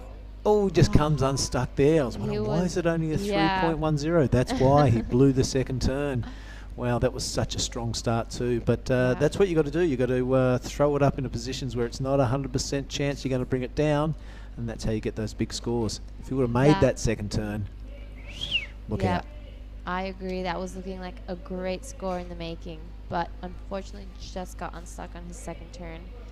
Which, if he would have made, I agree, would have been a high score. As I saw in the earlier heats, some of the women's make 2 turns and get high 6s. Yep, the judges are sending a clear message. Hit the lip, get the score. Here is Axel Rose. He'll be looking to hit the lip. Sees it and kind of goes out in front of it, hitting a few speed bumps on the way down, having a bit of trouble negotiating the ribs on the wave. Not with that turn though. Shoves it in my face and puts a whole lot of chook feathers out the back of the wave. This one's standing up also. A bit of bonus points on the inside, a bit of pinball through there, and a 2-for-1 on the end.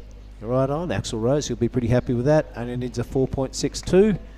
And let's see what the judges score. Yeah, let's not guess because we've been getting it wrong all day, let's face it. Every time we get an amaze, it's less, or when we've just been getting it wrong. It's not our day today. All right, let's look at Made now. He's got second priority and he's standing up. He needs a 3.10. The young dude from the beach breaks of Bali. That's a nice check turn. Looking for a better section here. Beautiful style on the young man. Good arm placement and nice low centre of gravity. He can just flick off those turns all day. We've seen it doing down Padma. Beautiful. Right Beautiful. On. That was a bit of a claim at the end, I reckon. Trying to pump up the situation. Yeah, so Made putting his best foot forward and adding to the tension of the last 5 minutes of this heat number 1 of the junior men's.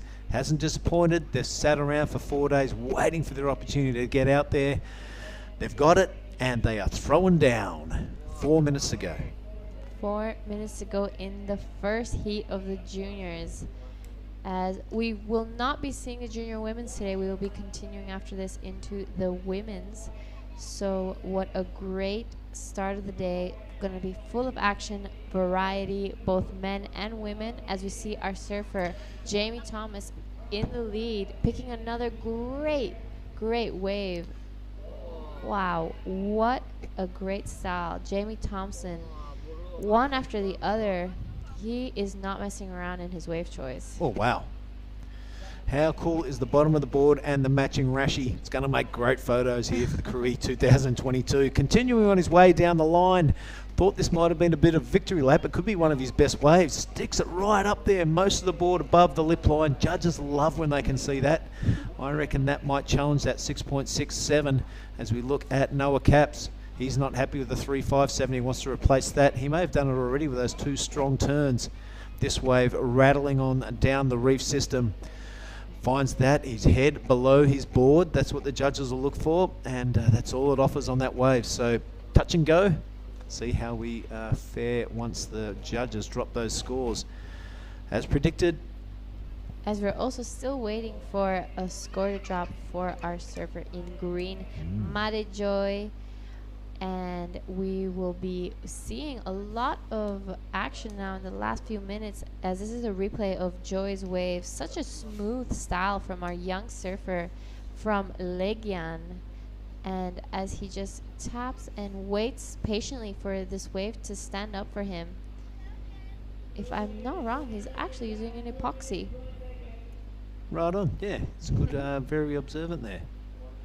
Finishes it off. He definitely got the 3.44 unless our surfer in white improved his score in his last wave as Jamie. This is a pleasure to watch, isn't it, Jada? Yeah, great wave from Jamie again. Only 3 waves ridden in this heat, and I am sure all 3 are the best scoring waves. Wow, he really flares out that backhand cutback, the tight arc one, right near the curl of the wave. Keep looking down the line so he doesn't lose any momentum, then stabs it right above the lip there on the last one just to say, hey judges, check this out, give me some more points. A quick up and down from our surfer in red, and this is the replay of our surfer in white. Trying to improve on a, what is it, a 3.57? Or he's trying to improve on the 3.83. Sorry, yep. My mistake. Which I think could be easily done with those first few turns. As we're reaching the last minute of the heat, and we will be seeing Joy again and taking his second position, but just goes back to third as Noah gets a 4.87. Raising the requirements for Joy, needing a 5.75. Yes, so Made temporarily going into second place there with that 4.70, only to be leapfrogged by Noah Capps with a 4.87. It's super close. It's super close heat. Last 30 seconds, unless Joy can quickly make it back out, which I don't think so. Unfortunately, he will be backing down in the last 20 seconds. You know what I liked about Joey's wave? He got all macho and looked at the judges' tower as to give you a score. It's also his workplace, so he's he's got to check himself. Axel Rose now in the last 5 seconds of this heat. Don't think this will have any bearing on those top 2 positions, so it looks like it is. Congratulations to Jamie Thompson and Noah Capps, blue and white. We're going to cross to a quick ad break, and we'll be back for heat number 2. Wherever you're watching around the world, I hope you're enjoying the show.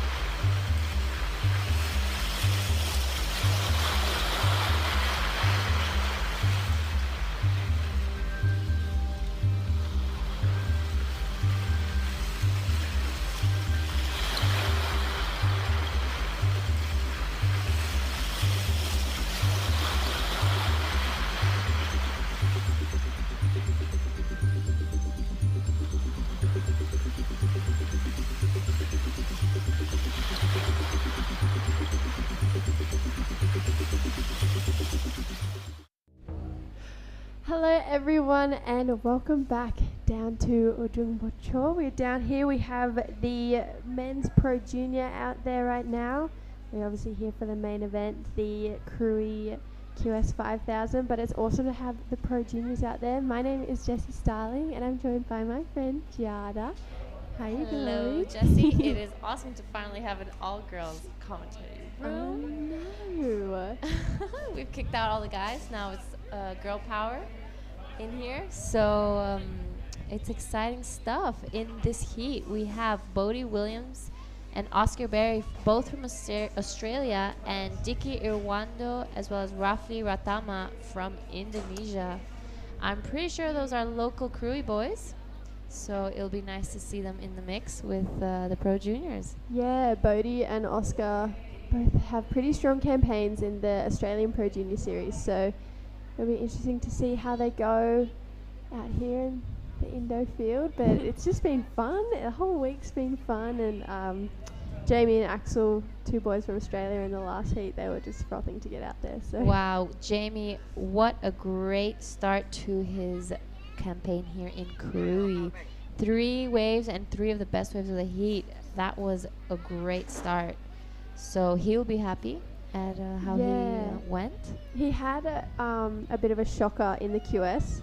He ended up getting the highest wave of the heat, but couldn't get another wave on that. That was a really big day, and so I was with him before he paddled out for his heat. He goes, "I'm just gonna go and catch as many waves as I can," and then it worked out for him. So yeah. Wow, that is so great. So tell me, do you know anything about Bodie Williams or Oscar Berry, as they're new faces to me, and I would like to know. Yeah, no, they're both friends of mine. So Bodie is from Victoria, but he's just moved up to Lennox Head and he's working full time. Here he is on this wave.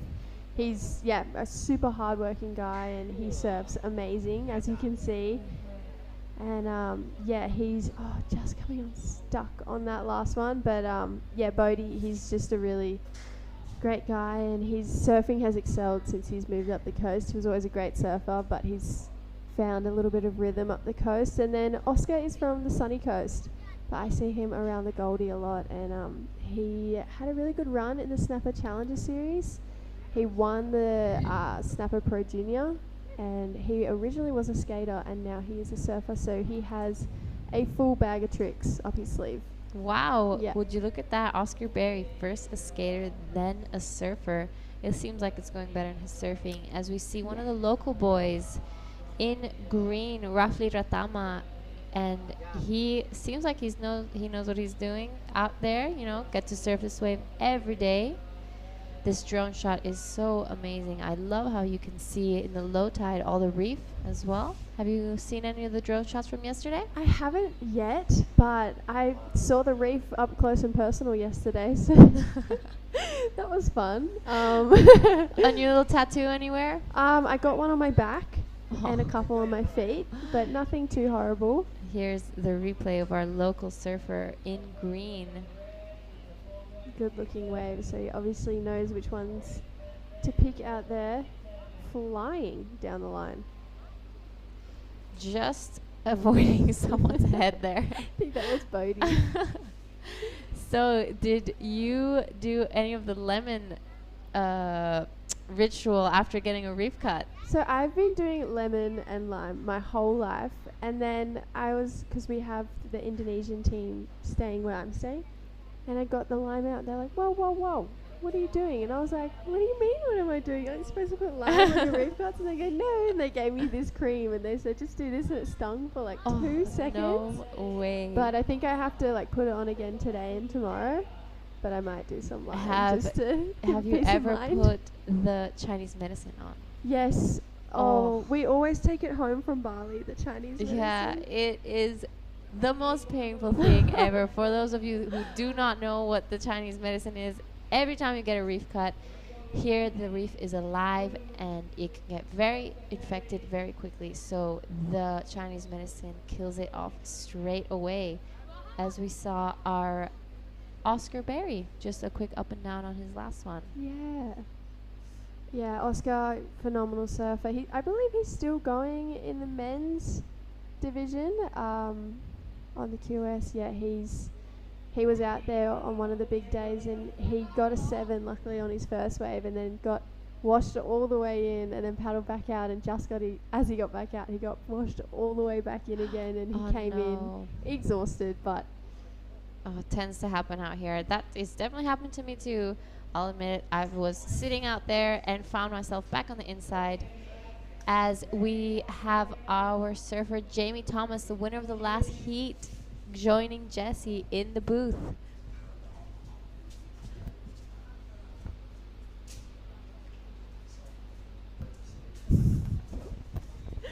all right, I'm joined by my good friend Jamie Thompson. How you going, Jamie?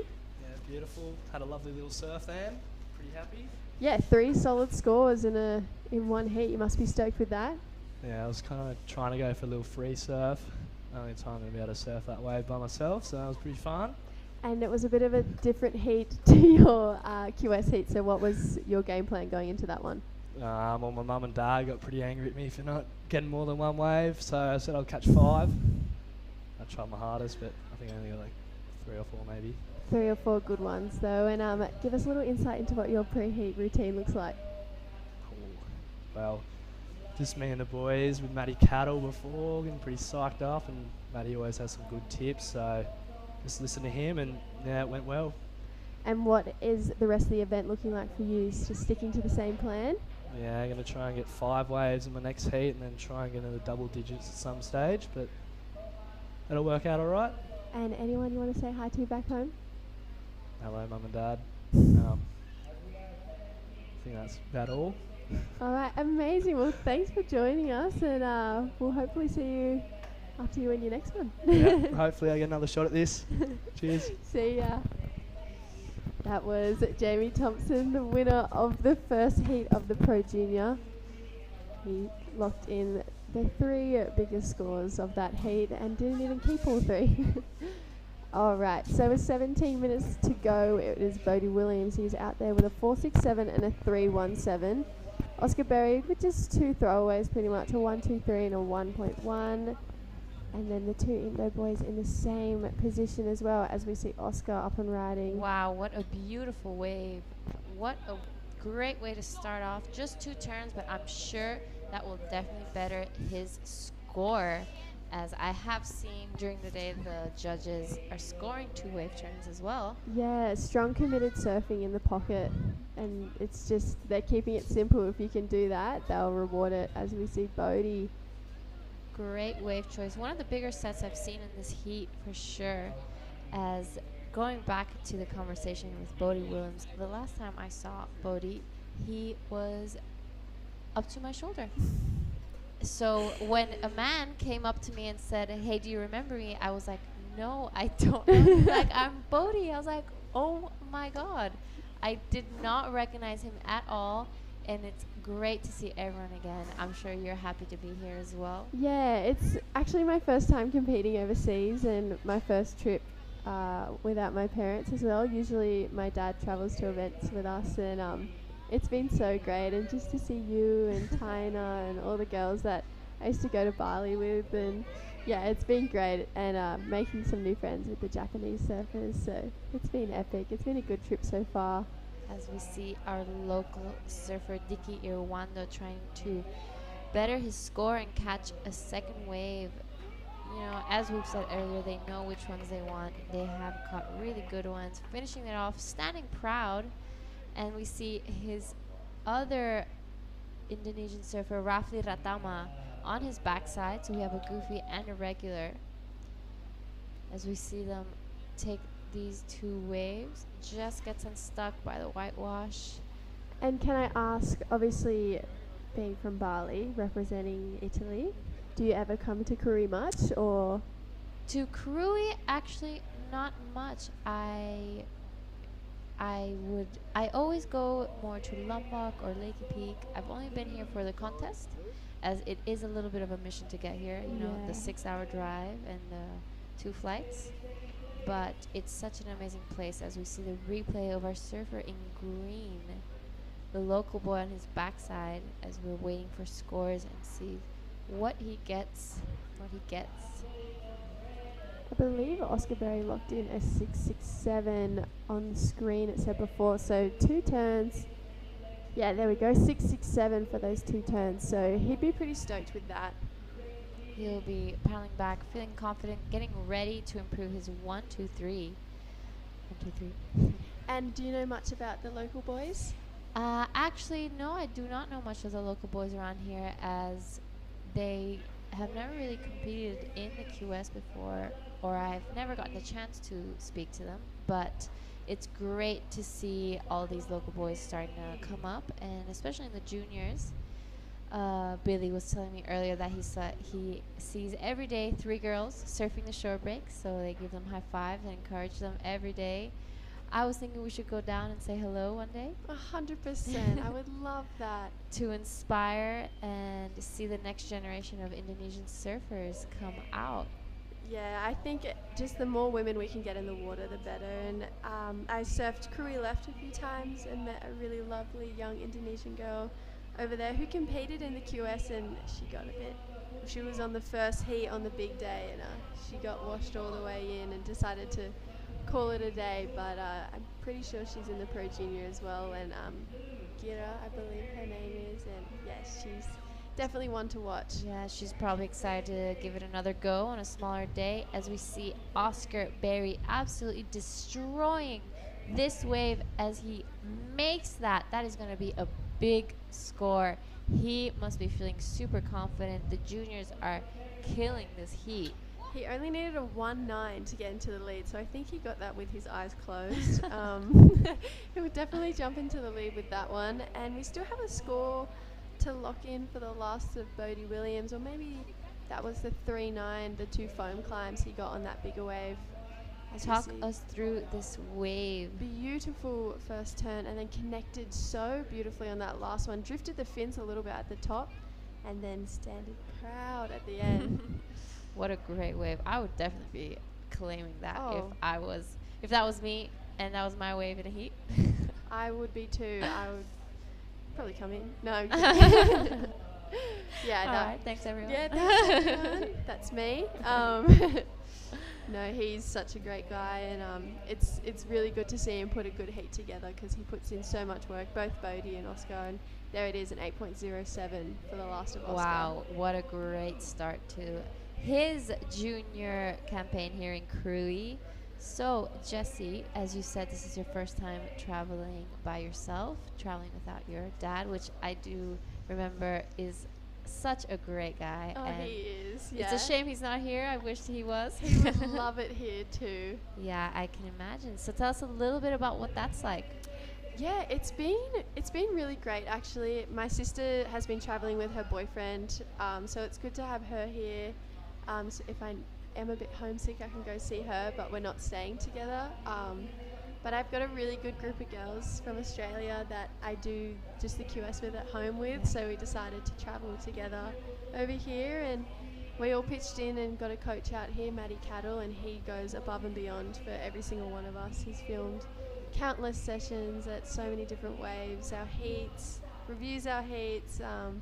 Yeah, he's amazing and just wants the best for everyone, so that's made it a lot easier. And my friend Charlie, her dad, has come as like a chaperone for all of us, so he is a legend, so it's been good to have him. But I think I'll definitely come back to Krui outside the event. I just love it here, and I'll bring my parents. So how long have you been here before the event? I got here on the 6th of June, so been here for a little while. We got a proper week in before the event started, and got the big wave boards out. It was pretty big. It was huge when we got here. Yeah. I was surprised, as I've never seen Krui this big, actually. It was just the gift that kept on giving. It was so big, but it was fun. All of us girls, we just decided to go out each day and just push ourselves out there, and we'd go and have a fun surf at Krui left, and then we'd come back and get our big wave boards out, and we'll push each other, try and get at least 1 or 2 waves. Take us like an hour. That sounds like so much fun. I love a good girls trip. I am weak for those things. And it's so great when all your girlfriends are out there and you're surfing together, and it actually, you know, helps you push each other in your level of surfing and actually catching those bigger waves. You see your friend catch one, so you want one like that as well. It's pretty much been like that, and it, you know, it'd be funny if these like 12-foot sets are coming through and we're getting them on the head, and we look at each other, we go, bail or duck dive? And we go, duck dive, and we'll all come up just like absolutely just washed away. But it's just been so fun, and I think most of us have got knocked out. There's Ellie and Willow are still in, but it's pretty, you know, they've done well, so it makes us want to do well and, you know, get the job done at NIAS. Yeah. Wow, well, Willow Hardy, what a great surfer, and so young as well. She's definitely a standout in this event, and I'm excited to see her. Will she be joining the juniors as well? Yeah, I believe she will be, and Ellie Harrison as well, but Willow gets a lot of practice out Margaret River. That's her home break, and she's definitely not scared. So on all the big days, she was the one pushing us, and she's the youngest out of all of us. Will you be joining the juniors? I am first alternate. I was a bit of a late entry, but we can't take the points back to Australia from the juniors, so it was a bit of a, I'm not sure, but unfortunately I got knocked out a little earlier than what I was hoping for in the QS, so any heat I can get out here is a win. Yes, and I'm sure you'll be joining us in NIAS as well and get another opportunity while we're there. As we go back to our current heat, Oscar Berry, wow, what a great start to his junior event here. Bodie Williams looking for just a 924. Oh, just a casual 924. And the local boys needing to get a little bit of work done to get back into this heat. But what a great event. And, you know, the forecast for the next few days is still looking really good. So I'm excited to see how finals days goes down. Yeah, I think it'll be a great day, a great couple days of action, and pretty sure finals day we finish up, and then a few hours later a lot of us jump in a car and have an early morning drive to the airport to start the commute to NIAS. But yeah, even there's still a lot of punch out there. I went for a surf this morning and got washed in with the high tide on the walls. This wave, Krui, tends to pick up on the high tide. The waves do increase when it's higher, and when it's lower it does become a little bit smaller, a little bit cleaner, and easier to handle. As we were seeing in the third day, I think it was, I was out there ready to compete, and it started bombing through, and they had to eventually call it off because it was gigantic. The same day, the local girl unfortunately got that little scare in those sets. As we see here, everyone, all the crew down at the beach, some getting ready to surf their heats, others cheering on each other. Yeah, there's a little section you can kind of see there, those little red chairs and the camera set up. The Australians have pretty much adopted that section. We all hang out there and support each other and get ready for our heats there. So the Australians have kind of, you know, come together in this event, so it's been great. That is great to see. As you see the Australian right now in red, smashing this wave, looking for a 924 to take first place. Wow, what a great wave. Unfortunately, just gets unstuck on that last one. Yeah, almost didn't need to do that last turn, but the damage was done before that anyway, so we see Oscar just up and out of that one. Wow, what a great wave from Bodie Williams as well. He'll definitely be feeling good. A little bummed, I guess, that he was not able to complete that. And our surfer, Rafli Ratama, the local boy, looking for a 747. Great looking wave. And just gets washed from the whitewash again. Something that always impresses me in the replays is when those bigger sets come by and we're looking at the end of the wave. The whitewash is so big that you cannot even see the surfer anymore. Wow, we have had some big waves come through this whole event. It just has not stopped. Every morning we get up and it's just, oh, there's another 8-foot set. Great. No, it's been so fun, and I think it's been amazing to see all the surfers really rip in and have a go, especially for a lot of us who don't surf reef breaks that often, and reef is quite scary Yeah, I can imagine so, and especially the idea of having to put lemon or Chinese medicine in those reef cuts, as we see the replay of our surfer in green. Great wave from the local boy. Beautiful technique. Unfortunately, that's the second time he's come unstuck on that whitewash section, but it's always bigger behind you. And but I love the fact that he's going all the way around and trying to do a full roundhouse. It's technically perfect and old school backhand surfing, so it's great to see. It would be a great idea to ask one of these surfer boys what made them start surfing. Oh yeah, I think it would be epic. And we're lucky enough to have a couple surf guides at the place where we're staying, and they just say like surfing here is the best. They just think they have like they have the best job. They just get to surf perfect waves. And during COVID, they were showing us photos, and he was saying that on perfect days he would zoom in and he was like, it was only me out and it was perfect 6-foot Krui. Oh, I can imagine. I spent my COVID years in Bali, so it was a little bit of a break for the island.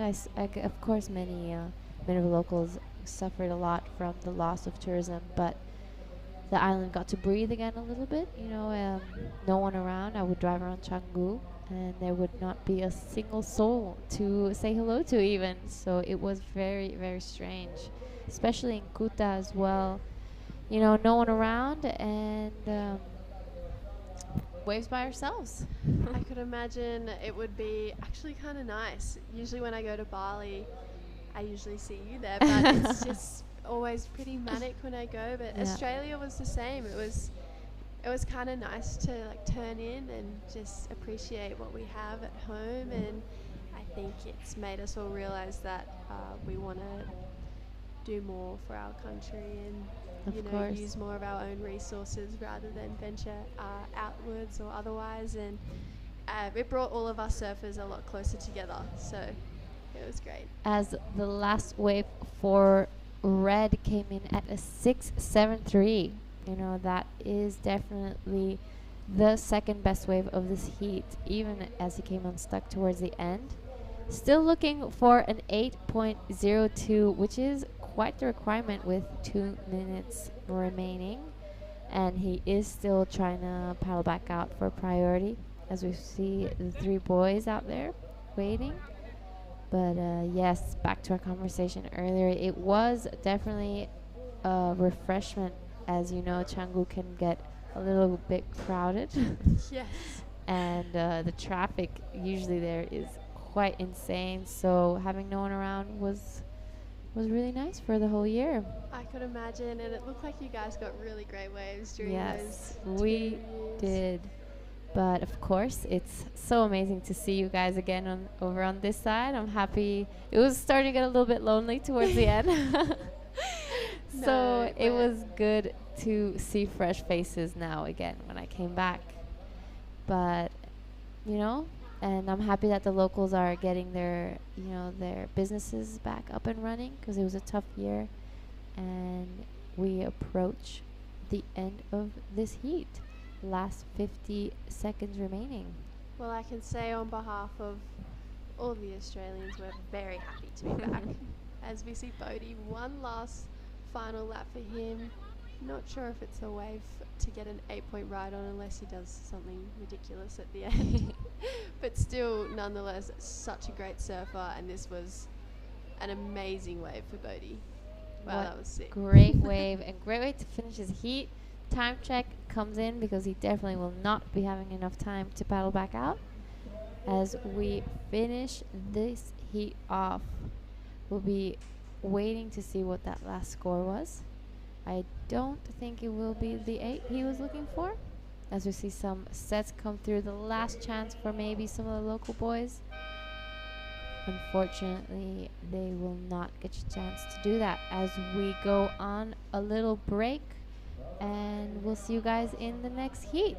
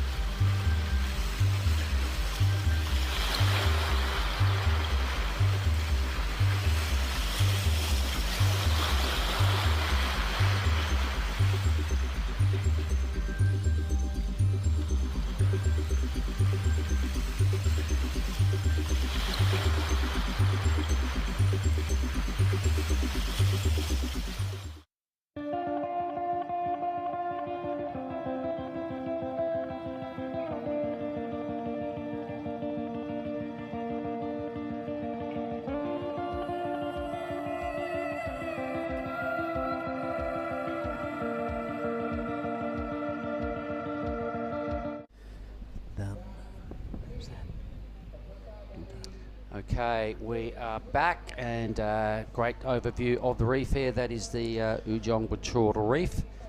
This is heat 3 of our Pro Junior men's, and it's a bossy round at that. There's been some insane surfing. We've got Marlon Harrison in this one out of Australia in red. Another Australian, Tane Dobbin in the blue. Saxon Reba, another Aussie right there in the white. And Duta Adrian out of Indonesia. Atala. There you go. All right, we'll go with that. And he's in the green. But it's been a bit of a mission because a lot of these guys have also surfed in the men's round, and they're doing pretty well. All right. But Jamie Thompson has been featuring pretty highly. He's been ripping. He shredded his opening heat. We've also got that Leo Casal later on, the Brazilian. He'll be in tomorrow's action. He just about made the men's quarters, so watch out for him in the Pro Juniors. Kian Martin is also a junior. Barajo Barrel. Who? Ra Keko. My Choo Saya, my grandson. I can't wait to see him in action. If he's good a surfer as he is a cheeky monkey, he's going to kill it. Bronson Varun. Well, he gets that from his granddad. But anyway, more importantly, we've got a bit of business to get through here with Marlon, Tane, Saxon, and Duta. Fadil Atala, we'll call him. Okay. How do you like that? Padil. Is it Padil or Fadil? F. Fadil. Fadil Atala. So what are you making of the conditions out there, Billy? Are they improving? There is a little bit of an onshore waft. When I say that, it's just not offshore. So it's not actually forming any white caps out the back. It is putting a little texture on the face of the wave, but the bonus factor about that is it's offering a couple of lips to hit, a few sections. When it's perfectly offshore, it's not much those little things you can see breaking on the bit of coping on the inside. Yeah, a bit of coping grind. So why it's not picture perfect, the positive out of the negative is there's places to hit. Not only that, look how much lower that tide is compared to this morning that was washing right up onto the break wall. You can see it draining off the reef. You can just about see the razor edge reef line right in front of the gentleman there. So, yep, and look at this picture from the beach. You can see it's just about, probably 100 mil of water on the reef right there. So there's not much compared to what was going on this morning because it was pretty close to a full moon last night. When I got down here this morning about 5 o'clock, mate, the big old moon was right there. It would have made a good photo, but I didn't take the option. 21 minutes. So next, one more of these heats, then we go back to the women's round of 16. 4-person heats going on there, and then to finish the day for everyone online, you've got to stick around for this because we've got 4 men's quarterfinals, man-on-man jobs. We've got 5 Aussies, we've got a Brazilian, an Italian, and one more random. I can't remember who that is. Let me have a quick squeeze through the men's quarters. We are kicking it old school here at Krui with sheets of paper and pens and stuff everywhere. And it's Billy Stammer, of course it is. So there we go. Kiwi, bro. Sure. Now, I got a message off Nick Chong this morning. Let's hope he's listening. And he's told me Billy's nickname. Billy Stammer's nickname. Yep, so while you call this action, I'll look it up. Go on. All right, so Saxon Reba. I remember seeing him in the men's rounds. I'm pretty sure he won a heat or got through a heat. What's his nickname? Of course, it's Bilbo Baggins. Bilbo. So Billy will feature in that 3rd quarterfinal. He's up against, no, he's not. He's in the last quarterfinal against Reef. Wow. Reef Hazelwood in quarter 4. Quarter 3, Rio Wider and Solly Bailey. Quarter 2, Taj Stokes, Jesse Mendez, the Italian. Yep. And 2 Aussies, Jarvis Earl Wasp, be careful of Jarvis, he's a demon, and Mike Clayton Brown, another Australian. Tell you who else. I just got a quick message from who is watching from the other side of the world. Is Courtney Conolog tuning in, checking it out. Good stuff, Court, and geez, I loved her performance over there at G-Land. Didn't get the result she wanted, but did a lot of great free surfing around the event. Always cool to hang out, so sending you our mojo, Court, and all the best in El Salvador. Meanwhile, a nice wrapping cutback to kick things off for Tane Dobbin. This is a slightly better angle. At least you can see the steepness of the wave. It's a little tricky to tell with the drone exactly what the boys' sections look like. Tane just pacing himself well. He's got a nice section just here. A series of wraparound cutbacks. I'm sure he's got a little bit more oomph in his surfing when he decides to really kick it into gear. Boom. He's looking rather relaxed. He's got a touch of the Machados right there, mate. He's just cruising. But here we go, green. Yeah, this is Adrian. I've decided to go with that now. He's matching board, matching Rashi. Looks like a slight little fellow, but he's got some good skills on him.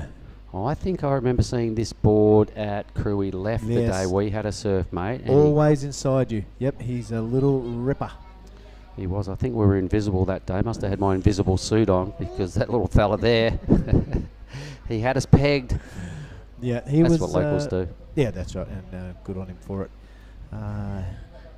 He really performed at Krui left, didn't he? But this is a different animal. It's a bit more oomph to this wave, and there's a few more bumps and lumps on the face. And there is a priority ruling as well, so he's got to remember about that. That could bring him unstuck. What do you mean I just can't go inside and get any wave? What do you mean I've got to give that bull away? Why? All right, so the surfer in white, who was it again? That guy? Yep. All right, let's have a look. I know. I've got our Saxon. Saxon rebar. So replays of the opening exchange, couple of rides from the Goofies, green, white, and I think it was blue. Yep, it was. All right, winner of the last heat. Let's have a little chat with this one. I've got it. It's Oscar.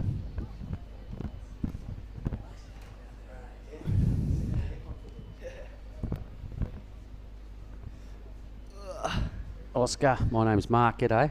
How are you? Good. Now, you're backing yourself up here in the Pro Juniors. I was pretty certain you did quite well and almost made the quarterfinals in the men's. Am I correct? Yeah, you are. I ended up making the round of 16. Kind of had a bit of a shocking heat yesterday afternoon. Just a bit out of rhythm with the good waves.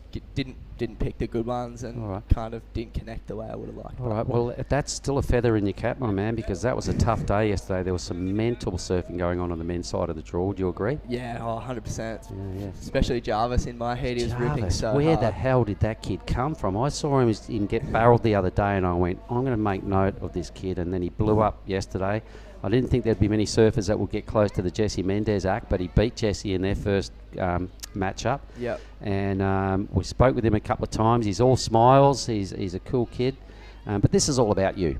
So tell us a little about your act. Look at your numbers, an 807, 667. Good heat by your standards? Yeah, it was a little sloppy at the start. I kind of didn't really get going as fast as I would have liked, and then I got the 6 at the start, my first scoring wave, and I was kind of like, all right, just get myself on the board, and then paddle back out, and kind of halfway up, one popped up that kind of looked like it might have had a little double up, and kind of just got it done, and ended up having 2 nice sections, so just tagged them both. And 807, bingo, into the excellent range. Well done.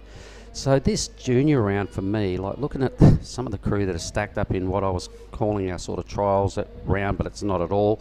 Who are some of the other demons that we should watch out for? Because it seems pretty loaded for me for a Pro Junior. It is, yeah. Marzi in this heat, Marzi, Saxon and Tane. I surf quite a lot with all of those boys, and back home in Australia, and yeah, I'm sure they'll be looking pretty deadly out there. Saxon's got a pretty mean frontside wrap on him, so just, yeah. I can see Jarvis's name Jarvis, over here. Jarvis in there. That Leo Castle, you know, the little goofy footer, the Brazilian. Yeah, he actually came. I did a trip with him to Portugal for the Quicksilver Young Guns. And yeah, we were both on that trip together, and yeah, he spent a bit of time in on the Gold Coast at my school too, so we kind of known each other. You Crumman Palmer, Palm Beach, Crumman.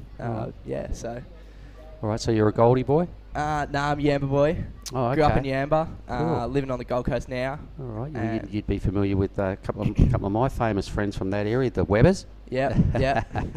Jeremy Walters. Yeah, know the Waltz. Dan Ross. Yep. I do a bit of work with Dan. So. Okay, cool. Yeah. And then LSD, Luke Short, he's up there making boards, isn't he? Yep.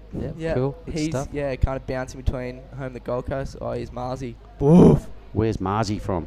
He's from I think he was born in Vico and moved to the Goldie when he was a bit younger. Oh, look at this section. Oh, Boof. yeah. Good work. Make it. Yep. Easy, Yeah. easy, no worries. Good Yeah. solid ride there. So the Pro Juniors is a stacked division. What are your immediate plans, your goals? One of the reasons you're doing this event, where are we going with your surfing? I want to make tour. Yeah, great, Yeah. great, Yeah. straight up, good, Yeah. good, strong Um, claim. So first of all, you got to get on the Challenger Series. Yeah, that's yeah, what you're doing that's here. Right. I got a taste of the Challenger Series in Australia. I got to do the Snapper event and the Manly event. Did quite well at Snapper. Got a 9th there. Wow, that is a good result. Yeah, Well done. It was really good. So it's just really sick to get a taste of it. But yeah, on to the regional QS this year, and yeah, try and book a spot on there full time. So that taste has made you hungry for more, yeah? Yeah, All 100%. So when you look at the CT and you go, I want on, who do you draw inspiration from out of the top dogs? Hard to go past Philippa. I think he's my favourite surfer on tour now for sure. All right. It probably would be John, but he's injured the whole time. So He's just not doing John things at this stage, is he? There's something missing, and it's Yeah. you could probably pin it on the knee. Yeah, no, All right. I love the speed of Philippa. He's unpredictability, massive calves, massive airs. Yeah, he ticks every box Yeah. pretty much, doesn't he? Yeah, So incredible all right. surfer. All right. Well, if you can get up near his level, mate, you will be on the tour and you'll be winning CT events for sure, because he is a red hot campaigner. Surely he's got a world title in him. If any year's his year, it's probably this one. All right. I think he's looking pretty red hot. All right. Good call. Good stuff. So what else have you been doing on your downtime? We've had a few. Well, we haven't had many lay days, but I'm sure you've had a few squeaky afternoons or mornings where you've got stuff going on. Yeah, a few mornings before the comp, we went and got some good waves, and kind of, I don't know, it really makes it a bonus if you make some heats in the comp, because you're getting the best waves ever. So it's like a surf trip mixed with doing heats and getting points towards the goal Yeah, of yeah. making the getting into the CT and all Yeah. that good stuff. Yeah. You've been to NEAS before. We're up there next. I haven't. Oh I my haven't. God, I'm man, very, you're very gonna love excited. it. You Yeah. are going to love it. The forecast says a couple of 10-foot days penciled in. So I hope you got something a little bigger than a 5'11" or a 6'0". You need something a little bigger than that to get over the edge. It does sort of. It goes like this. You're taking off. It's like that. Yeah, I've heard it's nearly like a stationary wave at the start, and then you get into it, and it just. It's about getting over that edge, my man, and setting your rail without getting to the bottom, or you're gonski. Yeah. So that's going to be good fun. I'm so I'm looking excited. forward to seeing you up there. And who are you travelling with? I'm travelling with the Sunny Coast boys, Alistair, Reg, Hanado, Noel Stocker, Cooper Davies, and we got Hanada Ozawa. Had a heat with him yesterday. I like Hinata. He's cool. Yeah, yeah. He's been doing our rounds through window for a long time. Check out your mate's number. Look at that, an 817. There he is. Yeah, all right. He's dangerous. He's dangerous. Well, so are you. You're rolling with some good crew, and on we go through to tomorrow, buddy. So I'm just going to say, Oscar, it's been a pleasure having a chat with you. Would you like to sign off and say anything to your mates down the chute there? I'll say good day to my family, mum, dad, my sister. Say good day to my girlfriend Jordan. And yeah, hopefully the waves keep pumping and can keep getting my backhand working. It's always good to say good day to the girlfriend, mate. You're winning points. Well done. Good thinking. All right, Oscar, that's been a pleasure, buddy. Thanks, all the best. heaps. I'll be watching your name through the draw. Cheers, bro. Lovely. Thank you. Thank you. Oscar Perry right there, and doing a good job through to the next round. He's a fun lad. Wants in on the CT tour, and he's heading in that direction, so good stuff. Meanwhile, Marlon Harrison, Marzi, he calls him, is doing a great job with the 817. Needs a backup. And some other decent numbers there for Saxon as well. A 517, I believe. He goes blue, so Tane is trying to play catch-up. He needed a small number to go into second. He spoke well. He's a good fella. Yeah, he's a good fella. Had a bit of a chat to him yesterday, and exciting prospects coming through for Australia on those Challenger Series if they get there. First and foremost, get through the QS 5000s. Yeah, there's a lot of points up for grabs, which is the main attraction here at the Krui Pro, and moving on to the NEAS Pro. Of course, there's a pretty handy payday along the way. The another attraction is surfing in board shorts in really sick waves. Oh, and nasi goreng. Back There's to back Leo. events. There goes the young Brazilian. Yep, he's looking pumped. That chest is getting more and more pumped out as the draw continues. He carries himself with confidence, doesn't he? I like him. He walks with purpose. 17 years old. He came over from Brazil by himself, so you've got to love that kind of act. Here goes Marzi. Yeah, that's a beautiful looking slicing cutback. Now he finds the lip because he went really deep on that return. Looks like he'll stay busy through this full part and finds the lip again. So really, really mature surfing from that young man, Marlon Harrison. Only looking to replace a 1-0-0. I think he did that when he stood up. Here goes Adrian. There goes Adrian. The Krui left king. Yep. Matching green board. Swishing his way around to the inside. Look at this thing. It's like double overhead for Adrian. Go for it, son. Where's the tube, he says. Normally used to duck it under the curl. Oh, hang on. There's a recovery. Does he get back up? That was awesome. That's pretty funky. All right, I think I've just found my new favourite Krui surfer, and it is Adrian. He's still not going to give you a wave, even if you say that to him. Yeah, I know. Nice try, though.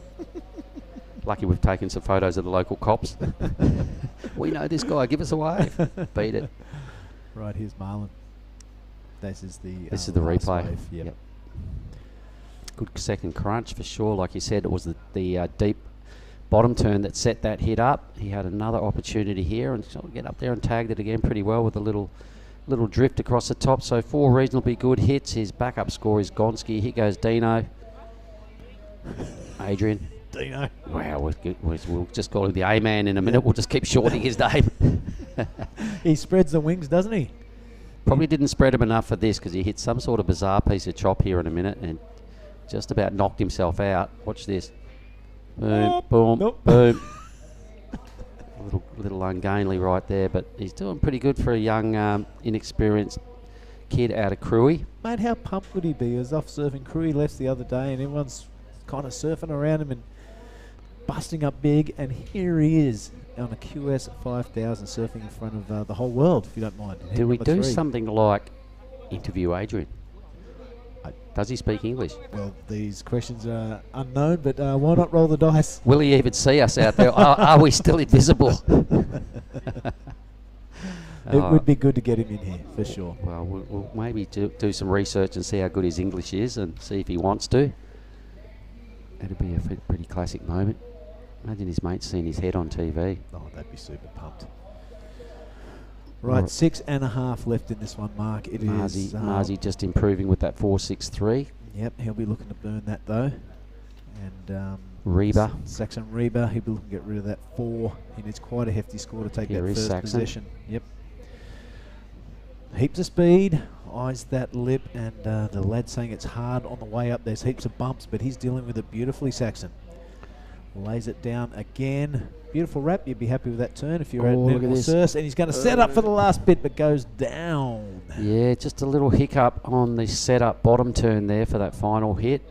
It's a hard section to hit. You've got to get up there early. You've got to get up there carrying some good speed and be well balanced. And he was kind of lacking a couple of those ingredients for the last hit. So the replay here, it's kind of looking like he was on his way to a decent number. The couple of the hits there, not too bad in the big scheme of things. You know, the Pro Junior division I thought might have been a sort of an easy peasy affair, but there's some pretty bossy surfers in it, mate. Yep, and they're all pumped on their pet division. Yeah, because a lot of these guys that were, you know, these really good surfers we're seeing in this round also went in the men's as a backup. They did pretty good, but they're like, righto, I didn't get as far as I wanted in that, so look out, juniors, here I come. Yep, and a lot of them, it's their last year in the juniors, the older guys. You know, So they'll be throwing the kitchen sink at their performances, no doubt, and pretty keen to sign off in style. So Adrian, what's he sitting on? 5.42 wave total. Needs a 717. Has he got a 717 in him at the Krui left? I think he has. Yeah, he's got a Ujong Bachor. A little bumpy and lumpy out there. I'm not sure whether he can ramp it up enough for the 717. I hope I'm wrong. He's got 4 minutes to work on it. He's nowhere sighted on the priority side of life. So probably still a fair way off the peak.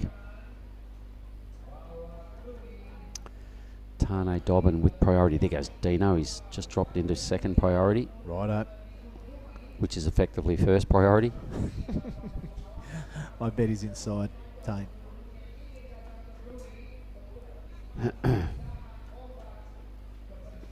Yeah, why don't we try and get him in here? I reckon it'd be quite funny. We'll try and get the winner as well. You Just double up. Get the winner first, and then go and hunt down Adrian. Dino. If that's his name. The A-man.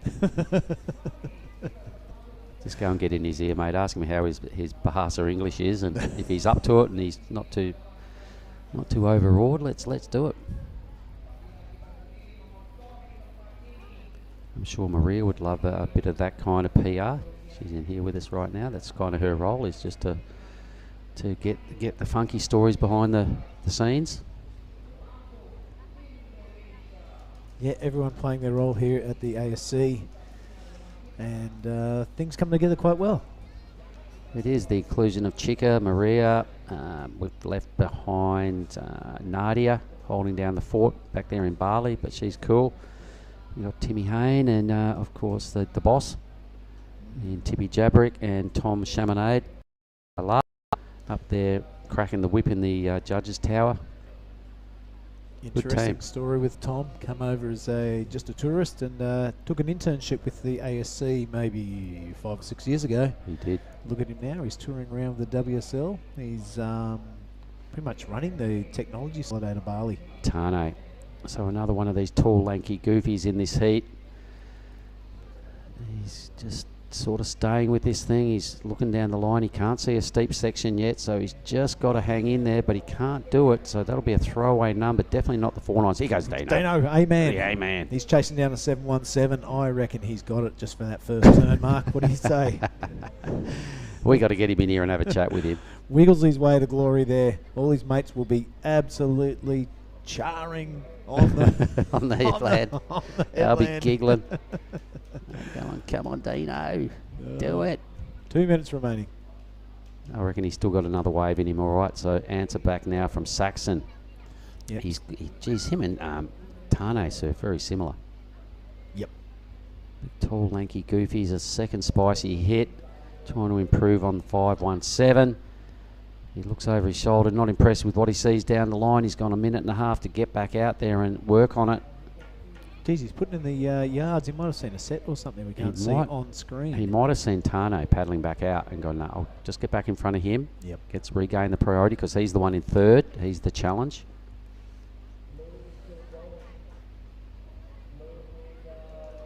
So who happy is Marlon Harrison at the moment. He's got the lead. He's got a 7.48 between him and second, and he's also got priority. There's only a minute and 15 left. Oh, here he goes. I told you get another wave. Dino. Yeah, man. What's he got this time? Chattering down the line, spreading the wings, almost getting near that white water.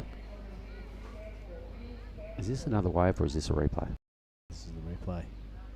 Let's treat it like it's another wave.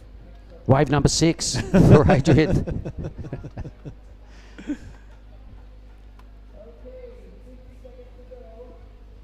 Tane didn't go near the requirement just then. 45 seconds. It's looking like either way. 2 Pro Junior men, which I'm pretty confident will run tomorrow. Those grommets would have been coming up to day 6 without pulling the ratio on some of them kids, and they're a little bit furious. Yeah, they're itching. They want in on this contest, saying, what do you mean I've got to go home again? You guys are making the wrong calls. 20 seconds to go. Marzi. Marlon Harrison, our heat leader. So from like that, you can see why it really flares the tail on that first turn. Couple of stage cut back there. It's a bit of a victory lap for him with only 8 seconds to go. He'll be waving to the crowd, doing a chop hop and a belly flop. Bit of a Superman off the back of the wave. And right in cue, I reckon Saxon, this wave does count as well. I'm pretty sure he was up to his feet before I heard the hooter. Inside track looking really good for Reba. Wow. Reba. He's chasing down a 7.48. He's going to have to really spice things up on the inside. They were 2 really solid turns. That's not going to do it with a finish like that, Mark. Well, that was for the win, so a second's good enough at this stage. You know, he'll be happy with making it through to the next round. Surfed a pretty good heat. Well done. So that's it for Heat 3 of our Pro Junior Men's. We'll be back shortly with Heat 4.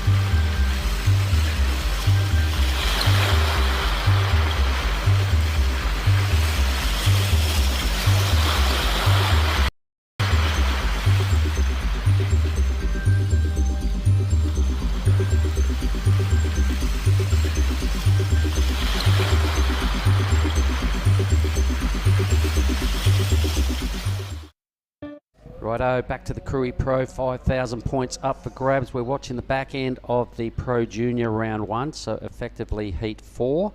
I'll welcome back Giada Lagardi into the booth. How are?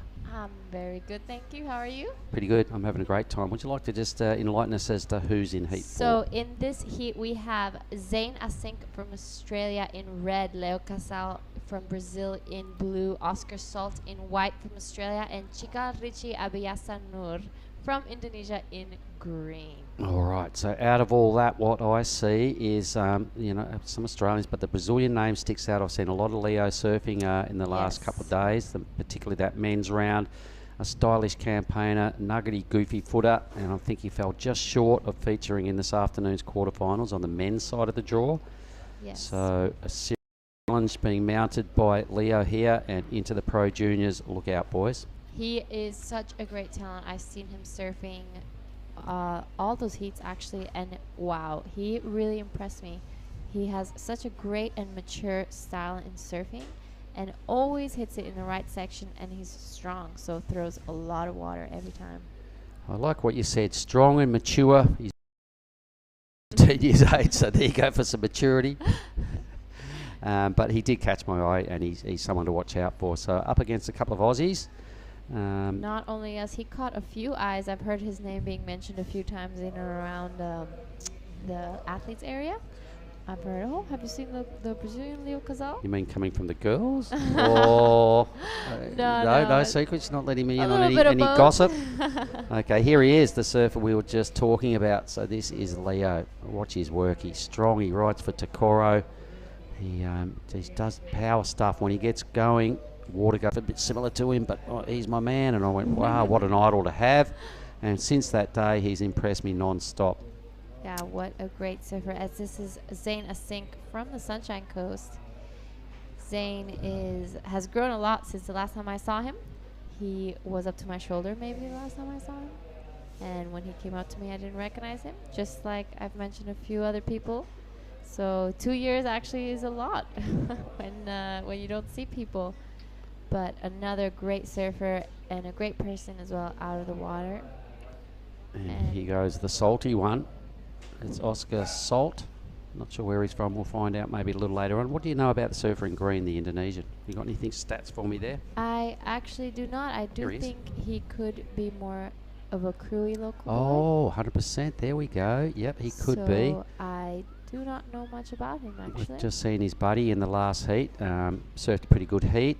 Did the surfer in green in the last heat. He didn't get through, but fairly inexperienced around this neck of the woods, especially with a rashy on. When all the big crew come to town, they're kind of like, oh my God, how's the level? How's the size of these guys? It's all a bit bizarre to their world, but in their infancy, we should say, as far as putting it together on a big stage, they do surf the Krui left well. They do, and they were picking out some of the best ways of those heats. So it does look like they know what they're doing out there, and they know what ones are. Yep, it was pretty hard getting one off them, but that's what you expect. And here's our surfer from the sunny coast again, Zane Asink. I think this might have been a replay. Oh. I think this was the replay. Oh yeah, you are right. So this is his second wave because he just got straight out of his first, gets straight out of his second. A little bit more work to be done right there. At the end of this heat, we flick back to the women's round.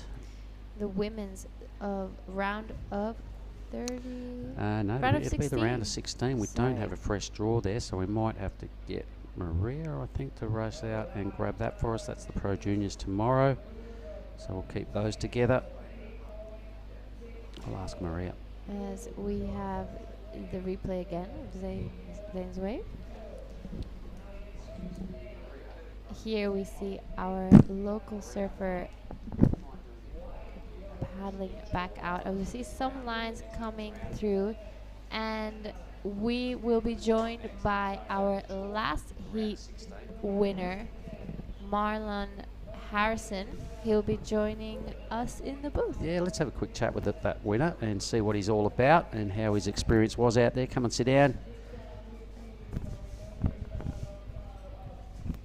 G'day Marlon, we'll just fix this up and we'll get it all set perfect. Okay, so Marlon, my name's Mark. How are you, champion? Not too bad, yourself? All right, a pretty good heat. How did you reckon it went for you? You busted into the 8s, so that's got to feel good. Yeah, it was pumping. You can't go wrong when it's like 5 foot, just like perfect left point waves, and yeah, frothing to be here. It's just paradise on earth. And All right, we were interviewing your buddy Oscar while this was going on, because he won his heat as well, and every time he caught a wave, he goes, Marzi. So I'm going to call you Marzi for the duration of this interview, if you don't mind. Yeah, that sounds good. Where are you from? I'm from the Gold Coast, at Snapper Rocks. You're just another one of the million shredders that surf there on a regular basis, yeah? That's it, just joining the crowd. Are you in the snapper board riders? Yeah, I am. All right, so I imagine it must be pretty hard getting out of a heat in the snapper board riders club. Yeah, it's pretty jam-packed. Like, the level there is really high, and everyone's really cool too, and just good vibes. Okay, so out of the whole snapper environment, let's have a chat about this. You got your big dogs that rule the thing. Probably got your next tier of dead set shredders that still take any wave they want off everybody. Where do you sit in the lineup at snapper? Third tier, second tier? I don't know. I just You get whatever what you want? tier. I'll just take whatever. Just the big dogs don't go. I think you got like Mick, Joel, and Dingo. They're just the chiefs, and you don't mess with them. And Vasa, and just everyone else, just free for all. And just What about Mitch Parko? He seems to take what he wants. Yeah, he is one of the chiefs. I wish he was here. I can't believe he's not, because he's done our Indo events a long time. Yeah. And he's a good fella. Awesome. So what else? How old are you? I'm 18 years old. Yeah, just live life in the Goldie, still in school, and just Around the corner, which is a major step up. Have you surfed that yet? Yeah, it's pumped. Yeah, okay. And then you've got a school, a couple of Ks of just hundreds of peaks down on the Mandiri Beachy. Just ridiculous. Have you It's helped like yourself to that? steroids. Yeah. Yeah, all just right. pumped. And then beyond that, as you get toward Krui Town, there's quite a few reefy options where it's some short slabs, some little Bingen type lefts. You've then got, your Jimmies and your Jennies. How It's all good is going it? on, eh? Just paradise. So good.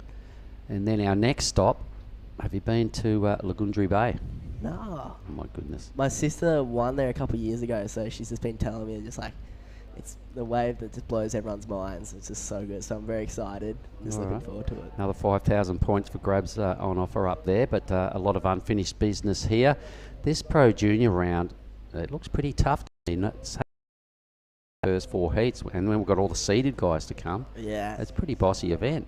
It's pretty funny because like me and Saxon first and second on the ratings at the moment. And you start off in the And very we started first off, round. We're just laughing. We're like, oh my god, and I'm staying with him too. So it's just like You unseeded rookie, you. Yeah. But yeah, it's so stacked. Coming back from El Salvador, and I actually met a lot of the Japanese surfers, so they're really cool, and I look forward to just putting my ability to them and just. Leo Castle. This guy did really well in the Opens as well. Didn't quite Rips. feature that strongly on that wave, but there's a lot to like what's going on. You know what else I like, mate?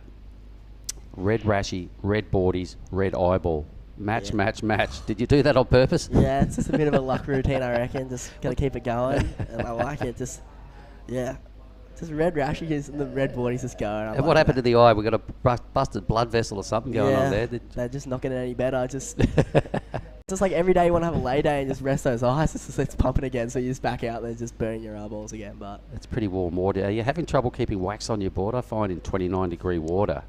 100%. It's pretty hard tricky, work. isn't it? I spend a lot of time in Indo, and I have a wax comb and a little bit of wax in my back pocket for that exact reason. Yeah. It just moves away from your toes and your heels, and you find yourself non-stop just looking at plain fiberglass because the wax just moves away. You can almost scratch it off with your finger, just like playing with it out in the water, melting, but it's sick. What do you know about this fella, Oscar?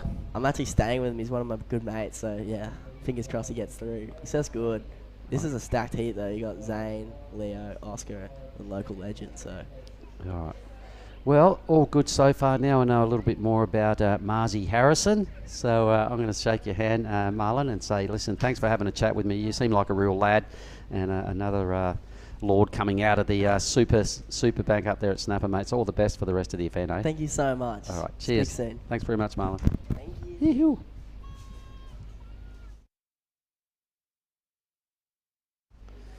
So Zane Asic is in the lead with that 5.67. His backup is really low. There's no other real highlights at this heat at the moment. Maybe Leo's first wave was pretty decent, but I'm sure everybody can factor in a little higher than what we've presently got on the scoreboard. So Goes up for the first turn up and just pulls out.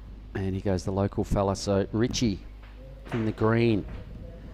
He'll have his teammates down there. He just would have his good friend who surfed the last heat, Yep. Adrian. on the beach watching. The local crowd is all there as well, Oh, asking that's for good. selfies. No doubt.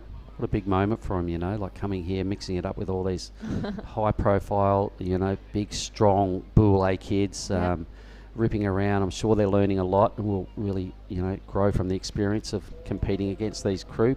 They must be really nervous. Oh, as they'd well. have to be fully. 100% they're nervous. I'm nervous that I've seen these kids all my life.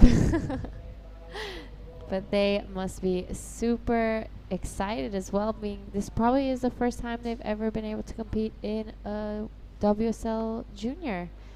Yeah. It is the True. first time. Yeah, because either that or they've just got to mix it up and go in the men's round, which they'd be totally out of their league. So history in the making right now. The first WSL junior in Krui. Yep, and the first 5,000. Yep.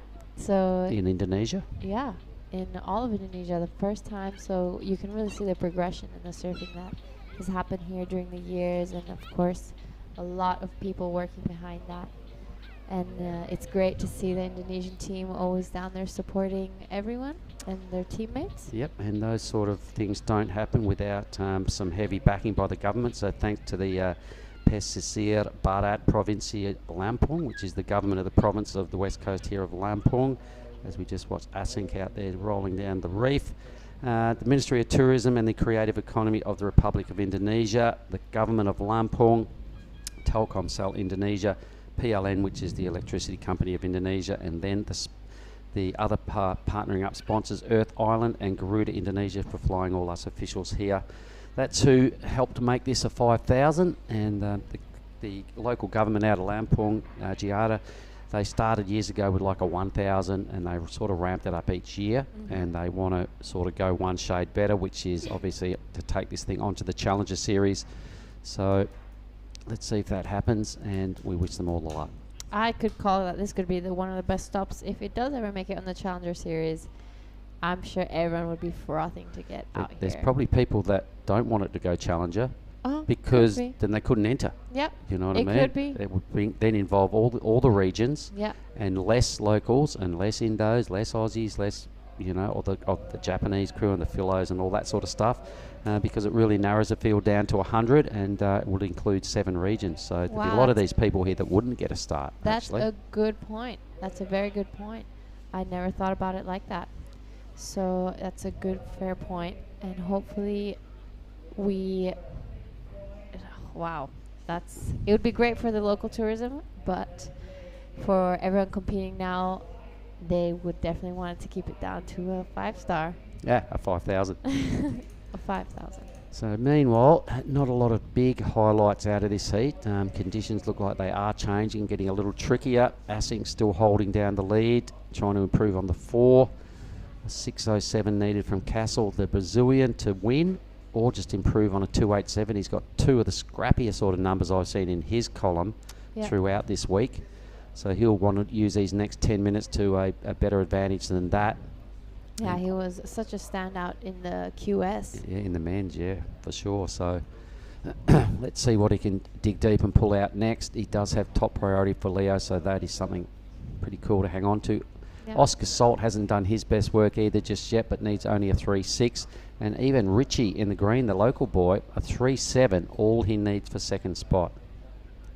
Yeah, the local boy must be paddling back out from one of the waves as he doesn't have priority, but he must be loving this, surfing his home break with just 3 other guys out as well. His mates on the beach. Yep. Selfies. Friends and family cheering him on down in the beach. Bit of nasi for lunch.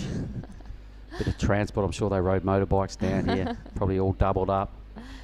Lots of cows around as well as I walk here. You got to be careful, don't you? There's a lot of tall coconut trees, which I noticed along this trail as well, and you know they can be a little bit dangerous, Giada. Definitely don't want one of those coconuts falling especially on a windy day. Yep. I was cruising along the other day on the road, walking up here to work on the left side of the road, trying to stay out of the way of the traffic and all that, and then I started looking at the trees going, well, how cool is this? And I thought, hang on, I better move to the right side of the road, and since then I've walked up the right side of the road and not under the coconut trees, because one little mishap there, and I agree. Was. And it's something that people don't really think about, but it's so dangerous. One of those coconuts falling on your head, and it's not a good sign.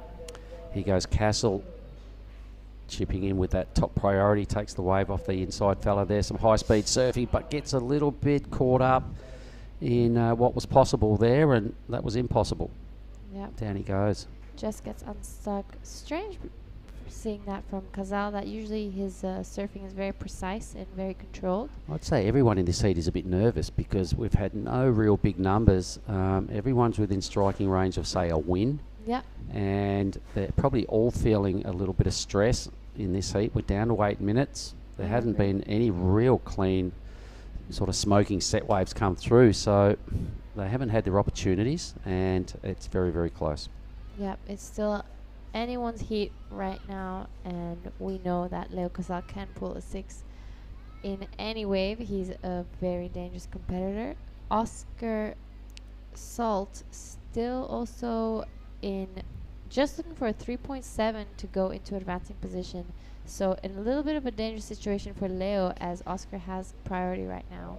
Yep, I reckon everyone's feeling that, a bit of danger, even ASIC there. You know, like when you're packing a mid-range 5, you'd sort of want that as maybe your backup number, not your lead score. And the 4-point ride is not a very convincing number either. So I'm sure Red is saying ASIC really, really keen to delete the 4-point ride. Here goes Blue.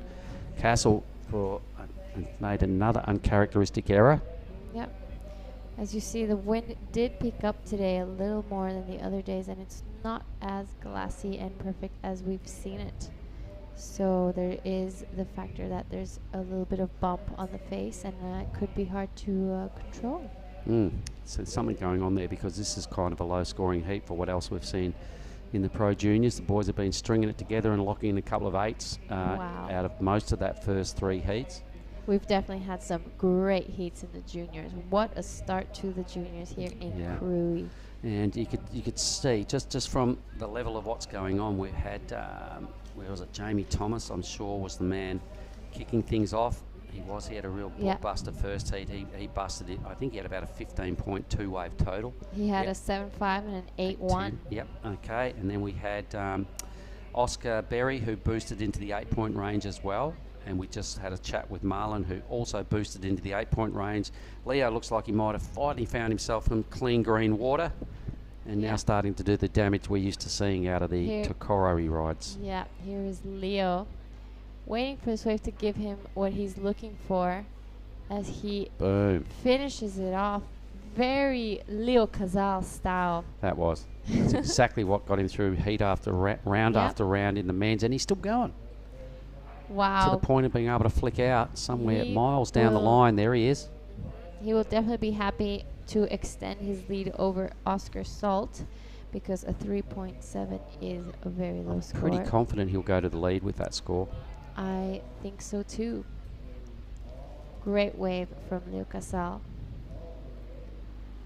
As we are approaching the 5-minute mark for this last heat in the juniors, and next up we're going straight into the women's. Yeah, and I don't have a fresh updated draw right there, so we're going to have to rely on our on the monitor to tell us who's in the next heat when it comes. 5 minutes remaining. I'll go see O Chim after this, and we'll get the fresh draw. I imagine it's a tough draw too, because there was a lot of good surfing out of the women's round. So all the first and second placings that we've seen this morning will feature in that next round. 4 heats of those before we go into man-on-man semi-final, quarterfinals. Quarterfinals. Wow, already getting to the finals day. I know, and I mean at the end of today there will only be 8 women left. There will only be 4 men left, but all our juniors. So at some point it's going to be a Gromfest out here. Probably just has to be tomorrow, realistically. I think so too. Tomorrow will be the Gromfest, a day just for the juniors. It'll be great to see all of them, and they must be frothing to get out there. Oh my God, they probably had 5 sleepless nights thinking they're on tomorrow, I'm on tomorrow, and it's like, what? What do you mean we can't be on today? You guys have got it all wrong. Here he is, right on cue. I just said I'll go see O Chim and get a heat draw. This is one more reason why you are the man, O Chim. How's that? He read my mind. He rolls up with a heat draw. Right on cue. You can tell us who's in the first heat. So it'll be down in the round of 16, heat 1, we have Kobe Enright from Australia, Nixie Ryan as well from Australia, Nanaho Tsuzuki from Japan and Paige Harb from New Zealand. That What will a way be to kick things the off. first heat Bossy. of the women's. And look at Leo, like he needed a 6:07. He got a 6, so there is nothing in it now between red and blue. Yep. And even the salty one in white needs a 4.91, and Richie in the green a high 6. It's anyone's heat still. It's not over till it's over. Leo would need to paddle back out quickly to catch his wave, or Oscar also needing just a high 4 to go into second. Yep, so only 3 minutes. Richie in the green with top priority. That's kind of going to bother Castle and Salt for an opportunity. The fact that they do not have first or second priority. You can see Asink there sitting in the lead. He's done his work early in this heat. I'm sure he'll still be a bit nervous about that 4 in his scoreline. Yeah, for sure. He's definitely going to be trying to improve that 4, as he knows that Leo Casal and Oscar Salt are just a step away from him. No one's safe just yet until the hooter goes. Looks like some motion out the back though, so maybe we might end with some fireworks. The back end of heat number 4. Round 1 for the Pro Juniors. Set might actually be pushing a little wide because green has not budged. Green has been waiting for a while for his wave. He does have priority out the back. Zane just second, which is a good situation for Zane, as I'm sure he will be, you know, shadowing a few of the other contenders to make sure he stays in his first position. Exciting stuff today as we go into the women's and afterwards into the men's quarterfinals. Yeah, that'll be you know, seriously entertaining afternoon. They surfed in some amazing conditions, probably some of the best conditions I've seen at this year's Krui Pro. It just started, the tide got right for the men's, the wind got all dreamy, about 2 knot onshore, but it was still barreling and wedging, and it started breaking right up the point. So here goes Richie. That was Richie. I don't think we'll see a replay of that wave. There's no need. Not a lot went on. But back to that men's round yesterday, Arvo. That was just mental. There was 2 rounds of them, and surfing up the point, helping themselves to every bossy section that came through. It was really high quality stuff.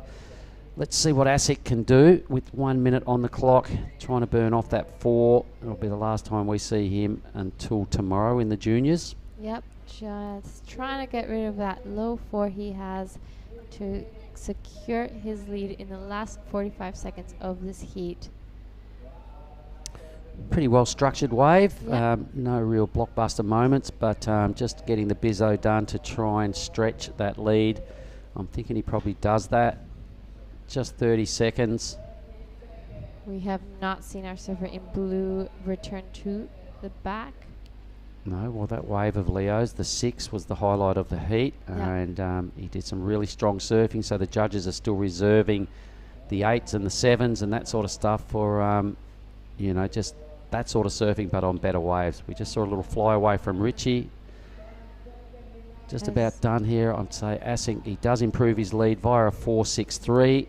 White now to challenge for second. That's not going to do it. Congrats to Asink and Castle moving through to the next round. Over and out for the Pro Juniors for now. We'll throw to an ad and we'll get right back to the women's round of 16.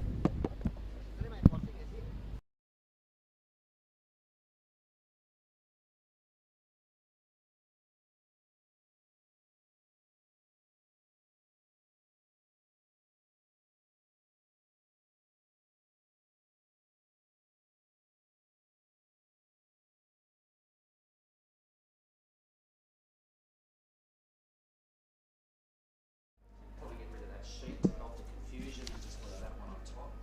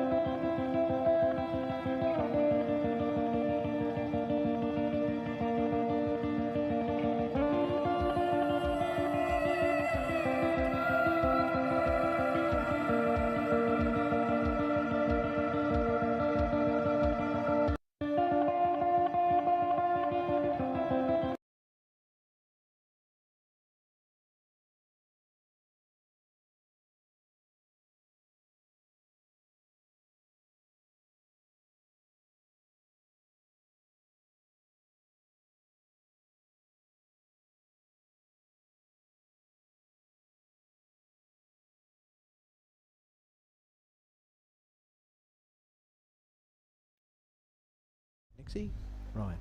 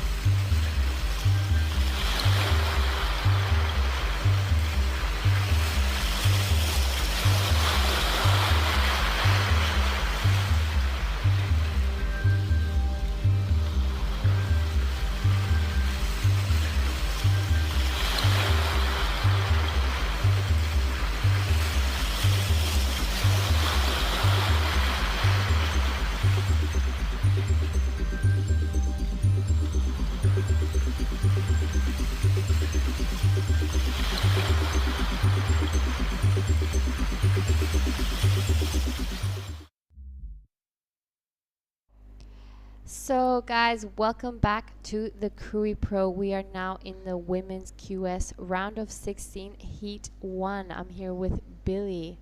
Yes, back to the women's action. Kobe Enright in the red, Nixie Ryan in the blue, Nanaho Suzuki in the white, and Paige Harab from New Zealand in the green. All of these surfers strong performers. This should be a beauty. So Billy, have you seen some of the action from the junior boys? I did. How exciting was it? It was really great stuff. Yep, they were all super hyped to get out there, sitting on their backsides for the last 4 days. So yeah, they didn't disappoint. They totally delivered. And some great scores came through, and it was absolutely great. As we're joined with Zane Asink, our winner of the last heat. Come by, Zane, and tell us a little bit about yourself. So Zane, I know you well. Of course, we've known each other for a really long time, but I'm sure our viewers maybe don't. So tell us a little bit about yourself. Where are you from? Yeah, I'm from Australia, Queensland, and yeah, I'm just stoked to be in Indo, just scoring, pumping waves, and got my good friends here, and yeah, it's just such a vibe over here. So tell us a little bit about who you came down here with, and if it's your first time. So yeah, this is my first time in Krui. I've been to Sumatra a few times, and yeah, I'm here with my mate Tane Dolben. We travel together, and yeah, we have a lot of fun. We just try and surf as much as we can, and just enjoy the trip. You know, so the conditions were a lot smaller today, and it was a little bit windier as we see on screen. But tell us, was there any change in your equipment, or what was your thoughts going out? Actually, the morning before my QS, my grip pad ripped off, and I rode that board in my heat, and a local guy did a good job. He stuck the grip pad back on, and yeah, it ended up like being a little bit too far back. So I changed my boards in the QS heat, and I don't know, I enjoyed my other one more because it's got a bit more foam. And then yeah, I rode it today, put a new grip pad on, and it felt amazing. So Yeah. yeah, it was pretty bumpy, so you can't really push too hard. Yeah, that's so good. So, tell us, did you get any chance to surf any of the other waves while you've been here? Yeah, I've been going to Mandiri every day, pretty much, and just scoring some fun barrels with my friends and doing a bit of filming and having a lot of fun. Mandiri's a sick wave. So tell us a little bit about your junior career. Where have you been competing lately, and how's it been going? So we had the Aussie leg. We were on the road for a month. We had a lot of comps, and yeah, it was a pretty good trip. I got a couple two fun results, but I was kind of on the back foot a bit, and but yeah, it felt good to just get a couple good results in the end, and yeah, I can be over here and competing in the Pro Junior, so it's so fun. That's really great, Zane. Well, thank you so much for joining us in Thanks, the Shara. booth, and congratulations on your first heat win. Thank you so much. Cheers. As we will get Billy to join me again, and we'll be watching the women's side of the draw again, the round of 16, heat 1. There haven't been any scores just yet as we see the first ride of Kobe Enright. Billy, welcome back. Well, thank you very much. Get those headphones on and that microphone right. Yeah. Well, that was a good little interview, wasn't it? Yeah. As we're seeing the first two scores of Paige Harb and Kobe Enright. A 217 and a 483.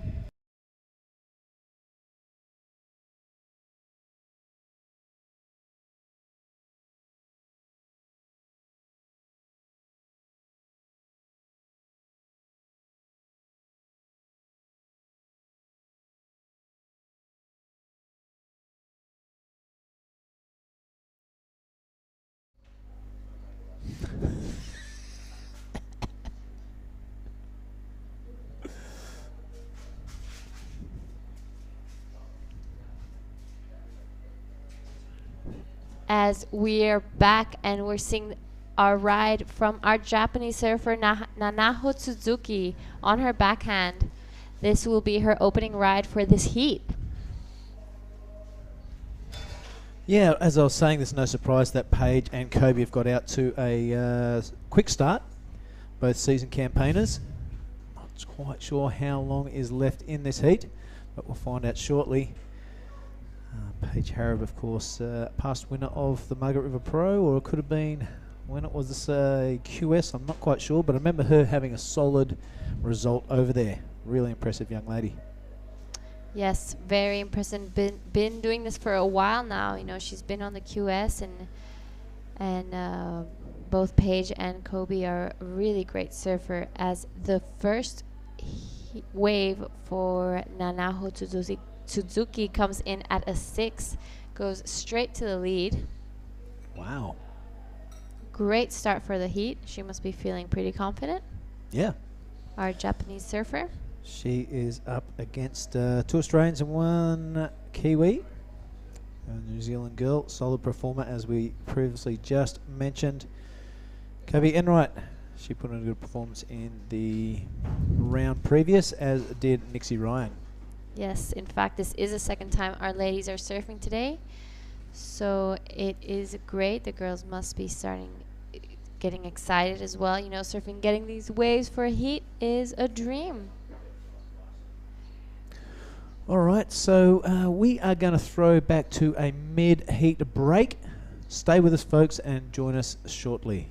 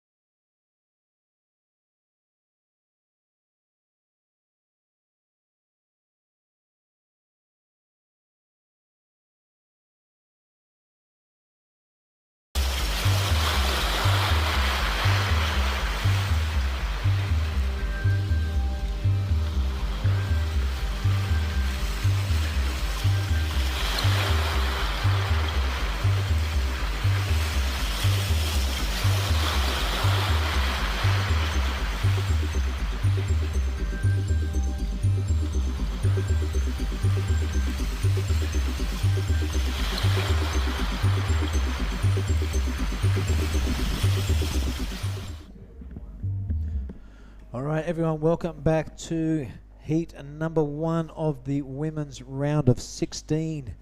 It is Nanaho Suzuki out to an early lead, a 6. Paige Harrod with a 4.83. And looking up there, it's Kobe Enright with a 2.17. Nixie Ryan yet to get going. Still 11 minutes 40 left in this one. I can tell you out there in the last heat, having a look around Jada, that wind has turned a little bit onshore, coming from the left of screen as you're looking at it now, making little things a little bit uncomfortable and a little bit not perfect. I agree. It has come up much earlier than the other days, so you know, a little bit harder to surf, but still the conditions are great out there, and the girls are ripping as we see our Japanese surfer starting off her first wave with a 6. Great way to start her heat. And Nixie Ryan hopefully waiting to get the next one up. And this is her. She has priority.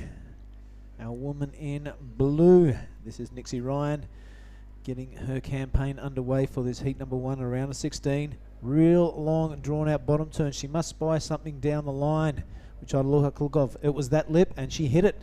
Hopefully she can get around this section. She can't, and just does a bit of a belly flopper off for our side of that. But she is on the scoreboard, and that's the main thing. Nixie Ryan. You know, the waves are a bit smaller, so the paddle back out is not as long as the other days, giving the girls and guys more opportunities to catch some waves today. Yep, and we just saw Kobe Enright there pulling off at the end of her wave. There she is in red, duck diving through that white water. Almost came down the same distance as Nixie, so I'll be anxious to see the replay of that and see where that places her. This is blue. Jada, talk us through this one. So we see blue. As you see, her board does wobble a little bit. It must be really hard to control the board with that wind onshore. A nice second turn and just taps it, thinking maybe that, knowing that this was going to close out on her. A nice little wave to start off for Nixie Ryan as we are waiting for Kobe Enright's replay. There is still a lot of time left for all the girls to catch a second wave, but a little bit of a slower heat compared to the earlier rounds.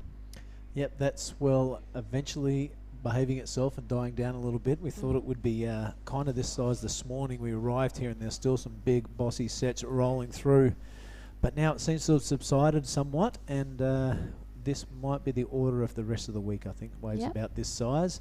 We're just looking for the optimum wind and the best conditions to put our athletes out there to put on the best show we can for you folks. For sure. So wherever you're watching around the world, I hope you're enjoying the broadcast. We're enjoying bringing it to you, and the talent of these young surfers, young men and women, is on display for the world to see. Great to have a QS 5000 back in Indo, isn't it? Great, and the first one ever, as we've previously mentioned. And we see some waves rolling through.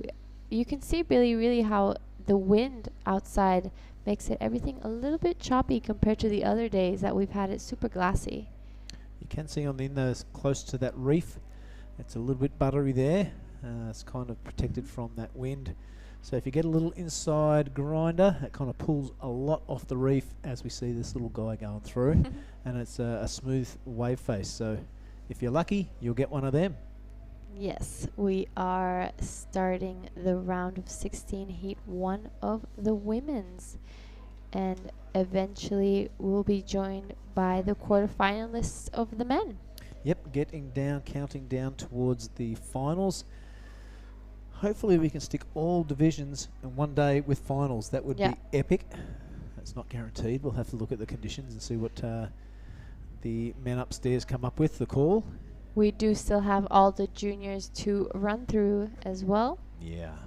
So it'll be interesting to see how all of that goes. Probably tomorrow, our Grammy action. You bet, and it's always entertaining when the young kids get out there. They put it all on the line. Yeah. It's all that matters in their life at the moment. They don't have a mortgage. They don't have a wife. They don't have a husband. You know, they got nothing to worry about except for hitting that lip and getting in that tube. So I really look forward to it. Yep, life's all about surfing for them right now. What a way to live. Tell you what, we do have to thank a couple of people while there's a bit of a break in the action, and none more important than the government of the province of the west coast of Lampung. That's where we are. We landed in Lampung and we drove about 6 hours down here to Krui, and also the Ministry of Tourism and the Creative Economic of the Republic of Indonesia. They're creating events like this and they're creating interest in surfing. I'll tell you what, we'll get back to that. Let's watch Kobe Enright. We've been waiting for this replay for quite a while. A bigger wave and just a couple of sections to hit, and she'll pull off here right next to Kobe, I reckon. So that wave not offering too much. We'll see what that score comes through as.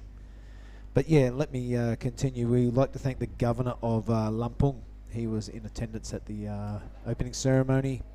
PT Telkom Indonesia, Telekom Indonesia, and PLN, that is Electric Company of Indonesia. We'd also like to thank Earth Island as one of our sponsors, and we want to give a big ups and a big thumbs up to Garuda Indonesia as the official travel partner of the ASC.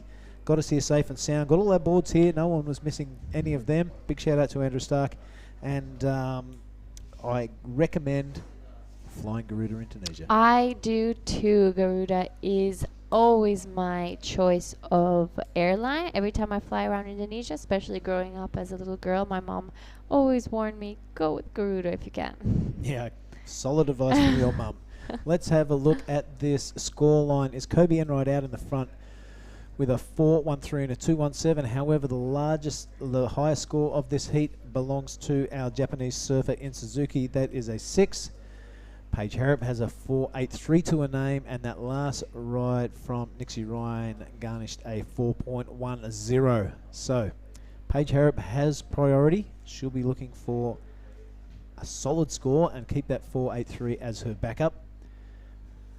Things still about to unfold. There's only just under 5 minutes in this heat remaining. Waves have gone a bit quiet. The wind has gone a bit wonky. So conditions changed. It is not the CT, so we can't kind of put it on hold and wait for the optimum conditions. This is a QS, a qualifying series. It's called the QS grind for a reason. It's tough, it's unforgiving, and it's cutthroat. That's the way we want it, and that's the way we want to see things fold out. Yep, a bit of a slow heat, as you've mentioned, as most of the surfers have only caught one wave. So they'll be pretty anxious to catch their second one as we're reaching our 4-minute mark. Hopefully some sets will come through for the surfers so they can get ahead and start. You know, this is still anyone's heat, as all the surfers only need a small score to advance. Yeah, it is a cliche, the battle of the backups, but it looks like Suzuki has the only solid score on the board. Kobe Enright would be viewing that 4.13 as her backup and looking for something a lot more solid, but this is our second place surfer at the moment. Nahu Suzuki looking really solid. A powerful low stance as she wraps around that fuller section of the wave. She's hoping something's going to happen on the inside. A bit of bonus action where we can see the back of the wave and the back of the surfer. She looks skyward, hits that lip. She's got to ride out of this to get those points and try and take that first position off Kobe. Well, she needed a 0.30. Touch and go. I don't doubt that she will be taking first position with that wave, and she will be sitting quite comfortably with only 3 minutes left and having a 6 in her scoreline. I would be very happy to beat her right now. She is already 1 foot into the quarterfinals of the first Krui Pro 5000. Boom, what a feeling that would be. Yep. And there it is. She is 1 step closer for 5,000 points, just up for grabs, as she gets her last wave score of a 3.83. Perfect. And here is the replay of that wave. Tuck us through, Billy. That is a little bit of an ugly piece of Indian Ocean right there looking at us. Lots of little mountains on the top, on the face of that wave. She does extremely well to negotiate through that bumpy part of this big long left-hander. Now there's something to hit. She does. She throws it up. So all the points really coming off that last turn. Pays to be patient, and it pays to have a game plan. Yep. No doubt that Namahu had that game plan of staying patient and finding something, a little ramp inside there to hit. As the other girls, Paige Harrop and Nixie Ryan, are, starting to inch a little closer to the end of this heat, they would want to start catching their first rides. Yep. Paige Harrop knows she has priority. She knows she only needs a 1.47 to go through to the quarters. She does have the second highest heat score. So she does know that she does not need much to pass this heat, and she'll be looking for that backup. With priority, she's in a good position to be in. Yeah, just 90 seconds remaining in this one. Heat 1, the women have delivered again. Let's hope these conditions have just had a little hiccup during this heat and they continue to improve during Heat 2. It's not over yet though. This is Paige Harrop.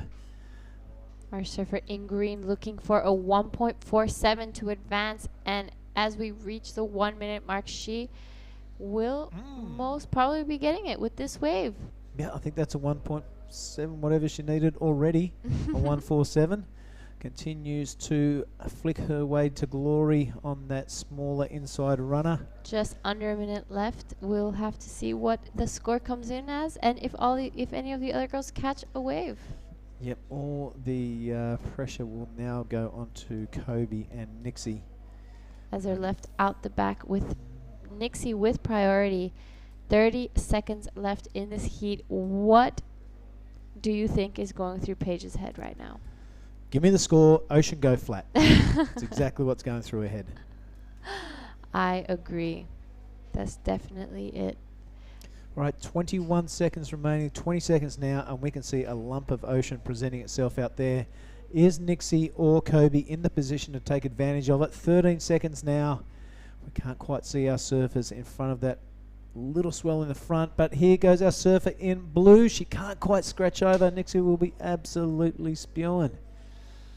That is that done. That heat number 1 of the round of 16. As now we will be going on a quick break to start off our heat 2.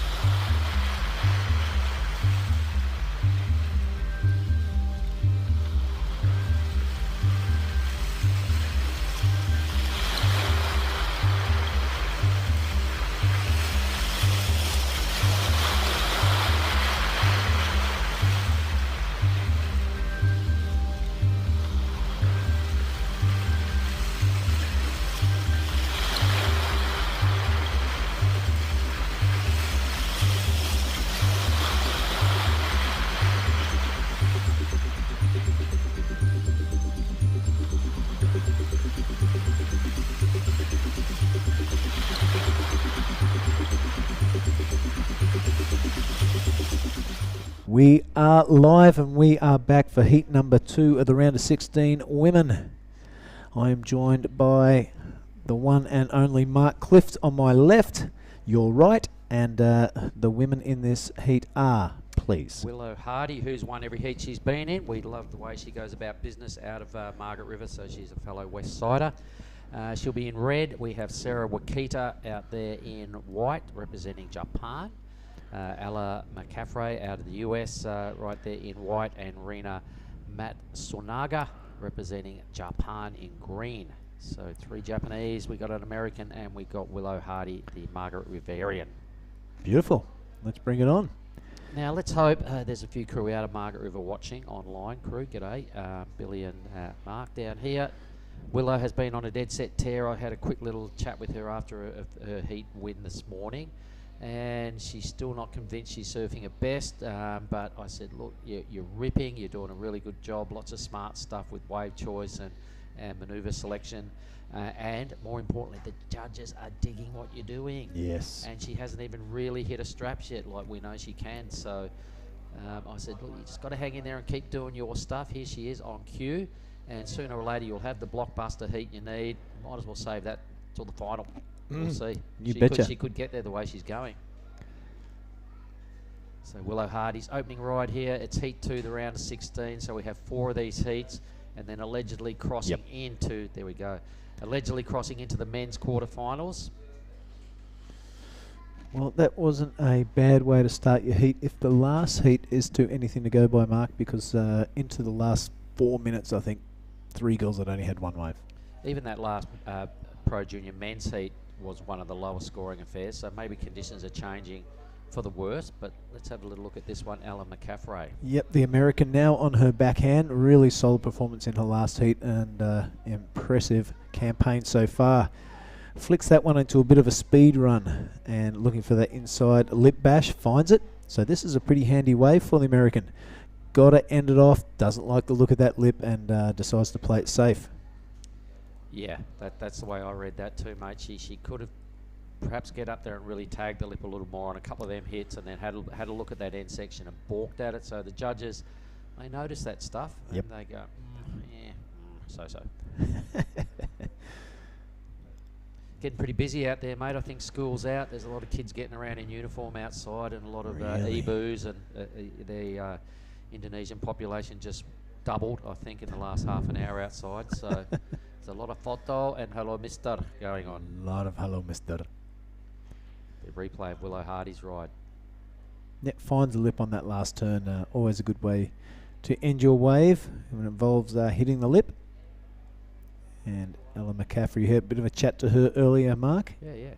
She's had a taste of Challenger Series life. She's in on it. There's not a whole lot more events going on in America at the moment, so she decided to come to Window.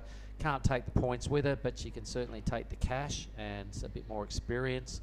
Going to go back and hang out in Bali, she reckons, after NIAS. Oh, right on. Willow with 4.67. I imagine Ella's is probably going to come a little under. No, over. There we go. A 4.583. So the judges bought into the speed of those moves, I guess, and rewarded it a smidge higher than Willow's. Well, it was a bit of a larger wave too, a bit of a set wave. Willow's was a bit white, and she did a lot of work on top of that wave, just trying to hip hop her way through to the end section. Had she hit the end bowl, talking about Ella, that could have been then a 7, I guess, looking at the number they've dropped. So the judges like the speed involved in that. Maybe they're adjusting also to the fact that conditions have gone off the boil a smidge. Yeah, did you notice that onshore wind kind of coming from the left of screen now while you were having your break? Yeah, I did, and I noticed it picking up, which is also why I said allegedly men's quarterfinals a little later on. Dum dum dum. Creating tension. I haven't heard any rumours, but the men's are on. The tide's dropping, which is a good thing. The wind is not doing us favours, so I think we're in a pretty good spot format-wise, Billy. So it wouldn't surprise me if I heard a rumour or a change on the format. I'm speculating 100% here, everybody online, but let's just see how these last couple of heats pan out for the women's. Well, let's hope conditions improve and we do get those quarters. I've been looking forward to them all day. We have. It's kind of what I hung my hat on this morning when I knew we had a 20-heat day, and I went, oh, the last 4 heats are quarterfinals. Hello. Well, not to say the entertainment hasn't been really good. Conditions are changing. You can see it's getting a little tougher, so it wouldn't surprise me if there is a call made getting closer towards the end of this round. Matsuoka and looking to open her account. Sarah Wakita, yes, to find a wave also. It's going to be tough if you're left wanting around the 8 to 5 minute mark in these conditions. So an early start imperative. So green now starting to get a wiggle on. Not a big wave, but these waves tend to hug the reef nicely. Being the first wave of a set, you can see what it's offering, and it's a lot of bump and lump, Billy. I try to, where possible, when I'm surfing onshore waves in Indo, which isn't very often, I try to let the first one go. Yep. Just to clean the scene up a little. Maybe the option wasn't there. Maybe she didn't have that option. It turned out pretty good on the inside after the start. So let's get to, what's her first name here? Rena. Oh, Rena. Okay. Rena, Sarah, Willow and Ella. All right, well, that's probably going to put her in and around the other stuff we've seen at the start of this heat. Here's the action replay. So it definitely got cleaner and better as this wave went on, Billy. Yeah, that is really hard to negotiate. That look at, it's got about 3 waves in the wave face as she attempts that first bottom turn. Looking a bit cleaner there, finds a chop to hit, does a pretty neat job, And like we said, all competition long, staying patient. Another little power wiggle on top there. Now it starts to stand up. And all things considered, that was a really well ridden wave. Yeah, and when we look at what we've just seen, it's a little under. So Rena there got rewarded with a high 3, a tough wave to ride. Did about as good as you could do on that little bit of a messy inside wave. Off to a start though, which is better than nothing. And Sarah Wakita, over to you to answer back. Does have priority. So we started with a 5, dropped to a 4, and down to a 3. Well, let's hope that does not continue for Sarah's sake. That trend. Yep, it's just looking a little more wrinkly out there, Billy. What time is it now? We're just at 1 o'clock over here at Jakarta time. Oh, that could be priority gone for Sarah. It is. Yep. That now pops up to Ella, first place and priority. That's always a good feeling. And Willow will be happy with that, picking up second priority and sitting in a top qualifying position already. So a bit of heat being thrown on the Japanese surfers in this one for Rena and Sarah.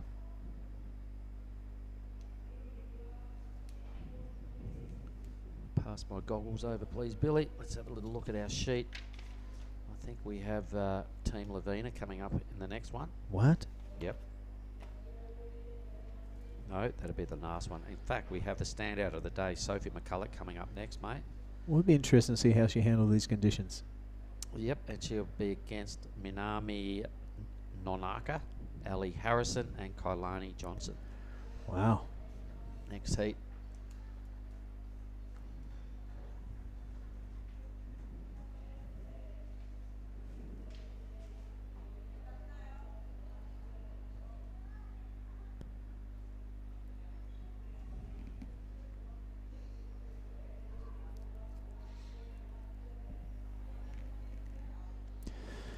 Just to your right of screen, folks, there's a big hill and slash mountain range on the shoreline. There is a storm building there. It's kind of blocked out a bit of the sun. If that does eventuate, it might actually turn the wind offshore again after that squall. Is that turning a negative into a positive? Is that where you're going with that? Always, mate. Good work. Pretty crinkly out there right now. This is probably the least favourable conditions we've had all day, so it's a bit of a pity for the back end of this women's round. But it's the same for everybody when you're in the water, Billy. You've just got to get your head around what's going on and sort of live in the moment, stay present and serve with what you got. So a good looking wave though for Ella. It's a bigger wave. It does have a bit of clean face here. Just sticking with this thing now, hopping aboard, trying to get into the inside track and can't get back to the power source and drop into the inside, so we won't know how that wave panned out. But there goes top priority, handballs it over to Willow Hardy. Yeah, that was interesting, that clean face on that wave. Must be come from a different direction or something. All right, so Willow and Sarah now prowling the lineup, both with first and second priority. Ella's second number was pretty low for a 2-wave total now of a 7.33. Sees Willow chasing a mid-range 2, so here she goes. Yep, this is our girl from Margaret River on a forehand. Really handy, goofy footer. Pretty good looking wave. She's going to wrap that around. It's got to be a couple of stages now because there's a few ribs in the face of that wave. Finds the lip on that one and able to spread the wings. So a solid turn, this number 2 on that wave from Willow Hardy. Still some pretty polished surfing, a couple of decent moves. Only needed a 2.67, so I'm pretty sure she'll go into the lead. It's all up to Sarah now to get out of the bottom of the pack, chip in and use that priority a little wiser.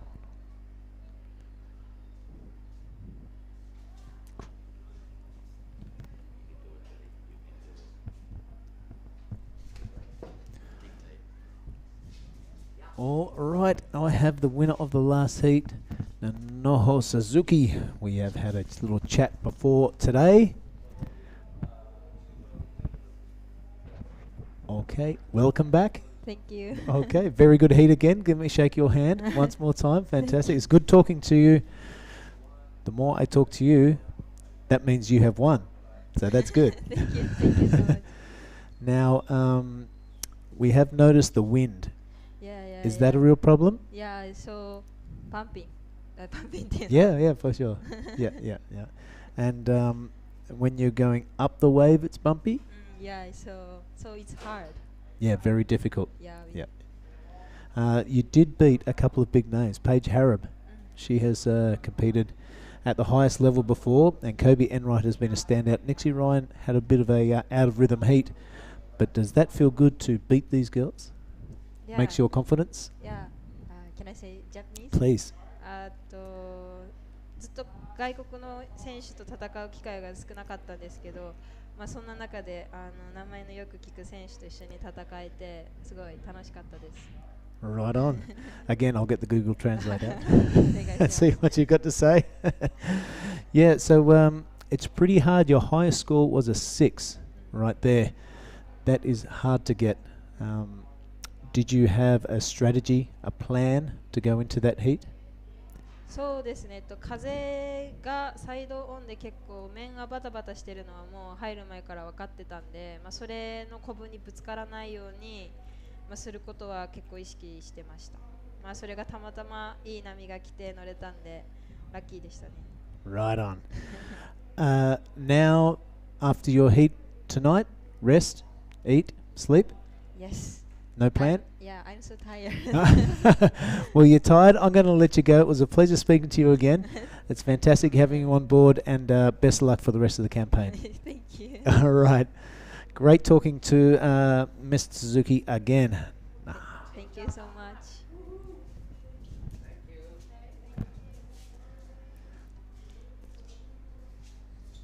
Right on. That's always a pleasure talking to her. She's such a groover. Answers all my questions in Japanese, Mark. How good's that? She can understand what I'm saying, I hope. Did she understand Bahasa Billy? Yeah, I think she did. How is Ella here. McCaffrey? That's a hell of a turn. That's what I wanted to see out of her first wave. Do you know what I mean? Yes. The way I thought she was just kind of fluffing around with those top turns. That's what I know she can do. That is the business. Wow, that was a sick turn. Yeah, Nanoho answering my questions in Japanese. You know what makes me reminiscent of the UFC? They've got lots of athletes that can't speak English, and it's not a problem. We are Get ready to rumble. in the Asian region, and you've What's got this? to expect it. That's a great hit. And so, yeah, I'm really digging it. That was one of the better turns of the day, I'm tipping, on the women's side of the draw. That was pretty sick. I'm sure the judges, you know, after what's been going on lately in some low-scoring heats, they'll really soak that up. The There chook is. feathers were flying everywhere. So what sort of number did she get? It's yet to be determined on our tablet, but it's already locked in.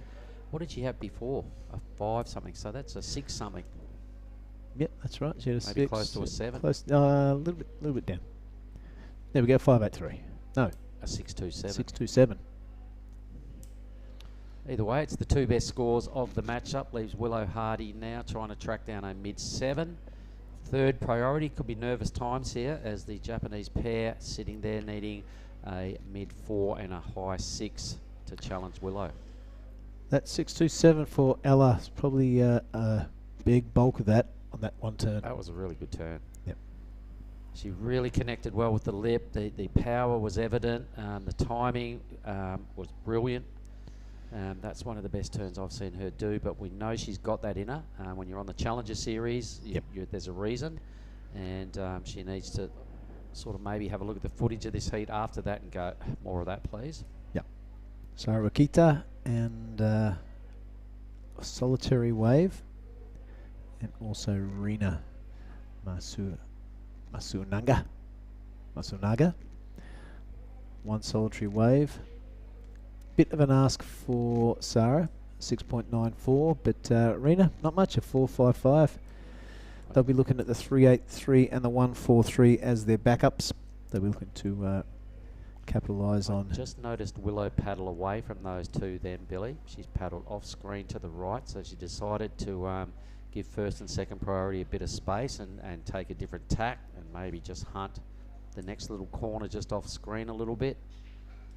No point sitting there when you're going to get the better waves taken directly off you. Ooh, blue paddles. Yep, that could shift things up. Oh, does red paddle? It's a paddle fest. Well, blue hangs on to second priority.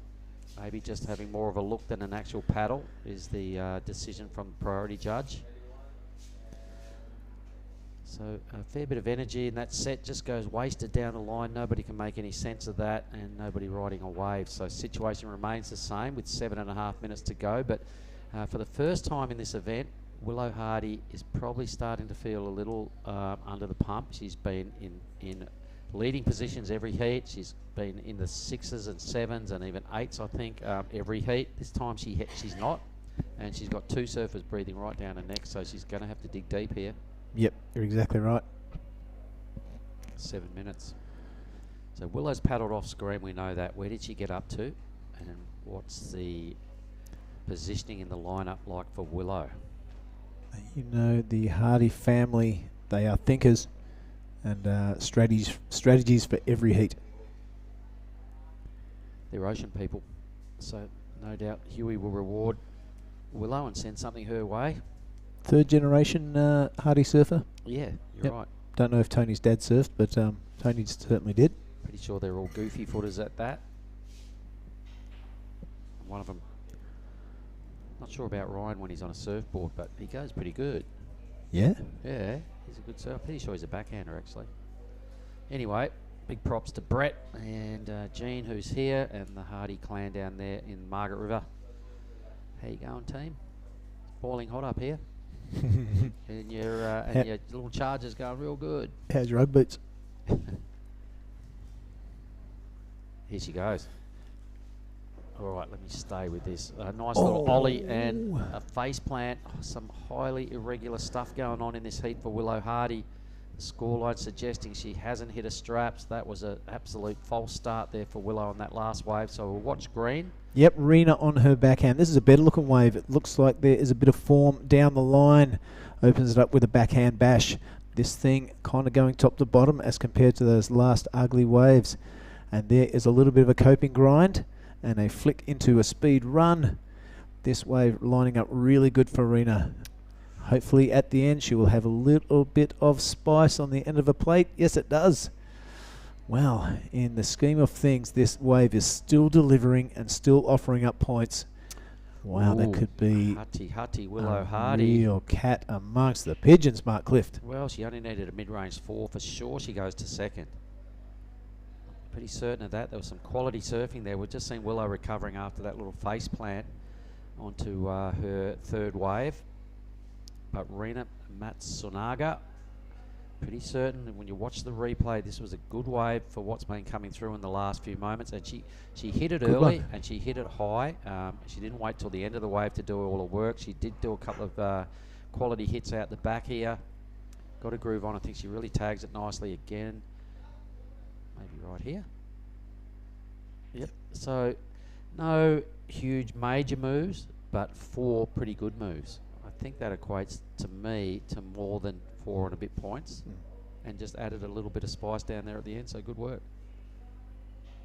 Yep, I think Willow's in a bit of trouble. There she is. She's into 3rd. That number, was it the 5-5? Pretty sure it was. It was. Must have been 5-5-3. So more than a point better than what she needed to get over Willow, and Willow now needs to respond with a 4-7. She's got 3rd priority, only 4 minutes to do this, so unfamiliar territory in this event for Willow Hardy. Must have paddled for a wave. She's been a bit of a front runner. Here goes Ella. At least that gets her to 2nd priority, and she's got the lead, and it's still the 2 best scores. Look at her dig deep now. She's getting a bit of confidence compared to that first wave. This is... Yeah, Ella McCaffrey. Got a bit Body Glove sponsorship on the nose of that board. A big hello to Ronnie and the boys, the Body Glove family at the Redondo Beach there. Met them a couple of times down at the south of Indonesia, mate. Lovely family and history-making family in the wetsuit business. Yep, and they are also supporting Jesse Mendez at this event, so they'll be happy with that pickup. At some point, we're going to have a chat with Jesse because... I'm digging what he's doing. He's ripped his way through every men's round and making a bit of a movie through Indo, a bit of a doco on himself. He's got his filmer here with him, and I asked him what he was doing. He said, no, just sort of putting some content out there for myself, and, you know, so we'll have a chat with him about that at some point because he's a dead set standout on the men's side of the draw. But with just under 3 minutes to go, the pressure is mounting. Willow's got 2nd priority, needs a mid-range 4 of her own. And the surfer in blue, we can see, needs almost 8 points. So Sarah Wow. Wakita needs to tee off. Sitting right on top of each other with 2 minutes 30 remaining. Tension is building. I imagine how Gino's going right now, mate.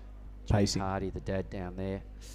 It's all been one-way traffic for Willow, and all smiles and all pats on the back, and Dad's probably like, yeah, where are we at now? Come on, Willow.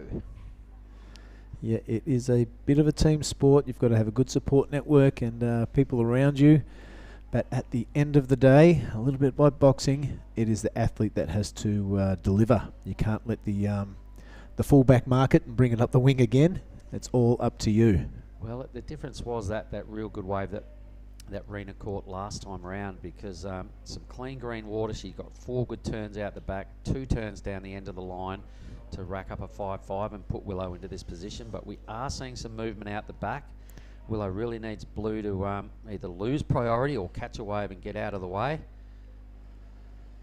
A big set behind this. I think they're going to get cleaned up. It's pushing pretty wide.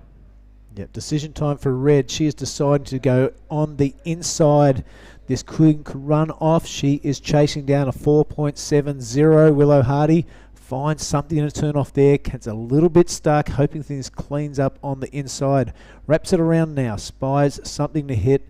Cranks out a bottom turn, coupled with that top turn, and hoping the inside delivers a bit of spicy chicken. Yeah, I think she still needs something else to happen on this wave, Bill. It's a long wave. It hasn't offered any major sections for Willow. She's not chasing a big score, which is the good news. She's done a lot of surfing.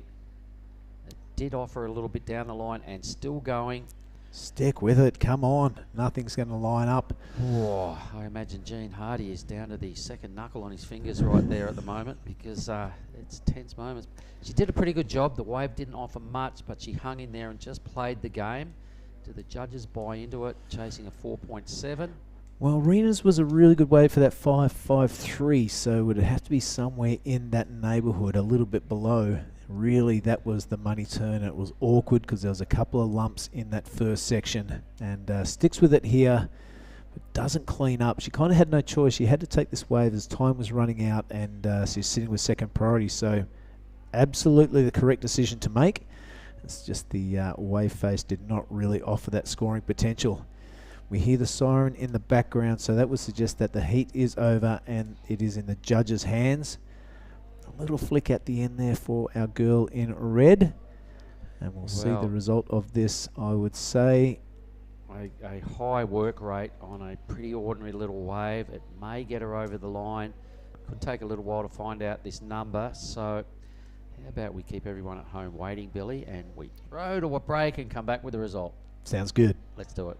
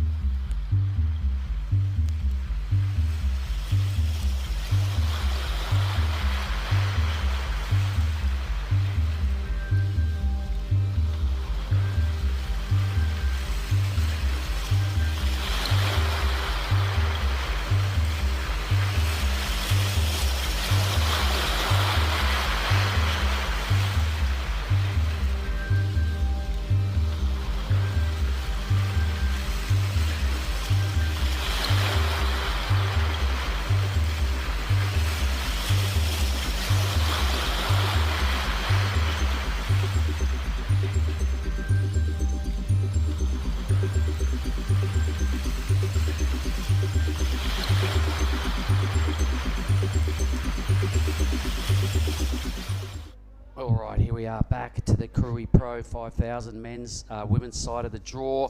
We're at, let me see, is this quarter 3? Well, it's not even a quarter final yet. It's a round of 16. It is heat 3. The news out of that last heat is I don't think Willow got the score. I think she needed something a little better. It turned into a 4.3. She needed a 4.7. So the wave, she did about 6 turns on it. It was a dud little inside wave. She had to catch it, Giada. And although the work rate was high, the wave threatened to offer something, but not a lot. So that was that's it for Willow. What a pity for the West Oz crew down there watching, but good news for the Japanese surfer Rena and also Al McCaffrey.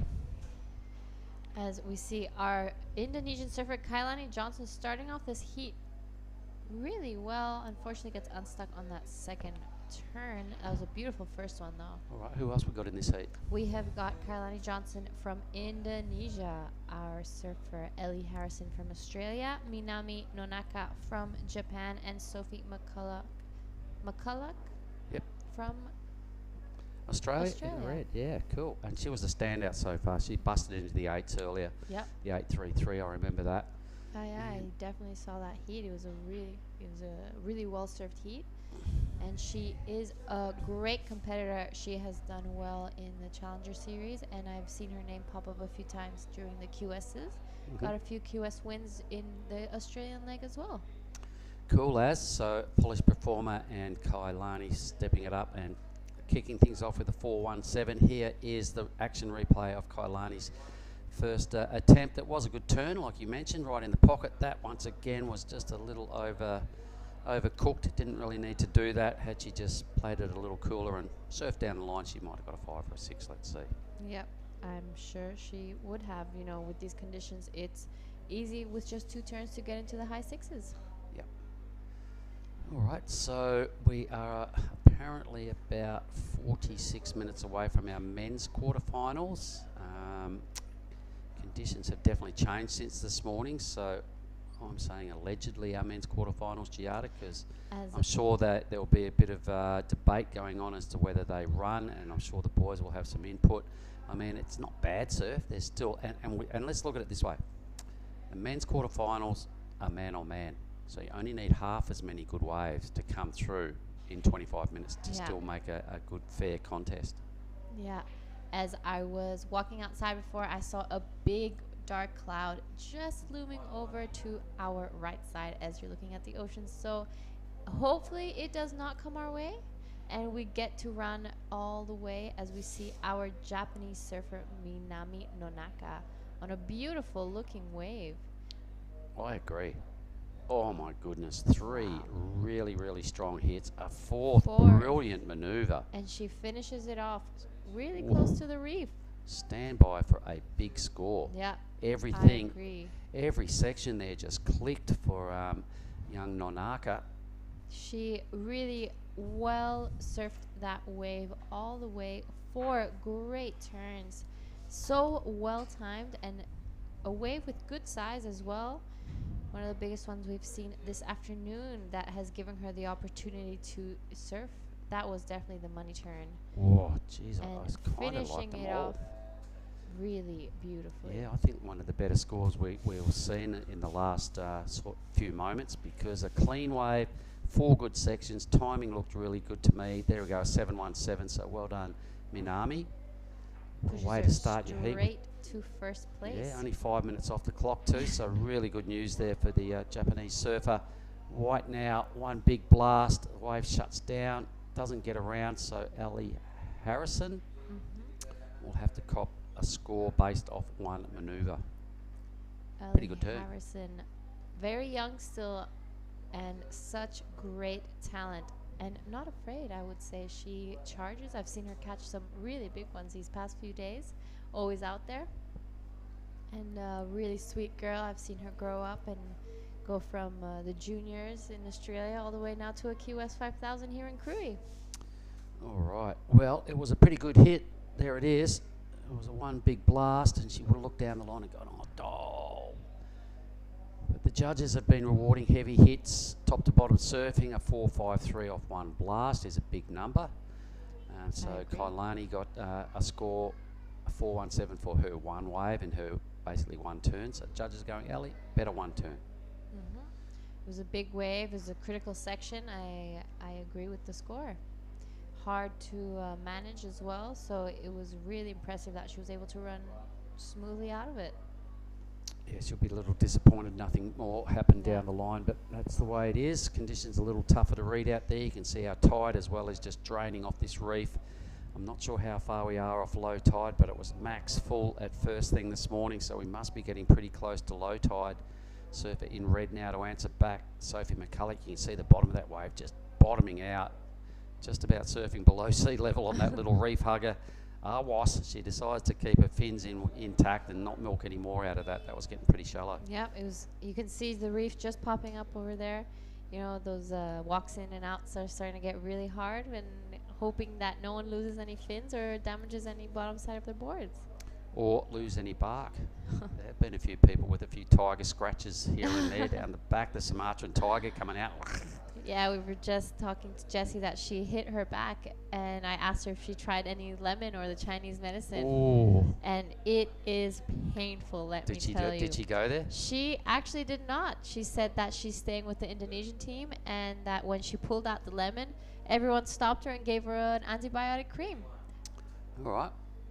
Well, I'm sure there's a lot of people that have donated a bit of skin to the reef here at Ujong Bachor. Yes. I've donated some surfboard. Oh, you did too, the back end. Have you got that fixed yet? Not yet. Actually, there is a line for fixing surfboards. So, and I haven't gotten around to it. So I will definitely be doing that this afternoon.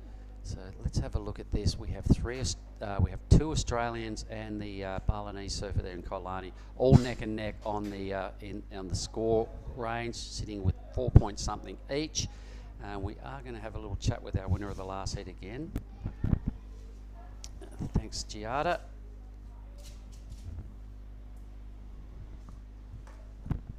Let's get that on your head, Ella. All right, once again, I'll just welcome back Ella McCaffrey. Hello, and another heat win. Got to be happy? Yeah, I'm stoked. Thank you. Okay, now I noticed your first wave. It was pretty good.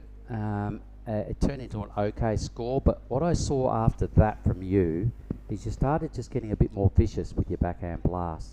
And take note of that, because when you do it properly and you really connect with the top of the lip, you look really good. Thank you. Yeah, the first wave I got was a little bit mushier, and I kind of just did carves, and I saw where the score went. So when I paddled back out, I just tried to sit a little deeper and find one with a bit more of a wall so I could attack it a bit more. To me, it looks like things have changed a whole lot since your opening heat. What's your take on what the ocean's doing right now? Yeah, it's gotten a little bit windier. The waves are still epic, still super fun, like some of the best contest surf I've ever had. But yeah, the conditions have gotten a bit more challenging. Okay, and that was a tough heat. The surfer in the Japanese surfer got up in a second. My friend from WA, Willow, just missed out. Is there any banter out there? Do you got surfers talk in the water, or do you all just pay attention to the beach announcer? What goes on? There was a little bit of conversation before the heat, just like talking about waves and stuff, but as soon as the buzzer goes, we're all focused on ourselves. Game face. Yeah. Get the poker face on. Do you talk to yourself when you're out there to try and calm yourself down, or just to pick yourself up? What do you do? I kind of just try to focus on my surfing, identifying which waves are going to be good, and focusing on that. Okay. I try not to think about my competitors. So let's think about this. You rode that first wave, and you did a lot of surfing, and you got a mid-range sort of score. As you're paddling out and you hear the number, do you think, righto, I can do better than that? I'm going to tweak them a bit more, or hit the board a bit higher than the lip? Do you sort of have that briefing with yourself on the way back out? 100%. Like, I can feel my surfing. I know what I'm doing on the wave, and I can hear where the score goes. So that just helps me to know for the next one. All right, good stuff. Because I used to do that. That's why I'm asking you if you know. And I help. I found it helps to just settle me, and when I'm in a heat, and I used to kind of. You know, you can only rely on yourself once you're out there. Your coaches on the beach, your friends are there. They can't come out and do anything about it. You've got to draw something out of yourself and help keep yourself settled. So were you talking with anybody before the heat? Any tactics or any words of advice from any of the other competitors? No, I kind of just sat by myself, watched the surf, listened to some music, sort of just watched it, got ready, and then went out. What were you listening to, can I ask? I really like 2000s and 80s. All right. And let's speak about that. Do you like stepping out and getting on the dance floor at venues when you're off time and you're not in competition? Yeah, I don't mind dancing. Yeah, cool. Let's have a little look at this wave. Oh, Boom. that was sick. Okay, Ali Harrison. All right, so a bit of time in Bali then, and you're heading back there after this. What's the best thing about Bali? Oh, it's absolutely gorgeous. Like, one of the most beautiful places I've ever been to. And the surf's amazing. And the food's amazing. And it's cheap, and the water's warm. Exactly. And the locals are friendly. There's so much to love about There's Indonesia. so much to love. You can't go wrong. I think this is like my 30 plus years in a row of coming to Indonesia. I find it hard to stay home when I know what I'm going to miss out on. And it's an expensive place to live in Australia, and I can't miss a season anymore up here. It's too hard because it's too good. Yeah. And you guys are going into winter, right? We go into winter, and I hate it because you get cold and you've got to put those ridiculous black things on. What are they called? Wetsuits. They're no good. And you've got to use all different wax, and it's all weird. I did have my first winter at home in a long, long time last year due to COVID, the year before, and it was terrible. So that'll be my last winter. I'll see. I think it's not good. Well, you're over here now. So It's all good, isn't it? And I can relate to that, being from California. Just I think we all do better. All do better in the warmth. 100%. All right. Well, what I might do is let you go and get changed and relax and do all that sort of stuff. Any messages to anybody out there? Hey, Mom. Hey, Dad. Hey, Cole. Hope you guys are still watching and still awake. Thanks. Good on you, Ali. You killed it. Woohoo. We'll Thank see you. you in tomorrow's rounds. Thank you very much. Cheers. Good on you.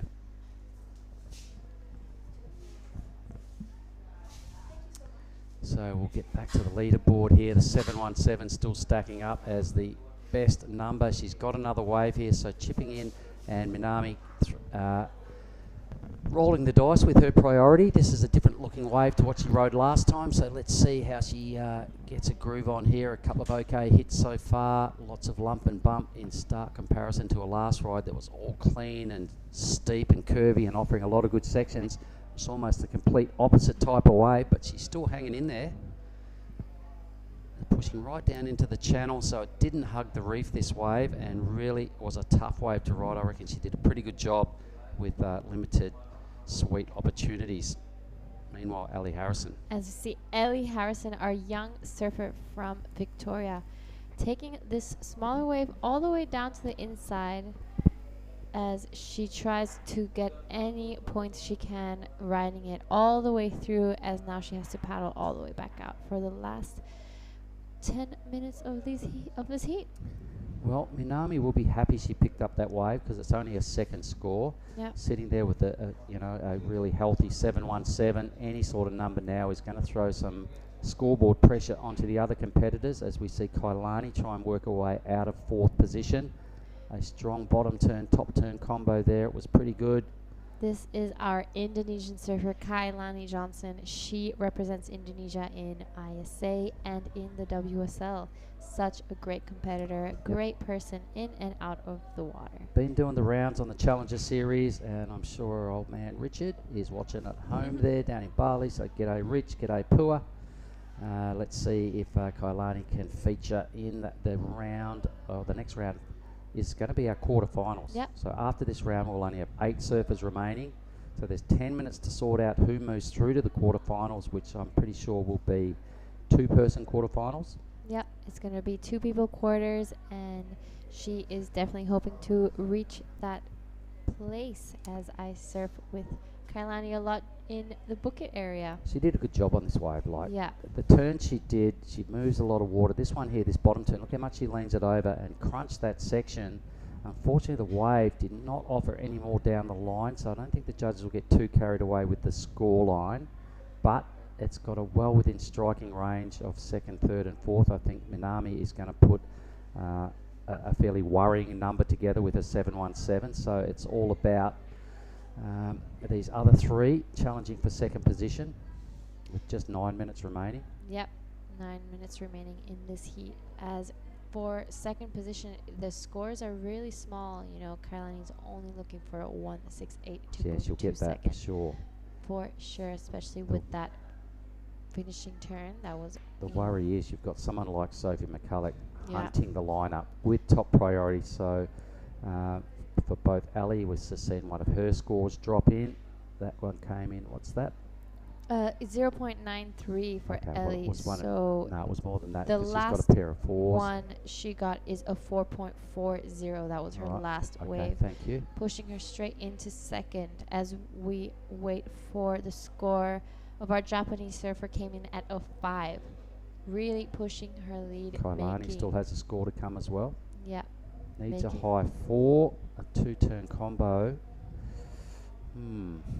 Second turn was pretty good. The first turn was a bit of a half turn really for Kailani, so we're sort of speculating here as to where she goes. She'll go ahead of McCulloch, but Sophie with priority, 8 minutes to go, a dangerous competitor. She's done it at the highest level. Yep. Such a great competitor. I've seen some of her heats. She's a super smart competitor in her heats, so she is dangerous. Only looking for a 4.66 as Kailani Johnson's last wave came in at 4.40. Yep, so very similar to Ali's. Yeah. So the stage is set there. It's still really close. You know, after our heat leader who's got the 7 and the 5, everyone else is living in the 4s. Same with their requirements are in the 4s. So it's a bit of a photo finish right here for these three surfers. And here goes the very dangerous Sophie McCulloch, cashing in that priority. She's probably going to have to really get a groove on here. It may be one of her last opportunities. This wave is not giving it any love at this stage. It's lumpy and bumpy, and she's hoping it can get its act together. She's still seeing something down the line and hanging in there.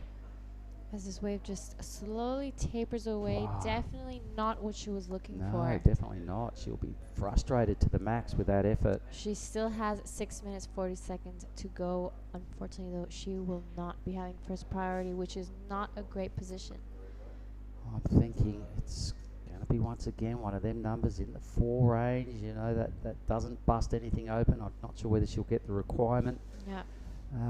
It was a tough wave to ride. It might have looked a little bigger, but it just meant bigger bump. It wasn't really giving her the wall that she was looking for, as we've seen in the Japanese surfers' 7-point ride wave. Never clicked with any of these sections, really. A lot of mid-face turns going on.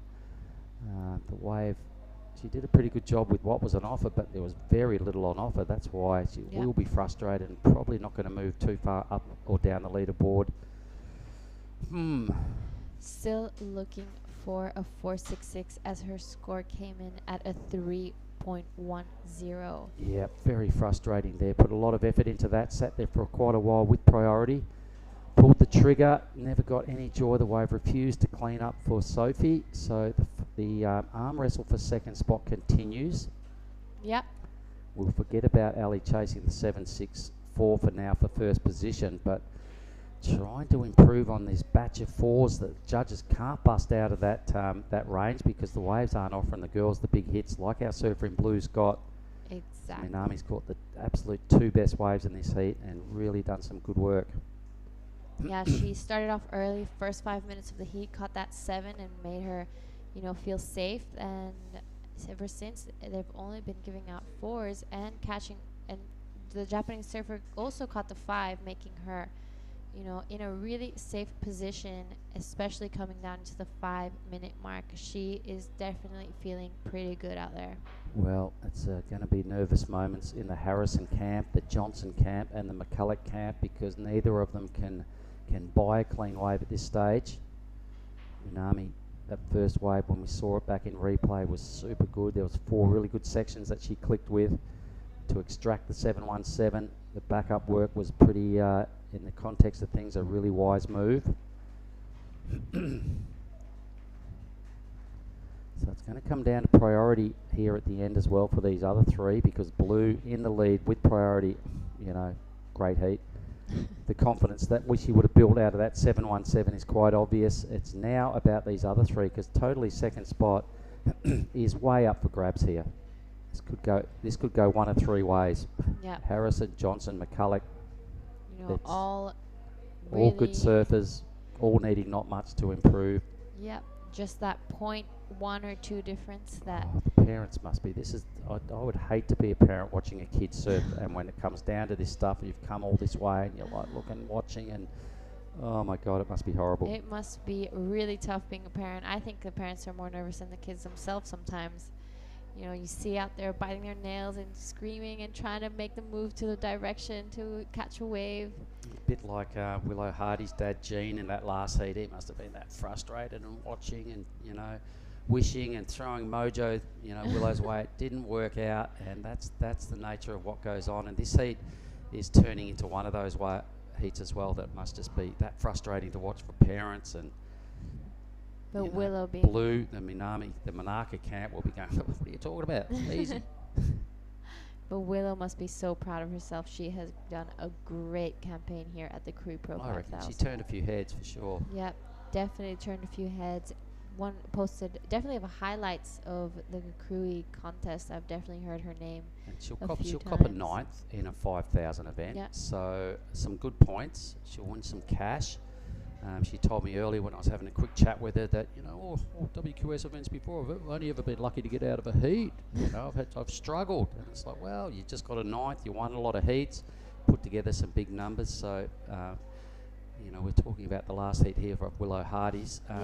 She can take that confidence through to Nias with her and into the rest of her career. Yeah. But this heat is well poised. I'd love to see another set come through, a 4-wave set, because obviously Minami will take the first good wave with that top priority. But the other 3, it's very interesting to see who can hold their composure here, because these are the times when you're under the pump. You've got to dig deep mentally and go, all right, I just need this amount. So does everyone else. You've got to blank out what they need, focus on your own campaign, find some sort of wave and just get the job done. Yeah, I agree. You know, the other 3 girls, Ellie must be begging for either a really good wave to come just for her or for the ocean to just go flat. Or if a good wave comes through, Minami, Yeah. I'll give you $100 for this wave. Please don't take it.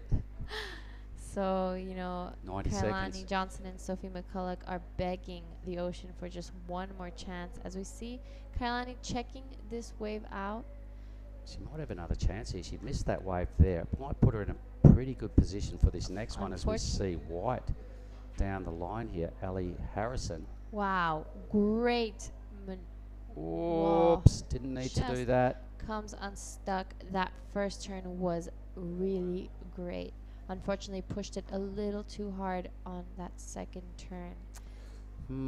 Limited opportunities in this heat. It could have been the wave Ellie needed to just stamp it out, finish that thing and put together her best score. She'll probably still get a fair bit of credit for the one hit, but she's got to make it better than a 4-4 to put a bit more pressure on these other 2. Both chasing mid-4s. Who has top priority? It's still Blue. A little... Sophie McCulloch's in 4th spot. Yep. That's very, very strange. She's going to have to seeing her at top. She's going to have to use all her experience here as well, because things aren't going the way of Sophie right now.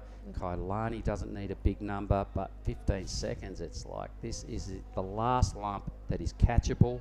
Somebody has to get this. Blue has priority. And here goes Red. She's deep. Wow, what happened? Oh no! There she is. She's still going. Red is still on as she goes and makes that turn. She makes it. I don't even know what went on before it. We had a little blunder with our camera. It might have slipped over at the wrong time. What a great it was finish. a good finish. There needed to be something else before that to get the number. I don't know what happened, so how about we keep the crew online in suspense, throw to a break and come back and check that result.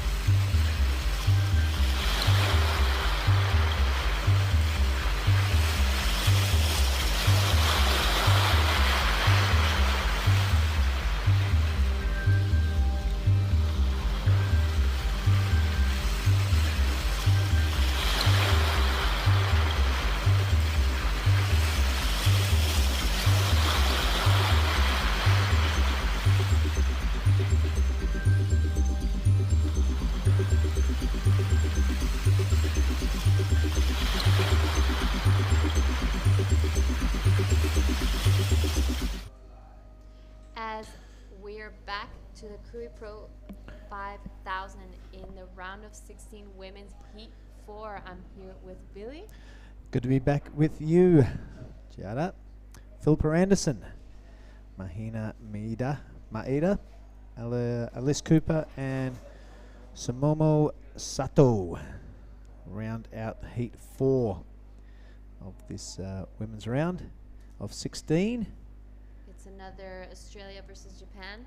Yeah. See who comes out at the top, as we're still waiting to find out what happened in the last heat. Our surfer in white, Sophie McCulloch, ended up getting a 7.90, taking the lead in that last heat. What a great way to finish. Right on the buzzer too. So another buzzer beater and another exciting heat. Wow. Sophie McCulloch coming from 4th to 1st in the last 40 seconds of that heat. What a great way to finish a heat. She must be super excited right now. She made it to the quarterfinals of this QS 5000. As we see our surfer in green, Sumomo Sato, on this wave. Let's see if she can finish it off. And she just gets unstuck, but that was looking like a really good wave as we wait for the replay.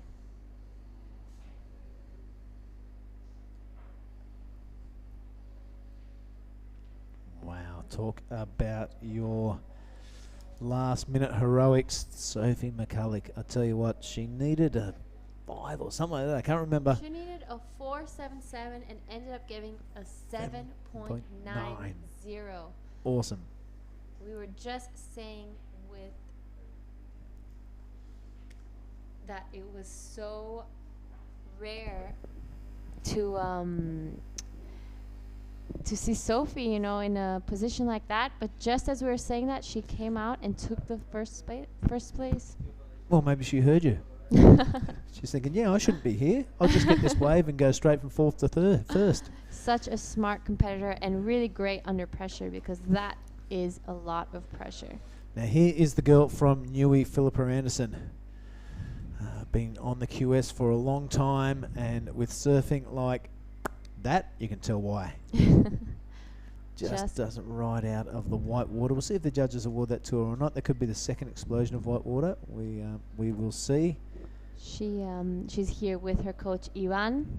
Yep. A really great guy. I have definitely I coach with him as well when I'm in Bali. Really great guy and doing a really great job with Philippa as well. He's based out of Bali? Right now he is, yes. And they're here working together. So it's really great to see two amazing people come together. Right on. As this is our rider Philippa Anderson in red. The replay, as she just comes unstuck from that wave. Yeah, she did. I don't think she'll be awarded that last turn. A solid start to the heat nonetheless. As we're waiting for scores for our surfer Sumomo Sato in green and Philippa Anderson in red. As Sumomo Sato's wave comes out of 4.50 for her opening ride, which in the last heat was she would have passed. Heat winner, yeah. With one more of those. So Maeda, she's joining the Lavina crew down there as well. Can't wait to see her get going. What a great heat.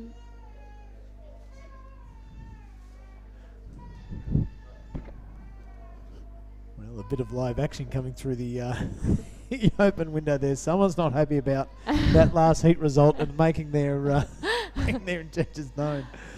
Wow, we are right amongst it here in the commentary booth. It's right in the middle of a hotel foyer, and it's great to have the public so close, but also a bit funny at times. Philippa Anderson coming in with a 3.67. That's put her right in the mix. She knows exactly how to build a house. Thanks very much, Jake Patterson, for that saying. We're in the middle of it. We're in the live action, not only in the water but also out. That's right. As we see Elise Cooper, a former winner here at the Krui Pro, at back then 1,000, now 5,000. So she is here looking to get her spot into the quarterfinals. Great to see Elise around unfortunately, her dad couldn't make it this time, which I know they traveled together a lot. A really great man. So if you're listening, I hope all the best for you. Speaking of great men, I was just talking to Jean Hardy out there, Willow's dad. She was a little bummed she didn't get that last score, but it was more the face of the wave than the performance that she put in. So not too bummed, but Jean was just remarking to me what a great contest this is. He's enjoying being here. Got these waves out the front. There's 5,000 points on offer. Everyone's super cool. It's nice and relaxed in this part of the world, and he's been to a lot of contests, Jean, and he's super impressed with this one. I can imagine, these are dreamy conditions. You couldn't ask for more out of a contest because, 3 or 4 people out. And now we're going to be going into 2 people, man-on-man heats out there. Is a total dream as we see Elise Cooper on this wave. Just gets stuck on the bump and her nose gets bogged. How was that? It was a perfect setup, and then that piece of chop on the bottom of the surfboard really forced it back the other way. Yeah. As we see our Japanese surfer Mahina Maeda. Yeah, looking solid. Just not getting stuck on that one, which was a great job because you can really see the bumps on the face as they struggle. Oh, wow. There we go. As they struggle to control their board. And, it's not as smooth as they have been used to. But it's starting to look a little more like a normal QS. So we will be joined now by our last heat winner, Sophie McCulloch. Come in and join us, please, Sophie.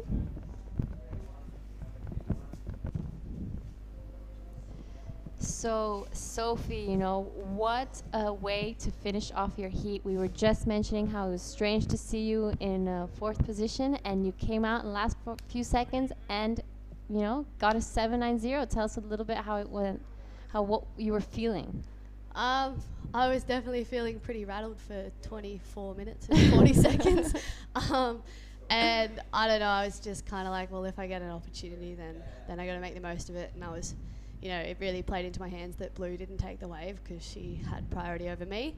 And then, I nearly fell off on that last turn. So, I was kind of pretty excited when I didn't. I feel for Ellie, though. She's a really good competitor. I really rate her surfing. And, to get pipped at the post like that, it's never fun, but I'll take it and run with it. Yeah, wow. We lost a little bit of that first part of your wave, but we saw you finish that wave and come out of that. We were all so impressed. What is your strategy going into your next heat? Probably just to not do what I just did.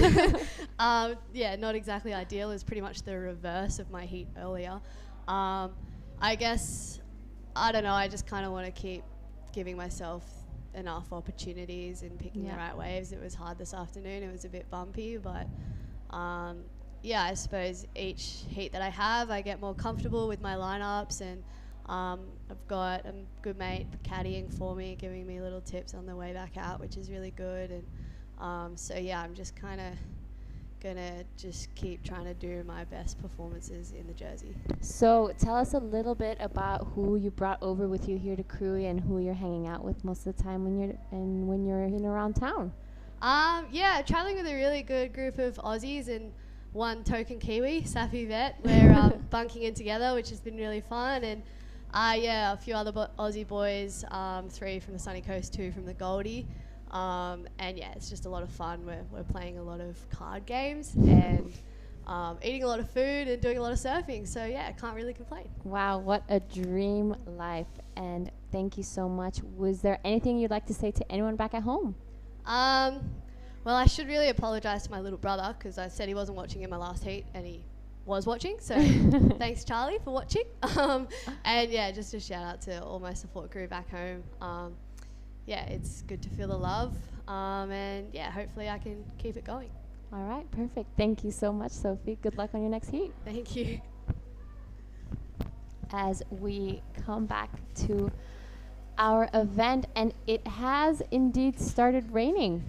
So the storm did end up coming, And that does not stop our surfers from being out there and competing in these conditions. Well, that was a good chat with Sophie, wasn't it? Yeah, you know, saying how she has a really great support crew with her is so important in the contest, and it can make or break your heats. 100%. You know, having knowing that there's that support behind you, and on the beach, everyone cheering on you can always make that little difference for a win or a lose in a heat.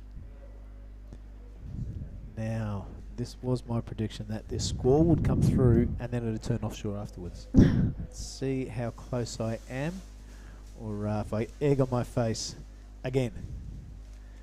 But yeah, this squall coming in from the right of screen. The rain clouds have been gathering up there on the hills and mountains for about an hour or two now. Yeah. And now we're seeing the result of that. There's no calling a heat off halfway unless their athletes are in danger.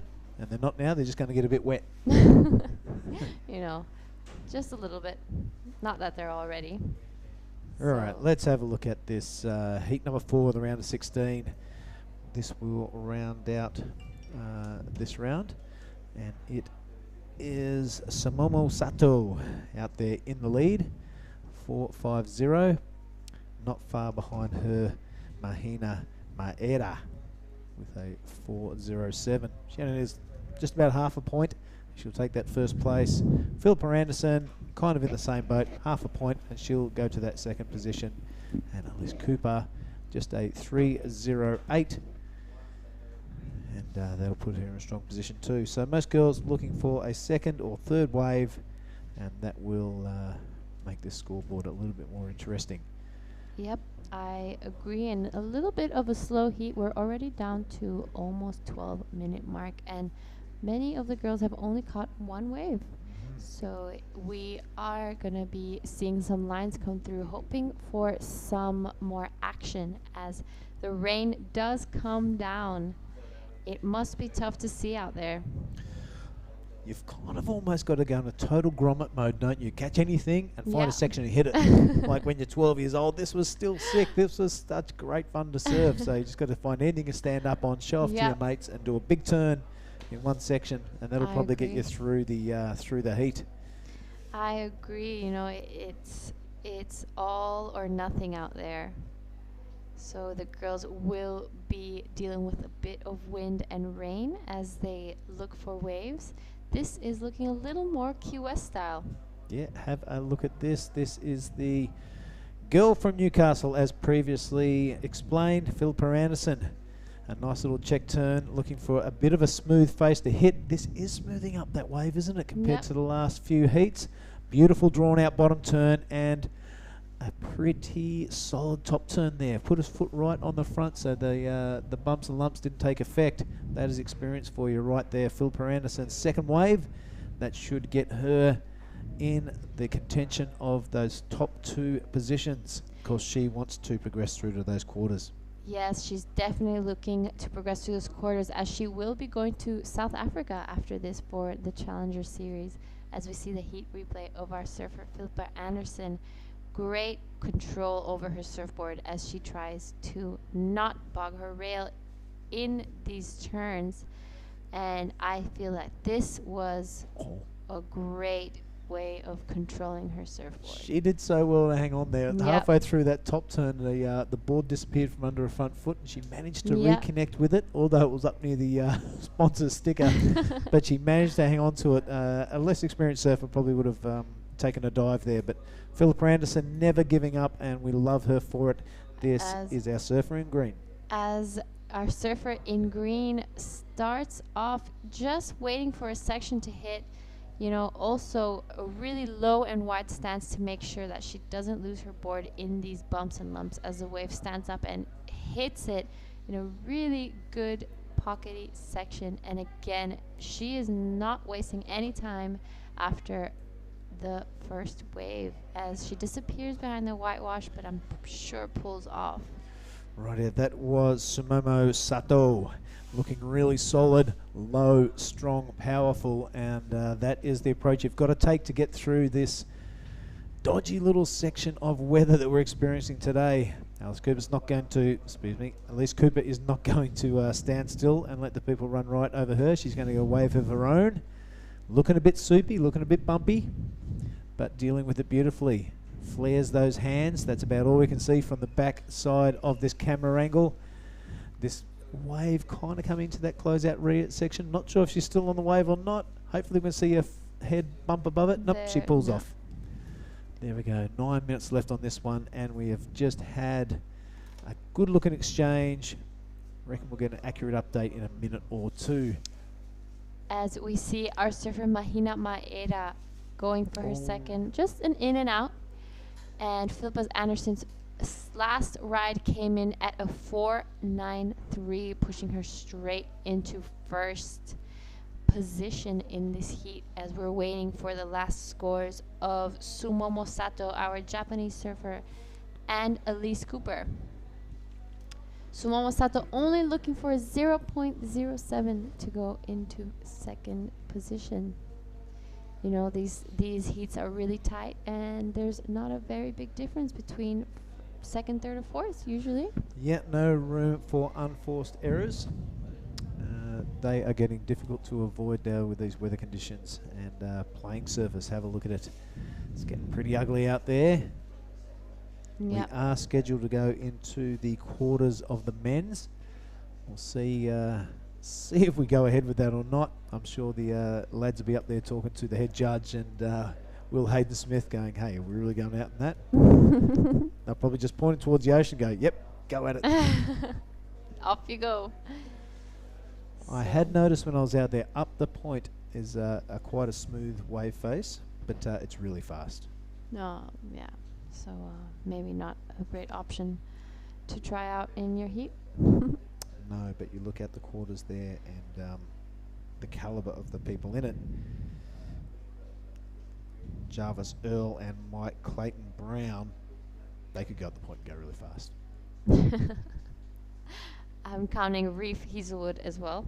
I think he is a very well surfer. I remember paddling out here on a free surf one day, and I was pretty much at the past the point, and he was next to me. He catches a wave and caught the barrel of the event for me. Yeah, nice. Since I've gotten here, I have not seen anyone catch another one like that, and he somehow made it out.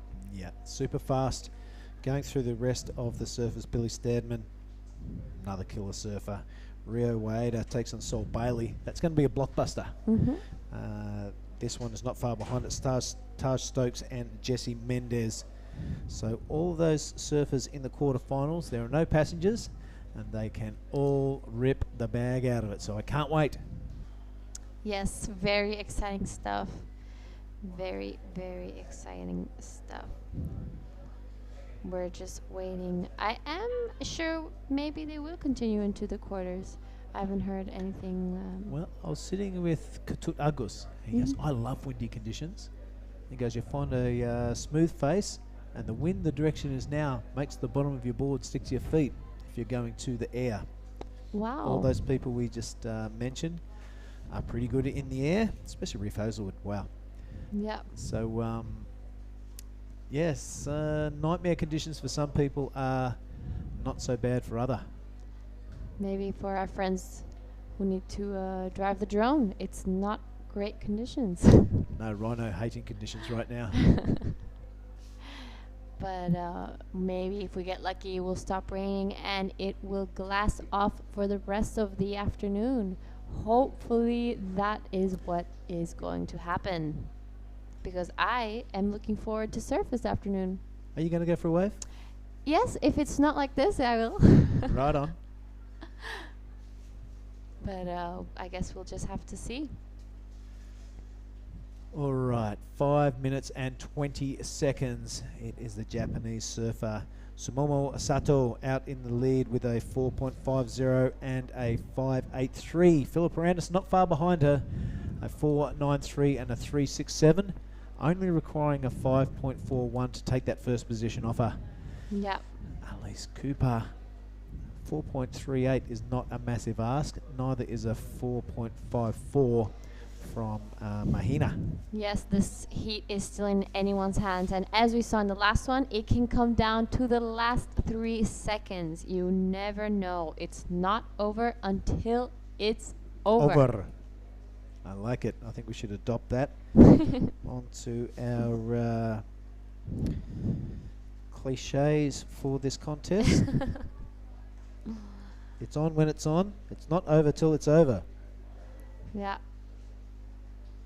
As we see the rain coming a little harder down in this afternoon's heat for a round of 16 women's. Yeah, it's really pumping down now, looking out the window. All the crowd are running for cover. Yep, I'm sure all the crowd dispersed quite quickly. And, everyone's looking for that little bit of roof anywhere they can. Hopefully this rain will stop soon. And what usually happens, there's a rain squall comes in, you've got that one set of waves just before the rain starts coming down. Then it kind of goes flat. Yeah. For the duration of the rain. I agree. It's kind of where we are now, I think.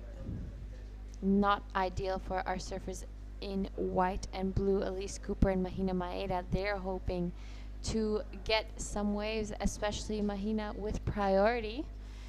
Yeah, the danger woman right now, I reckon, is Philippa Anderson. She has second priority, and she needs like a mid-range score to take that first position. She will be feeling a little bit vulnerable with a 4.38 and a 4.54 to knock her out of contention, but she does have that second priority, so that is a big advantage. Yep, I agree. So as we see our surfer Philippa Anderson in red, finding a really good looking wave, just hits it off the top, going for a second one, and she finishes this wave and just pulls off.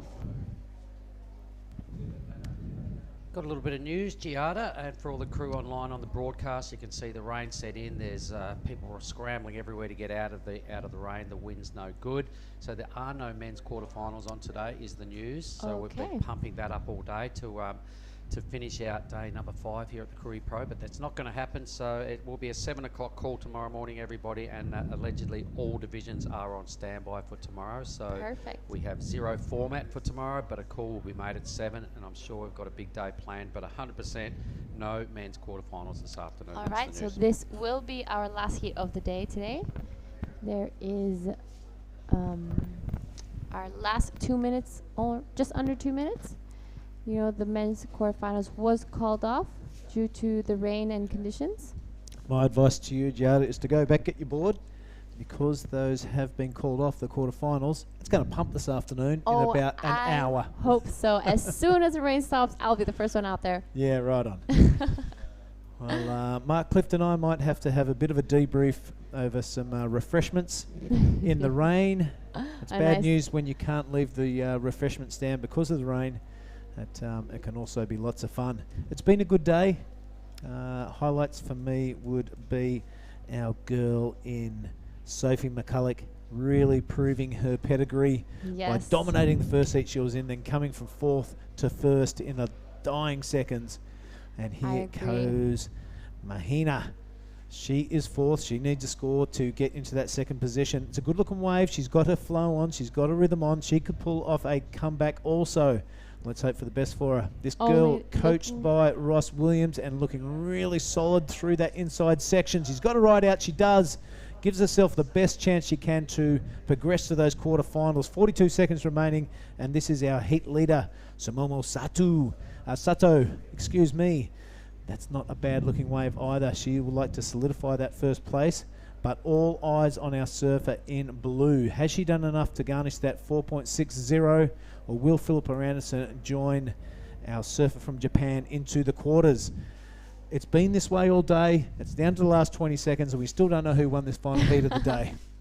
As we wait for the last score of blue, here is a replay, only looking for a 4.60. So, Billy, what are your opinions? That is a bit of a lumpy and slow first turn. She sticks with it. That's nice and solid rail work. We haven't seen much of that for the last 3 heats. Follows it up with this little check turn and a couple of Well, that last solid turn there. So, it's going to be touch and go. I'm looking at a production crew and seeing if we can stay with the broadcast until we get that result. They give me the nod, so that's good. We'll see how Maeda go. Waiting for scores. Yes, how good's this? Oh, let's see as we're waiting, and it does not. Not enough. So it is Samumu Sato through with Philippa Anderson to the quarterfinals. It's been a great day. Give me one of these high fives, Jada. Thank you, Billy, for having me. Wherever you are tuned in around the world, make sure you join us tomorrow. We are going to have the men's quarters. We've got Pro Junior, men and women action coming up. We hope you enjoyed the broadcast. Stick with us, and we'll see you tomorrow.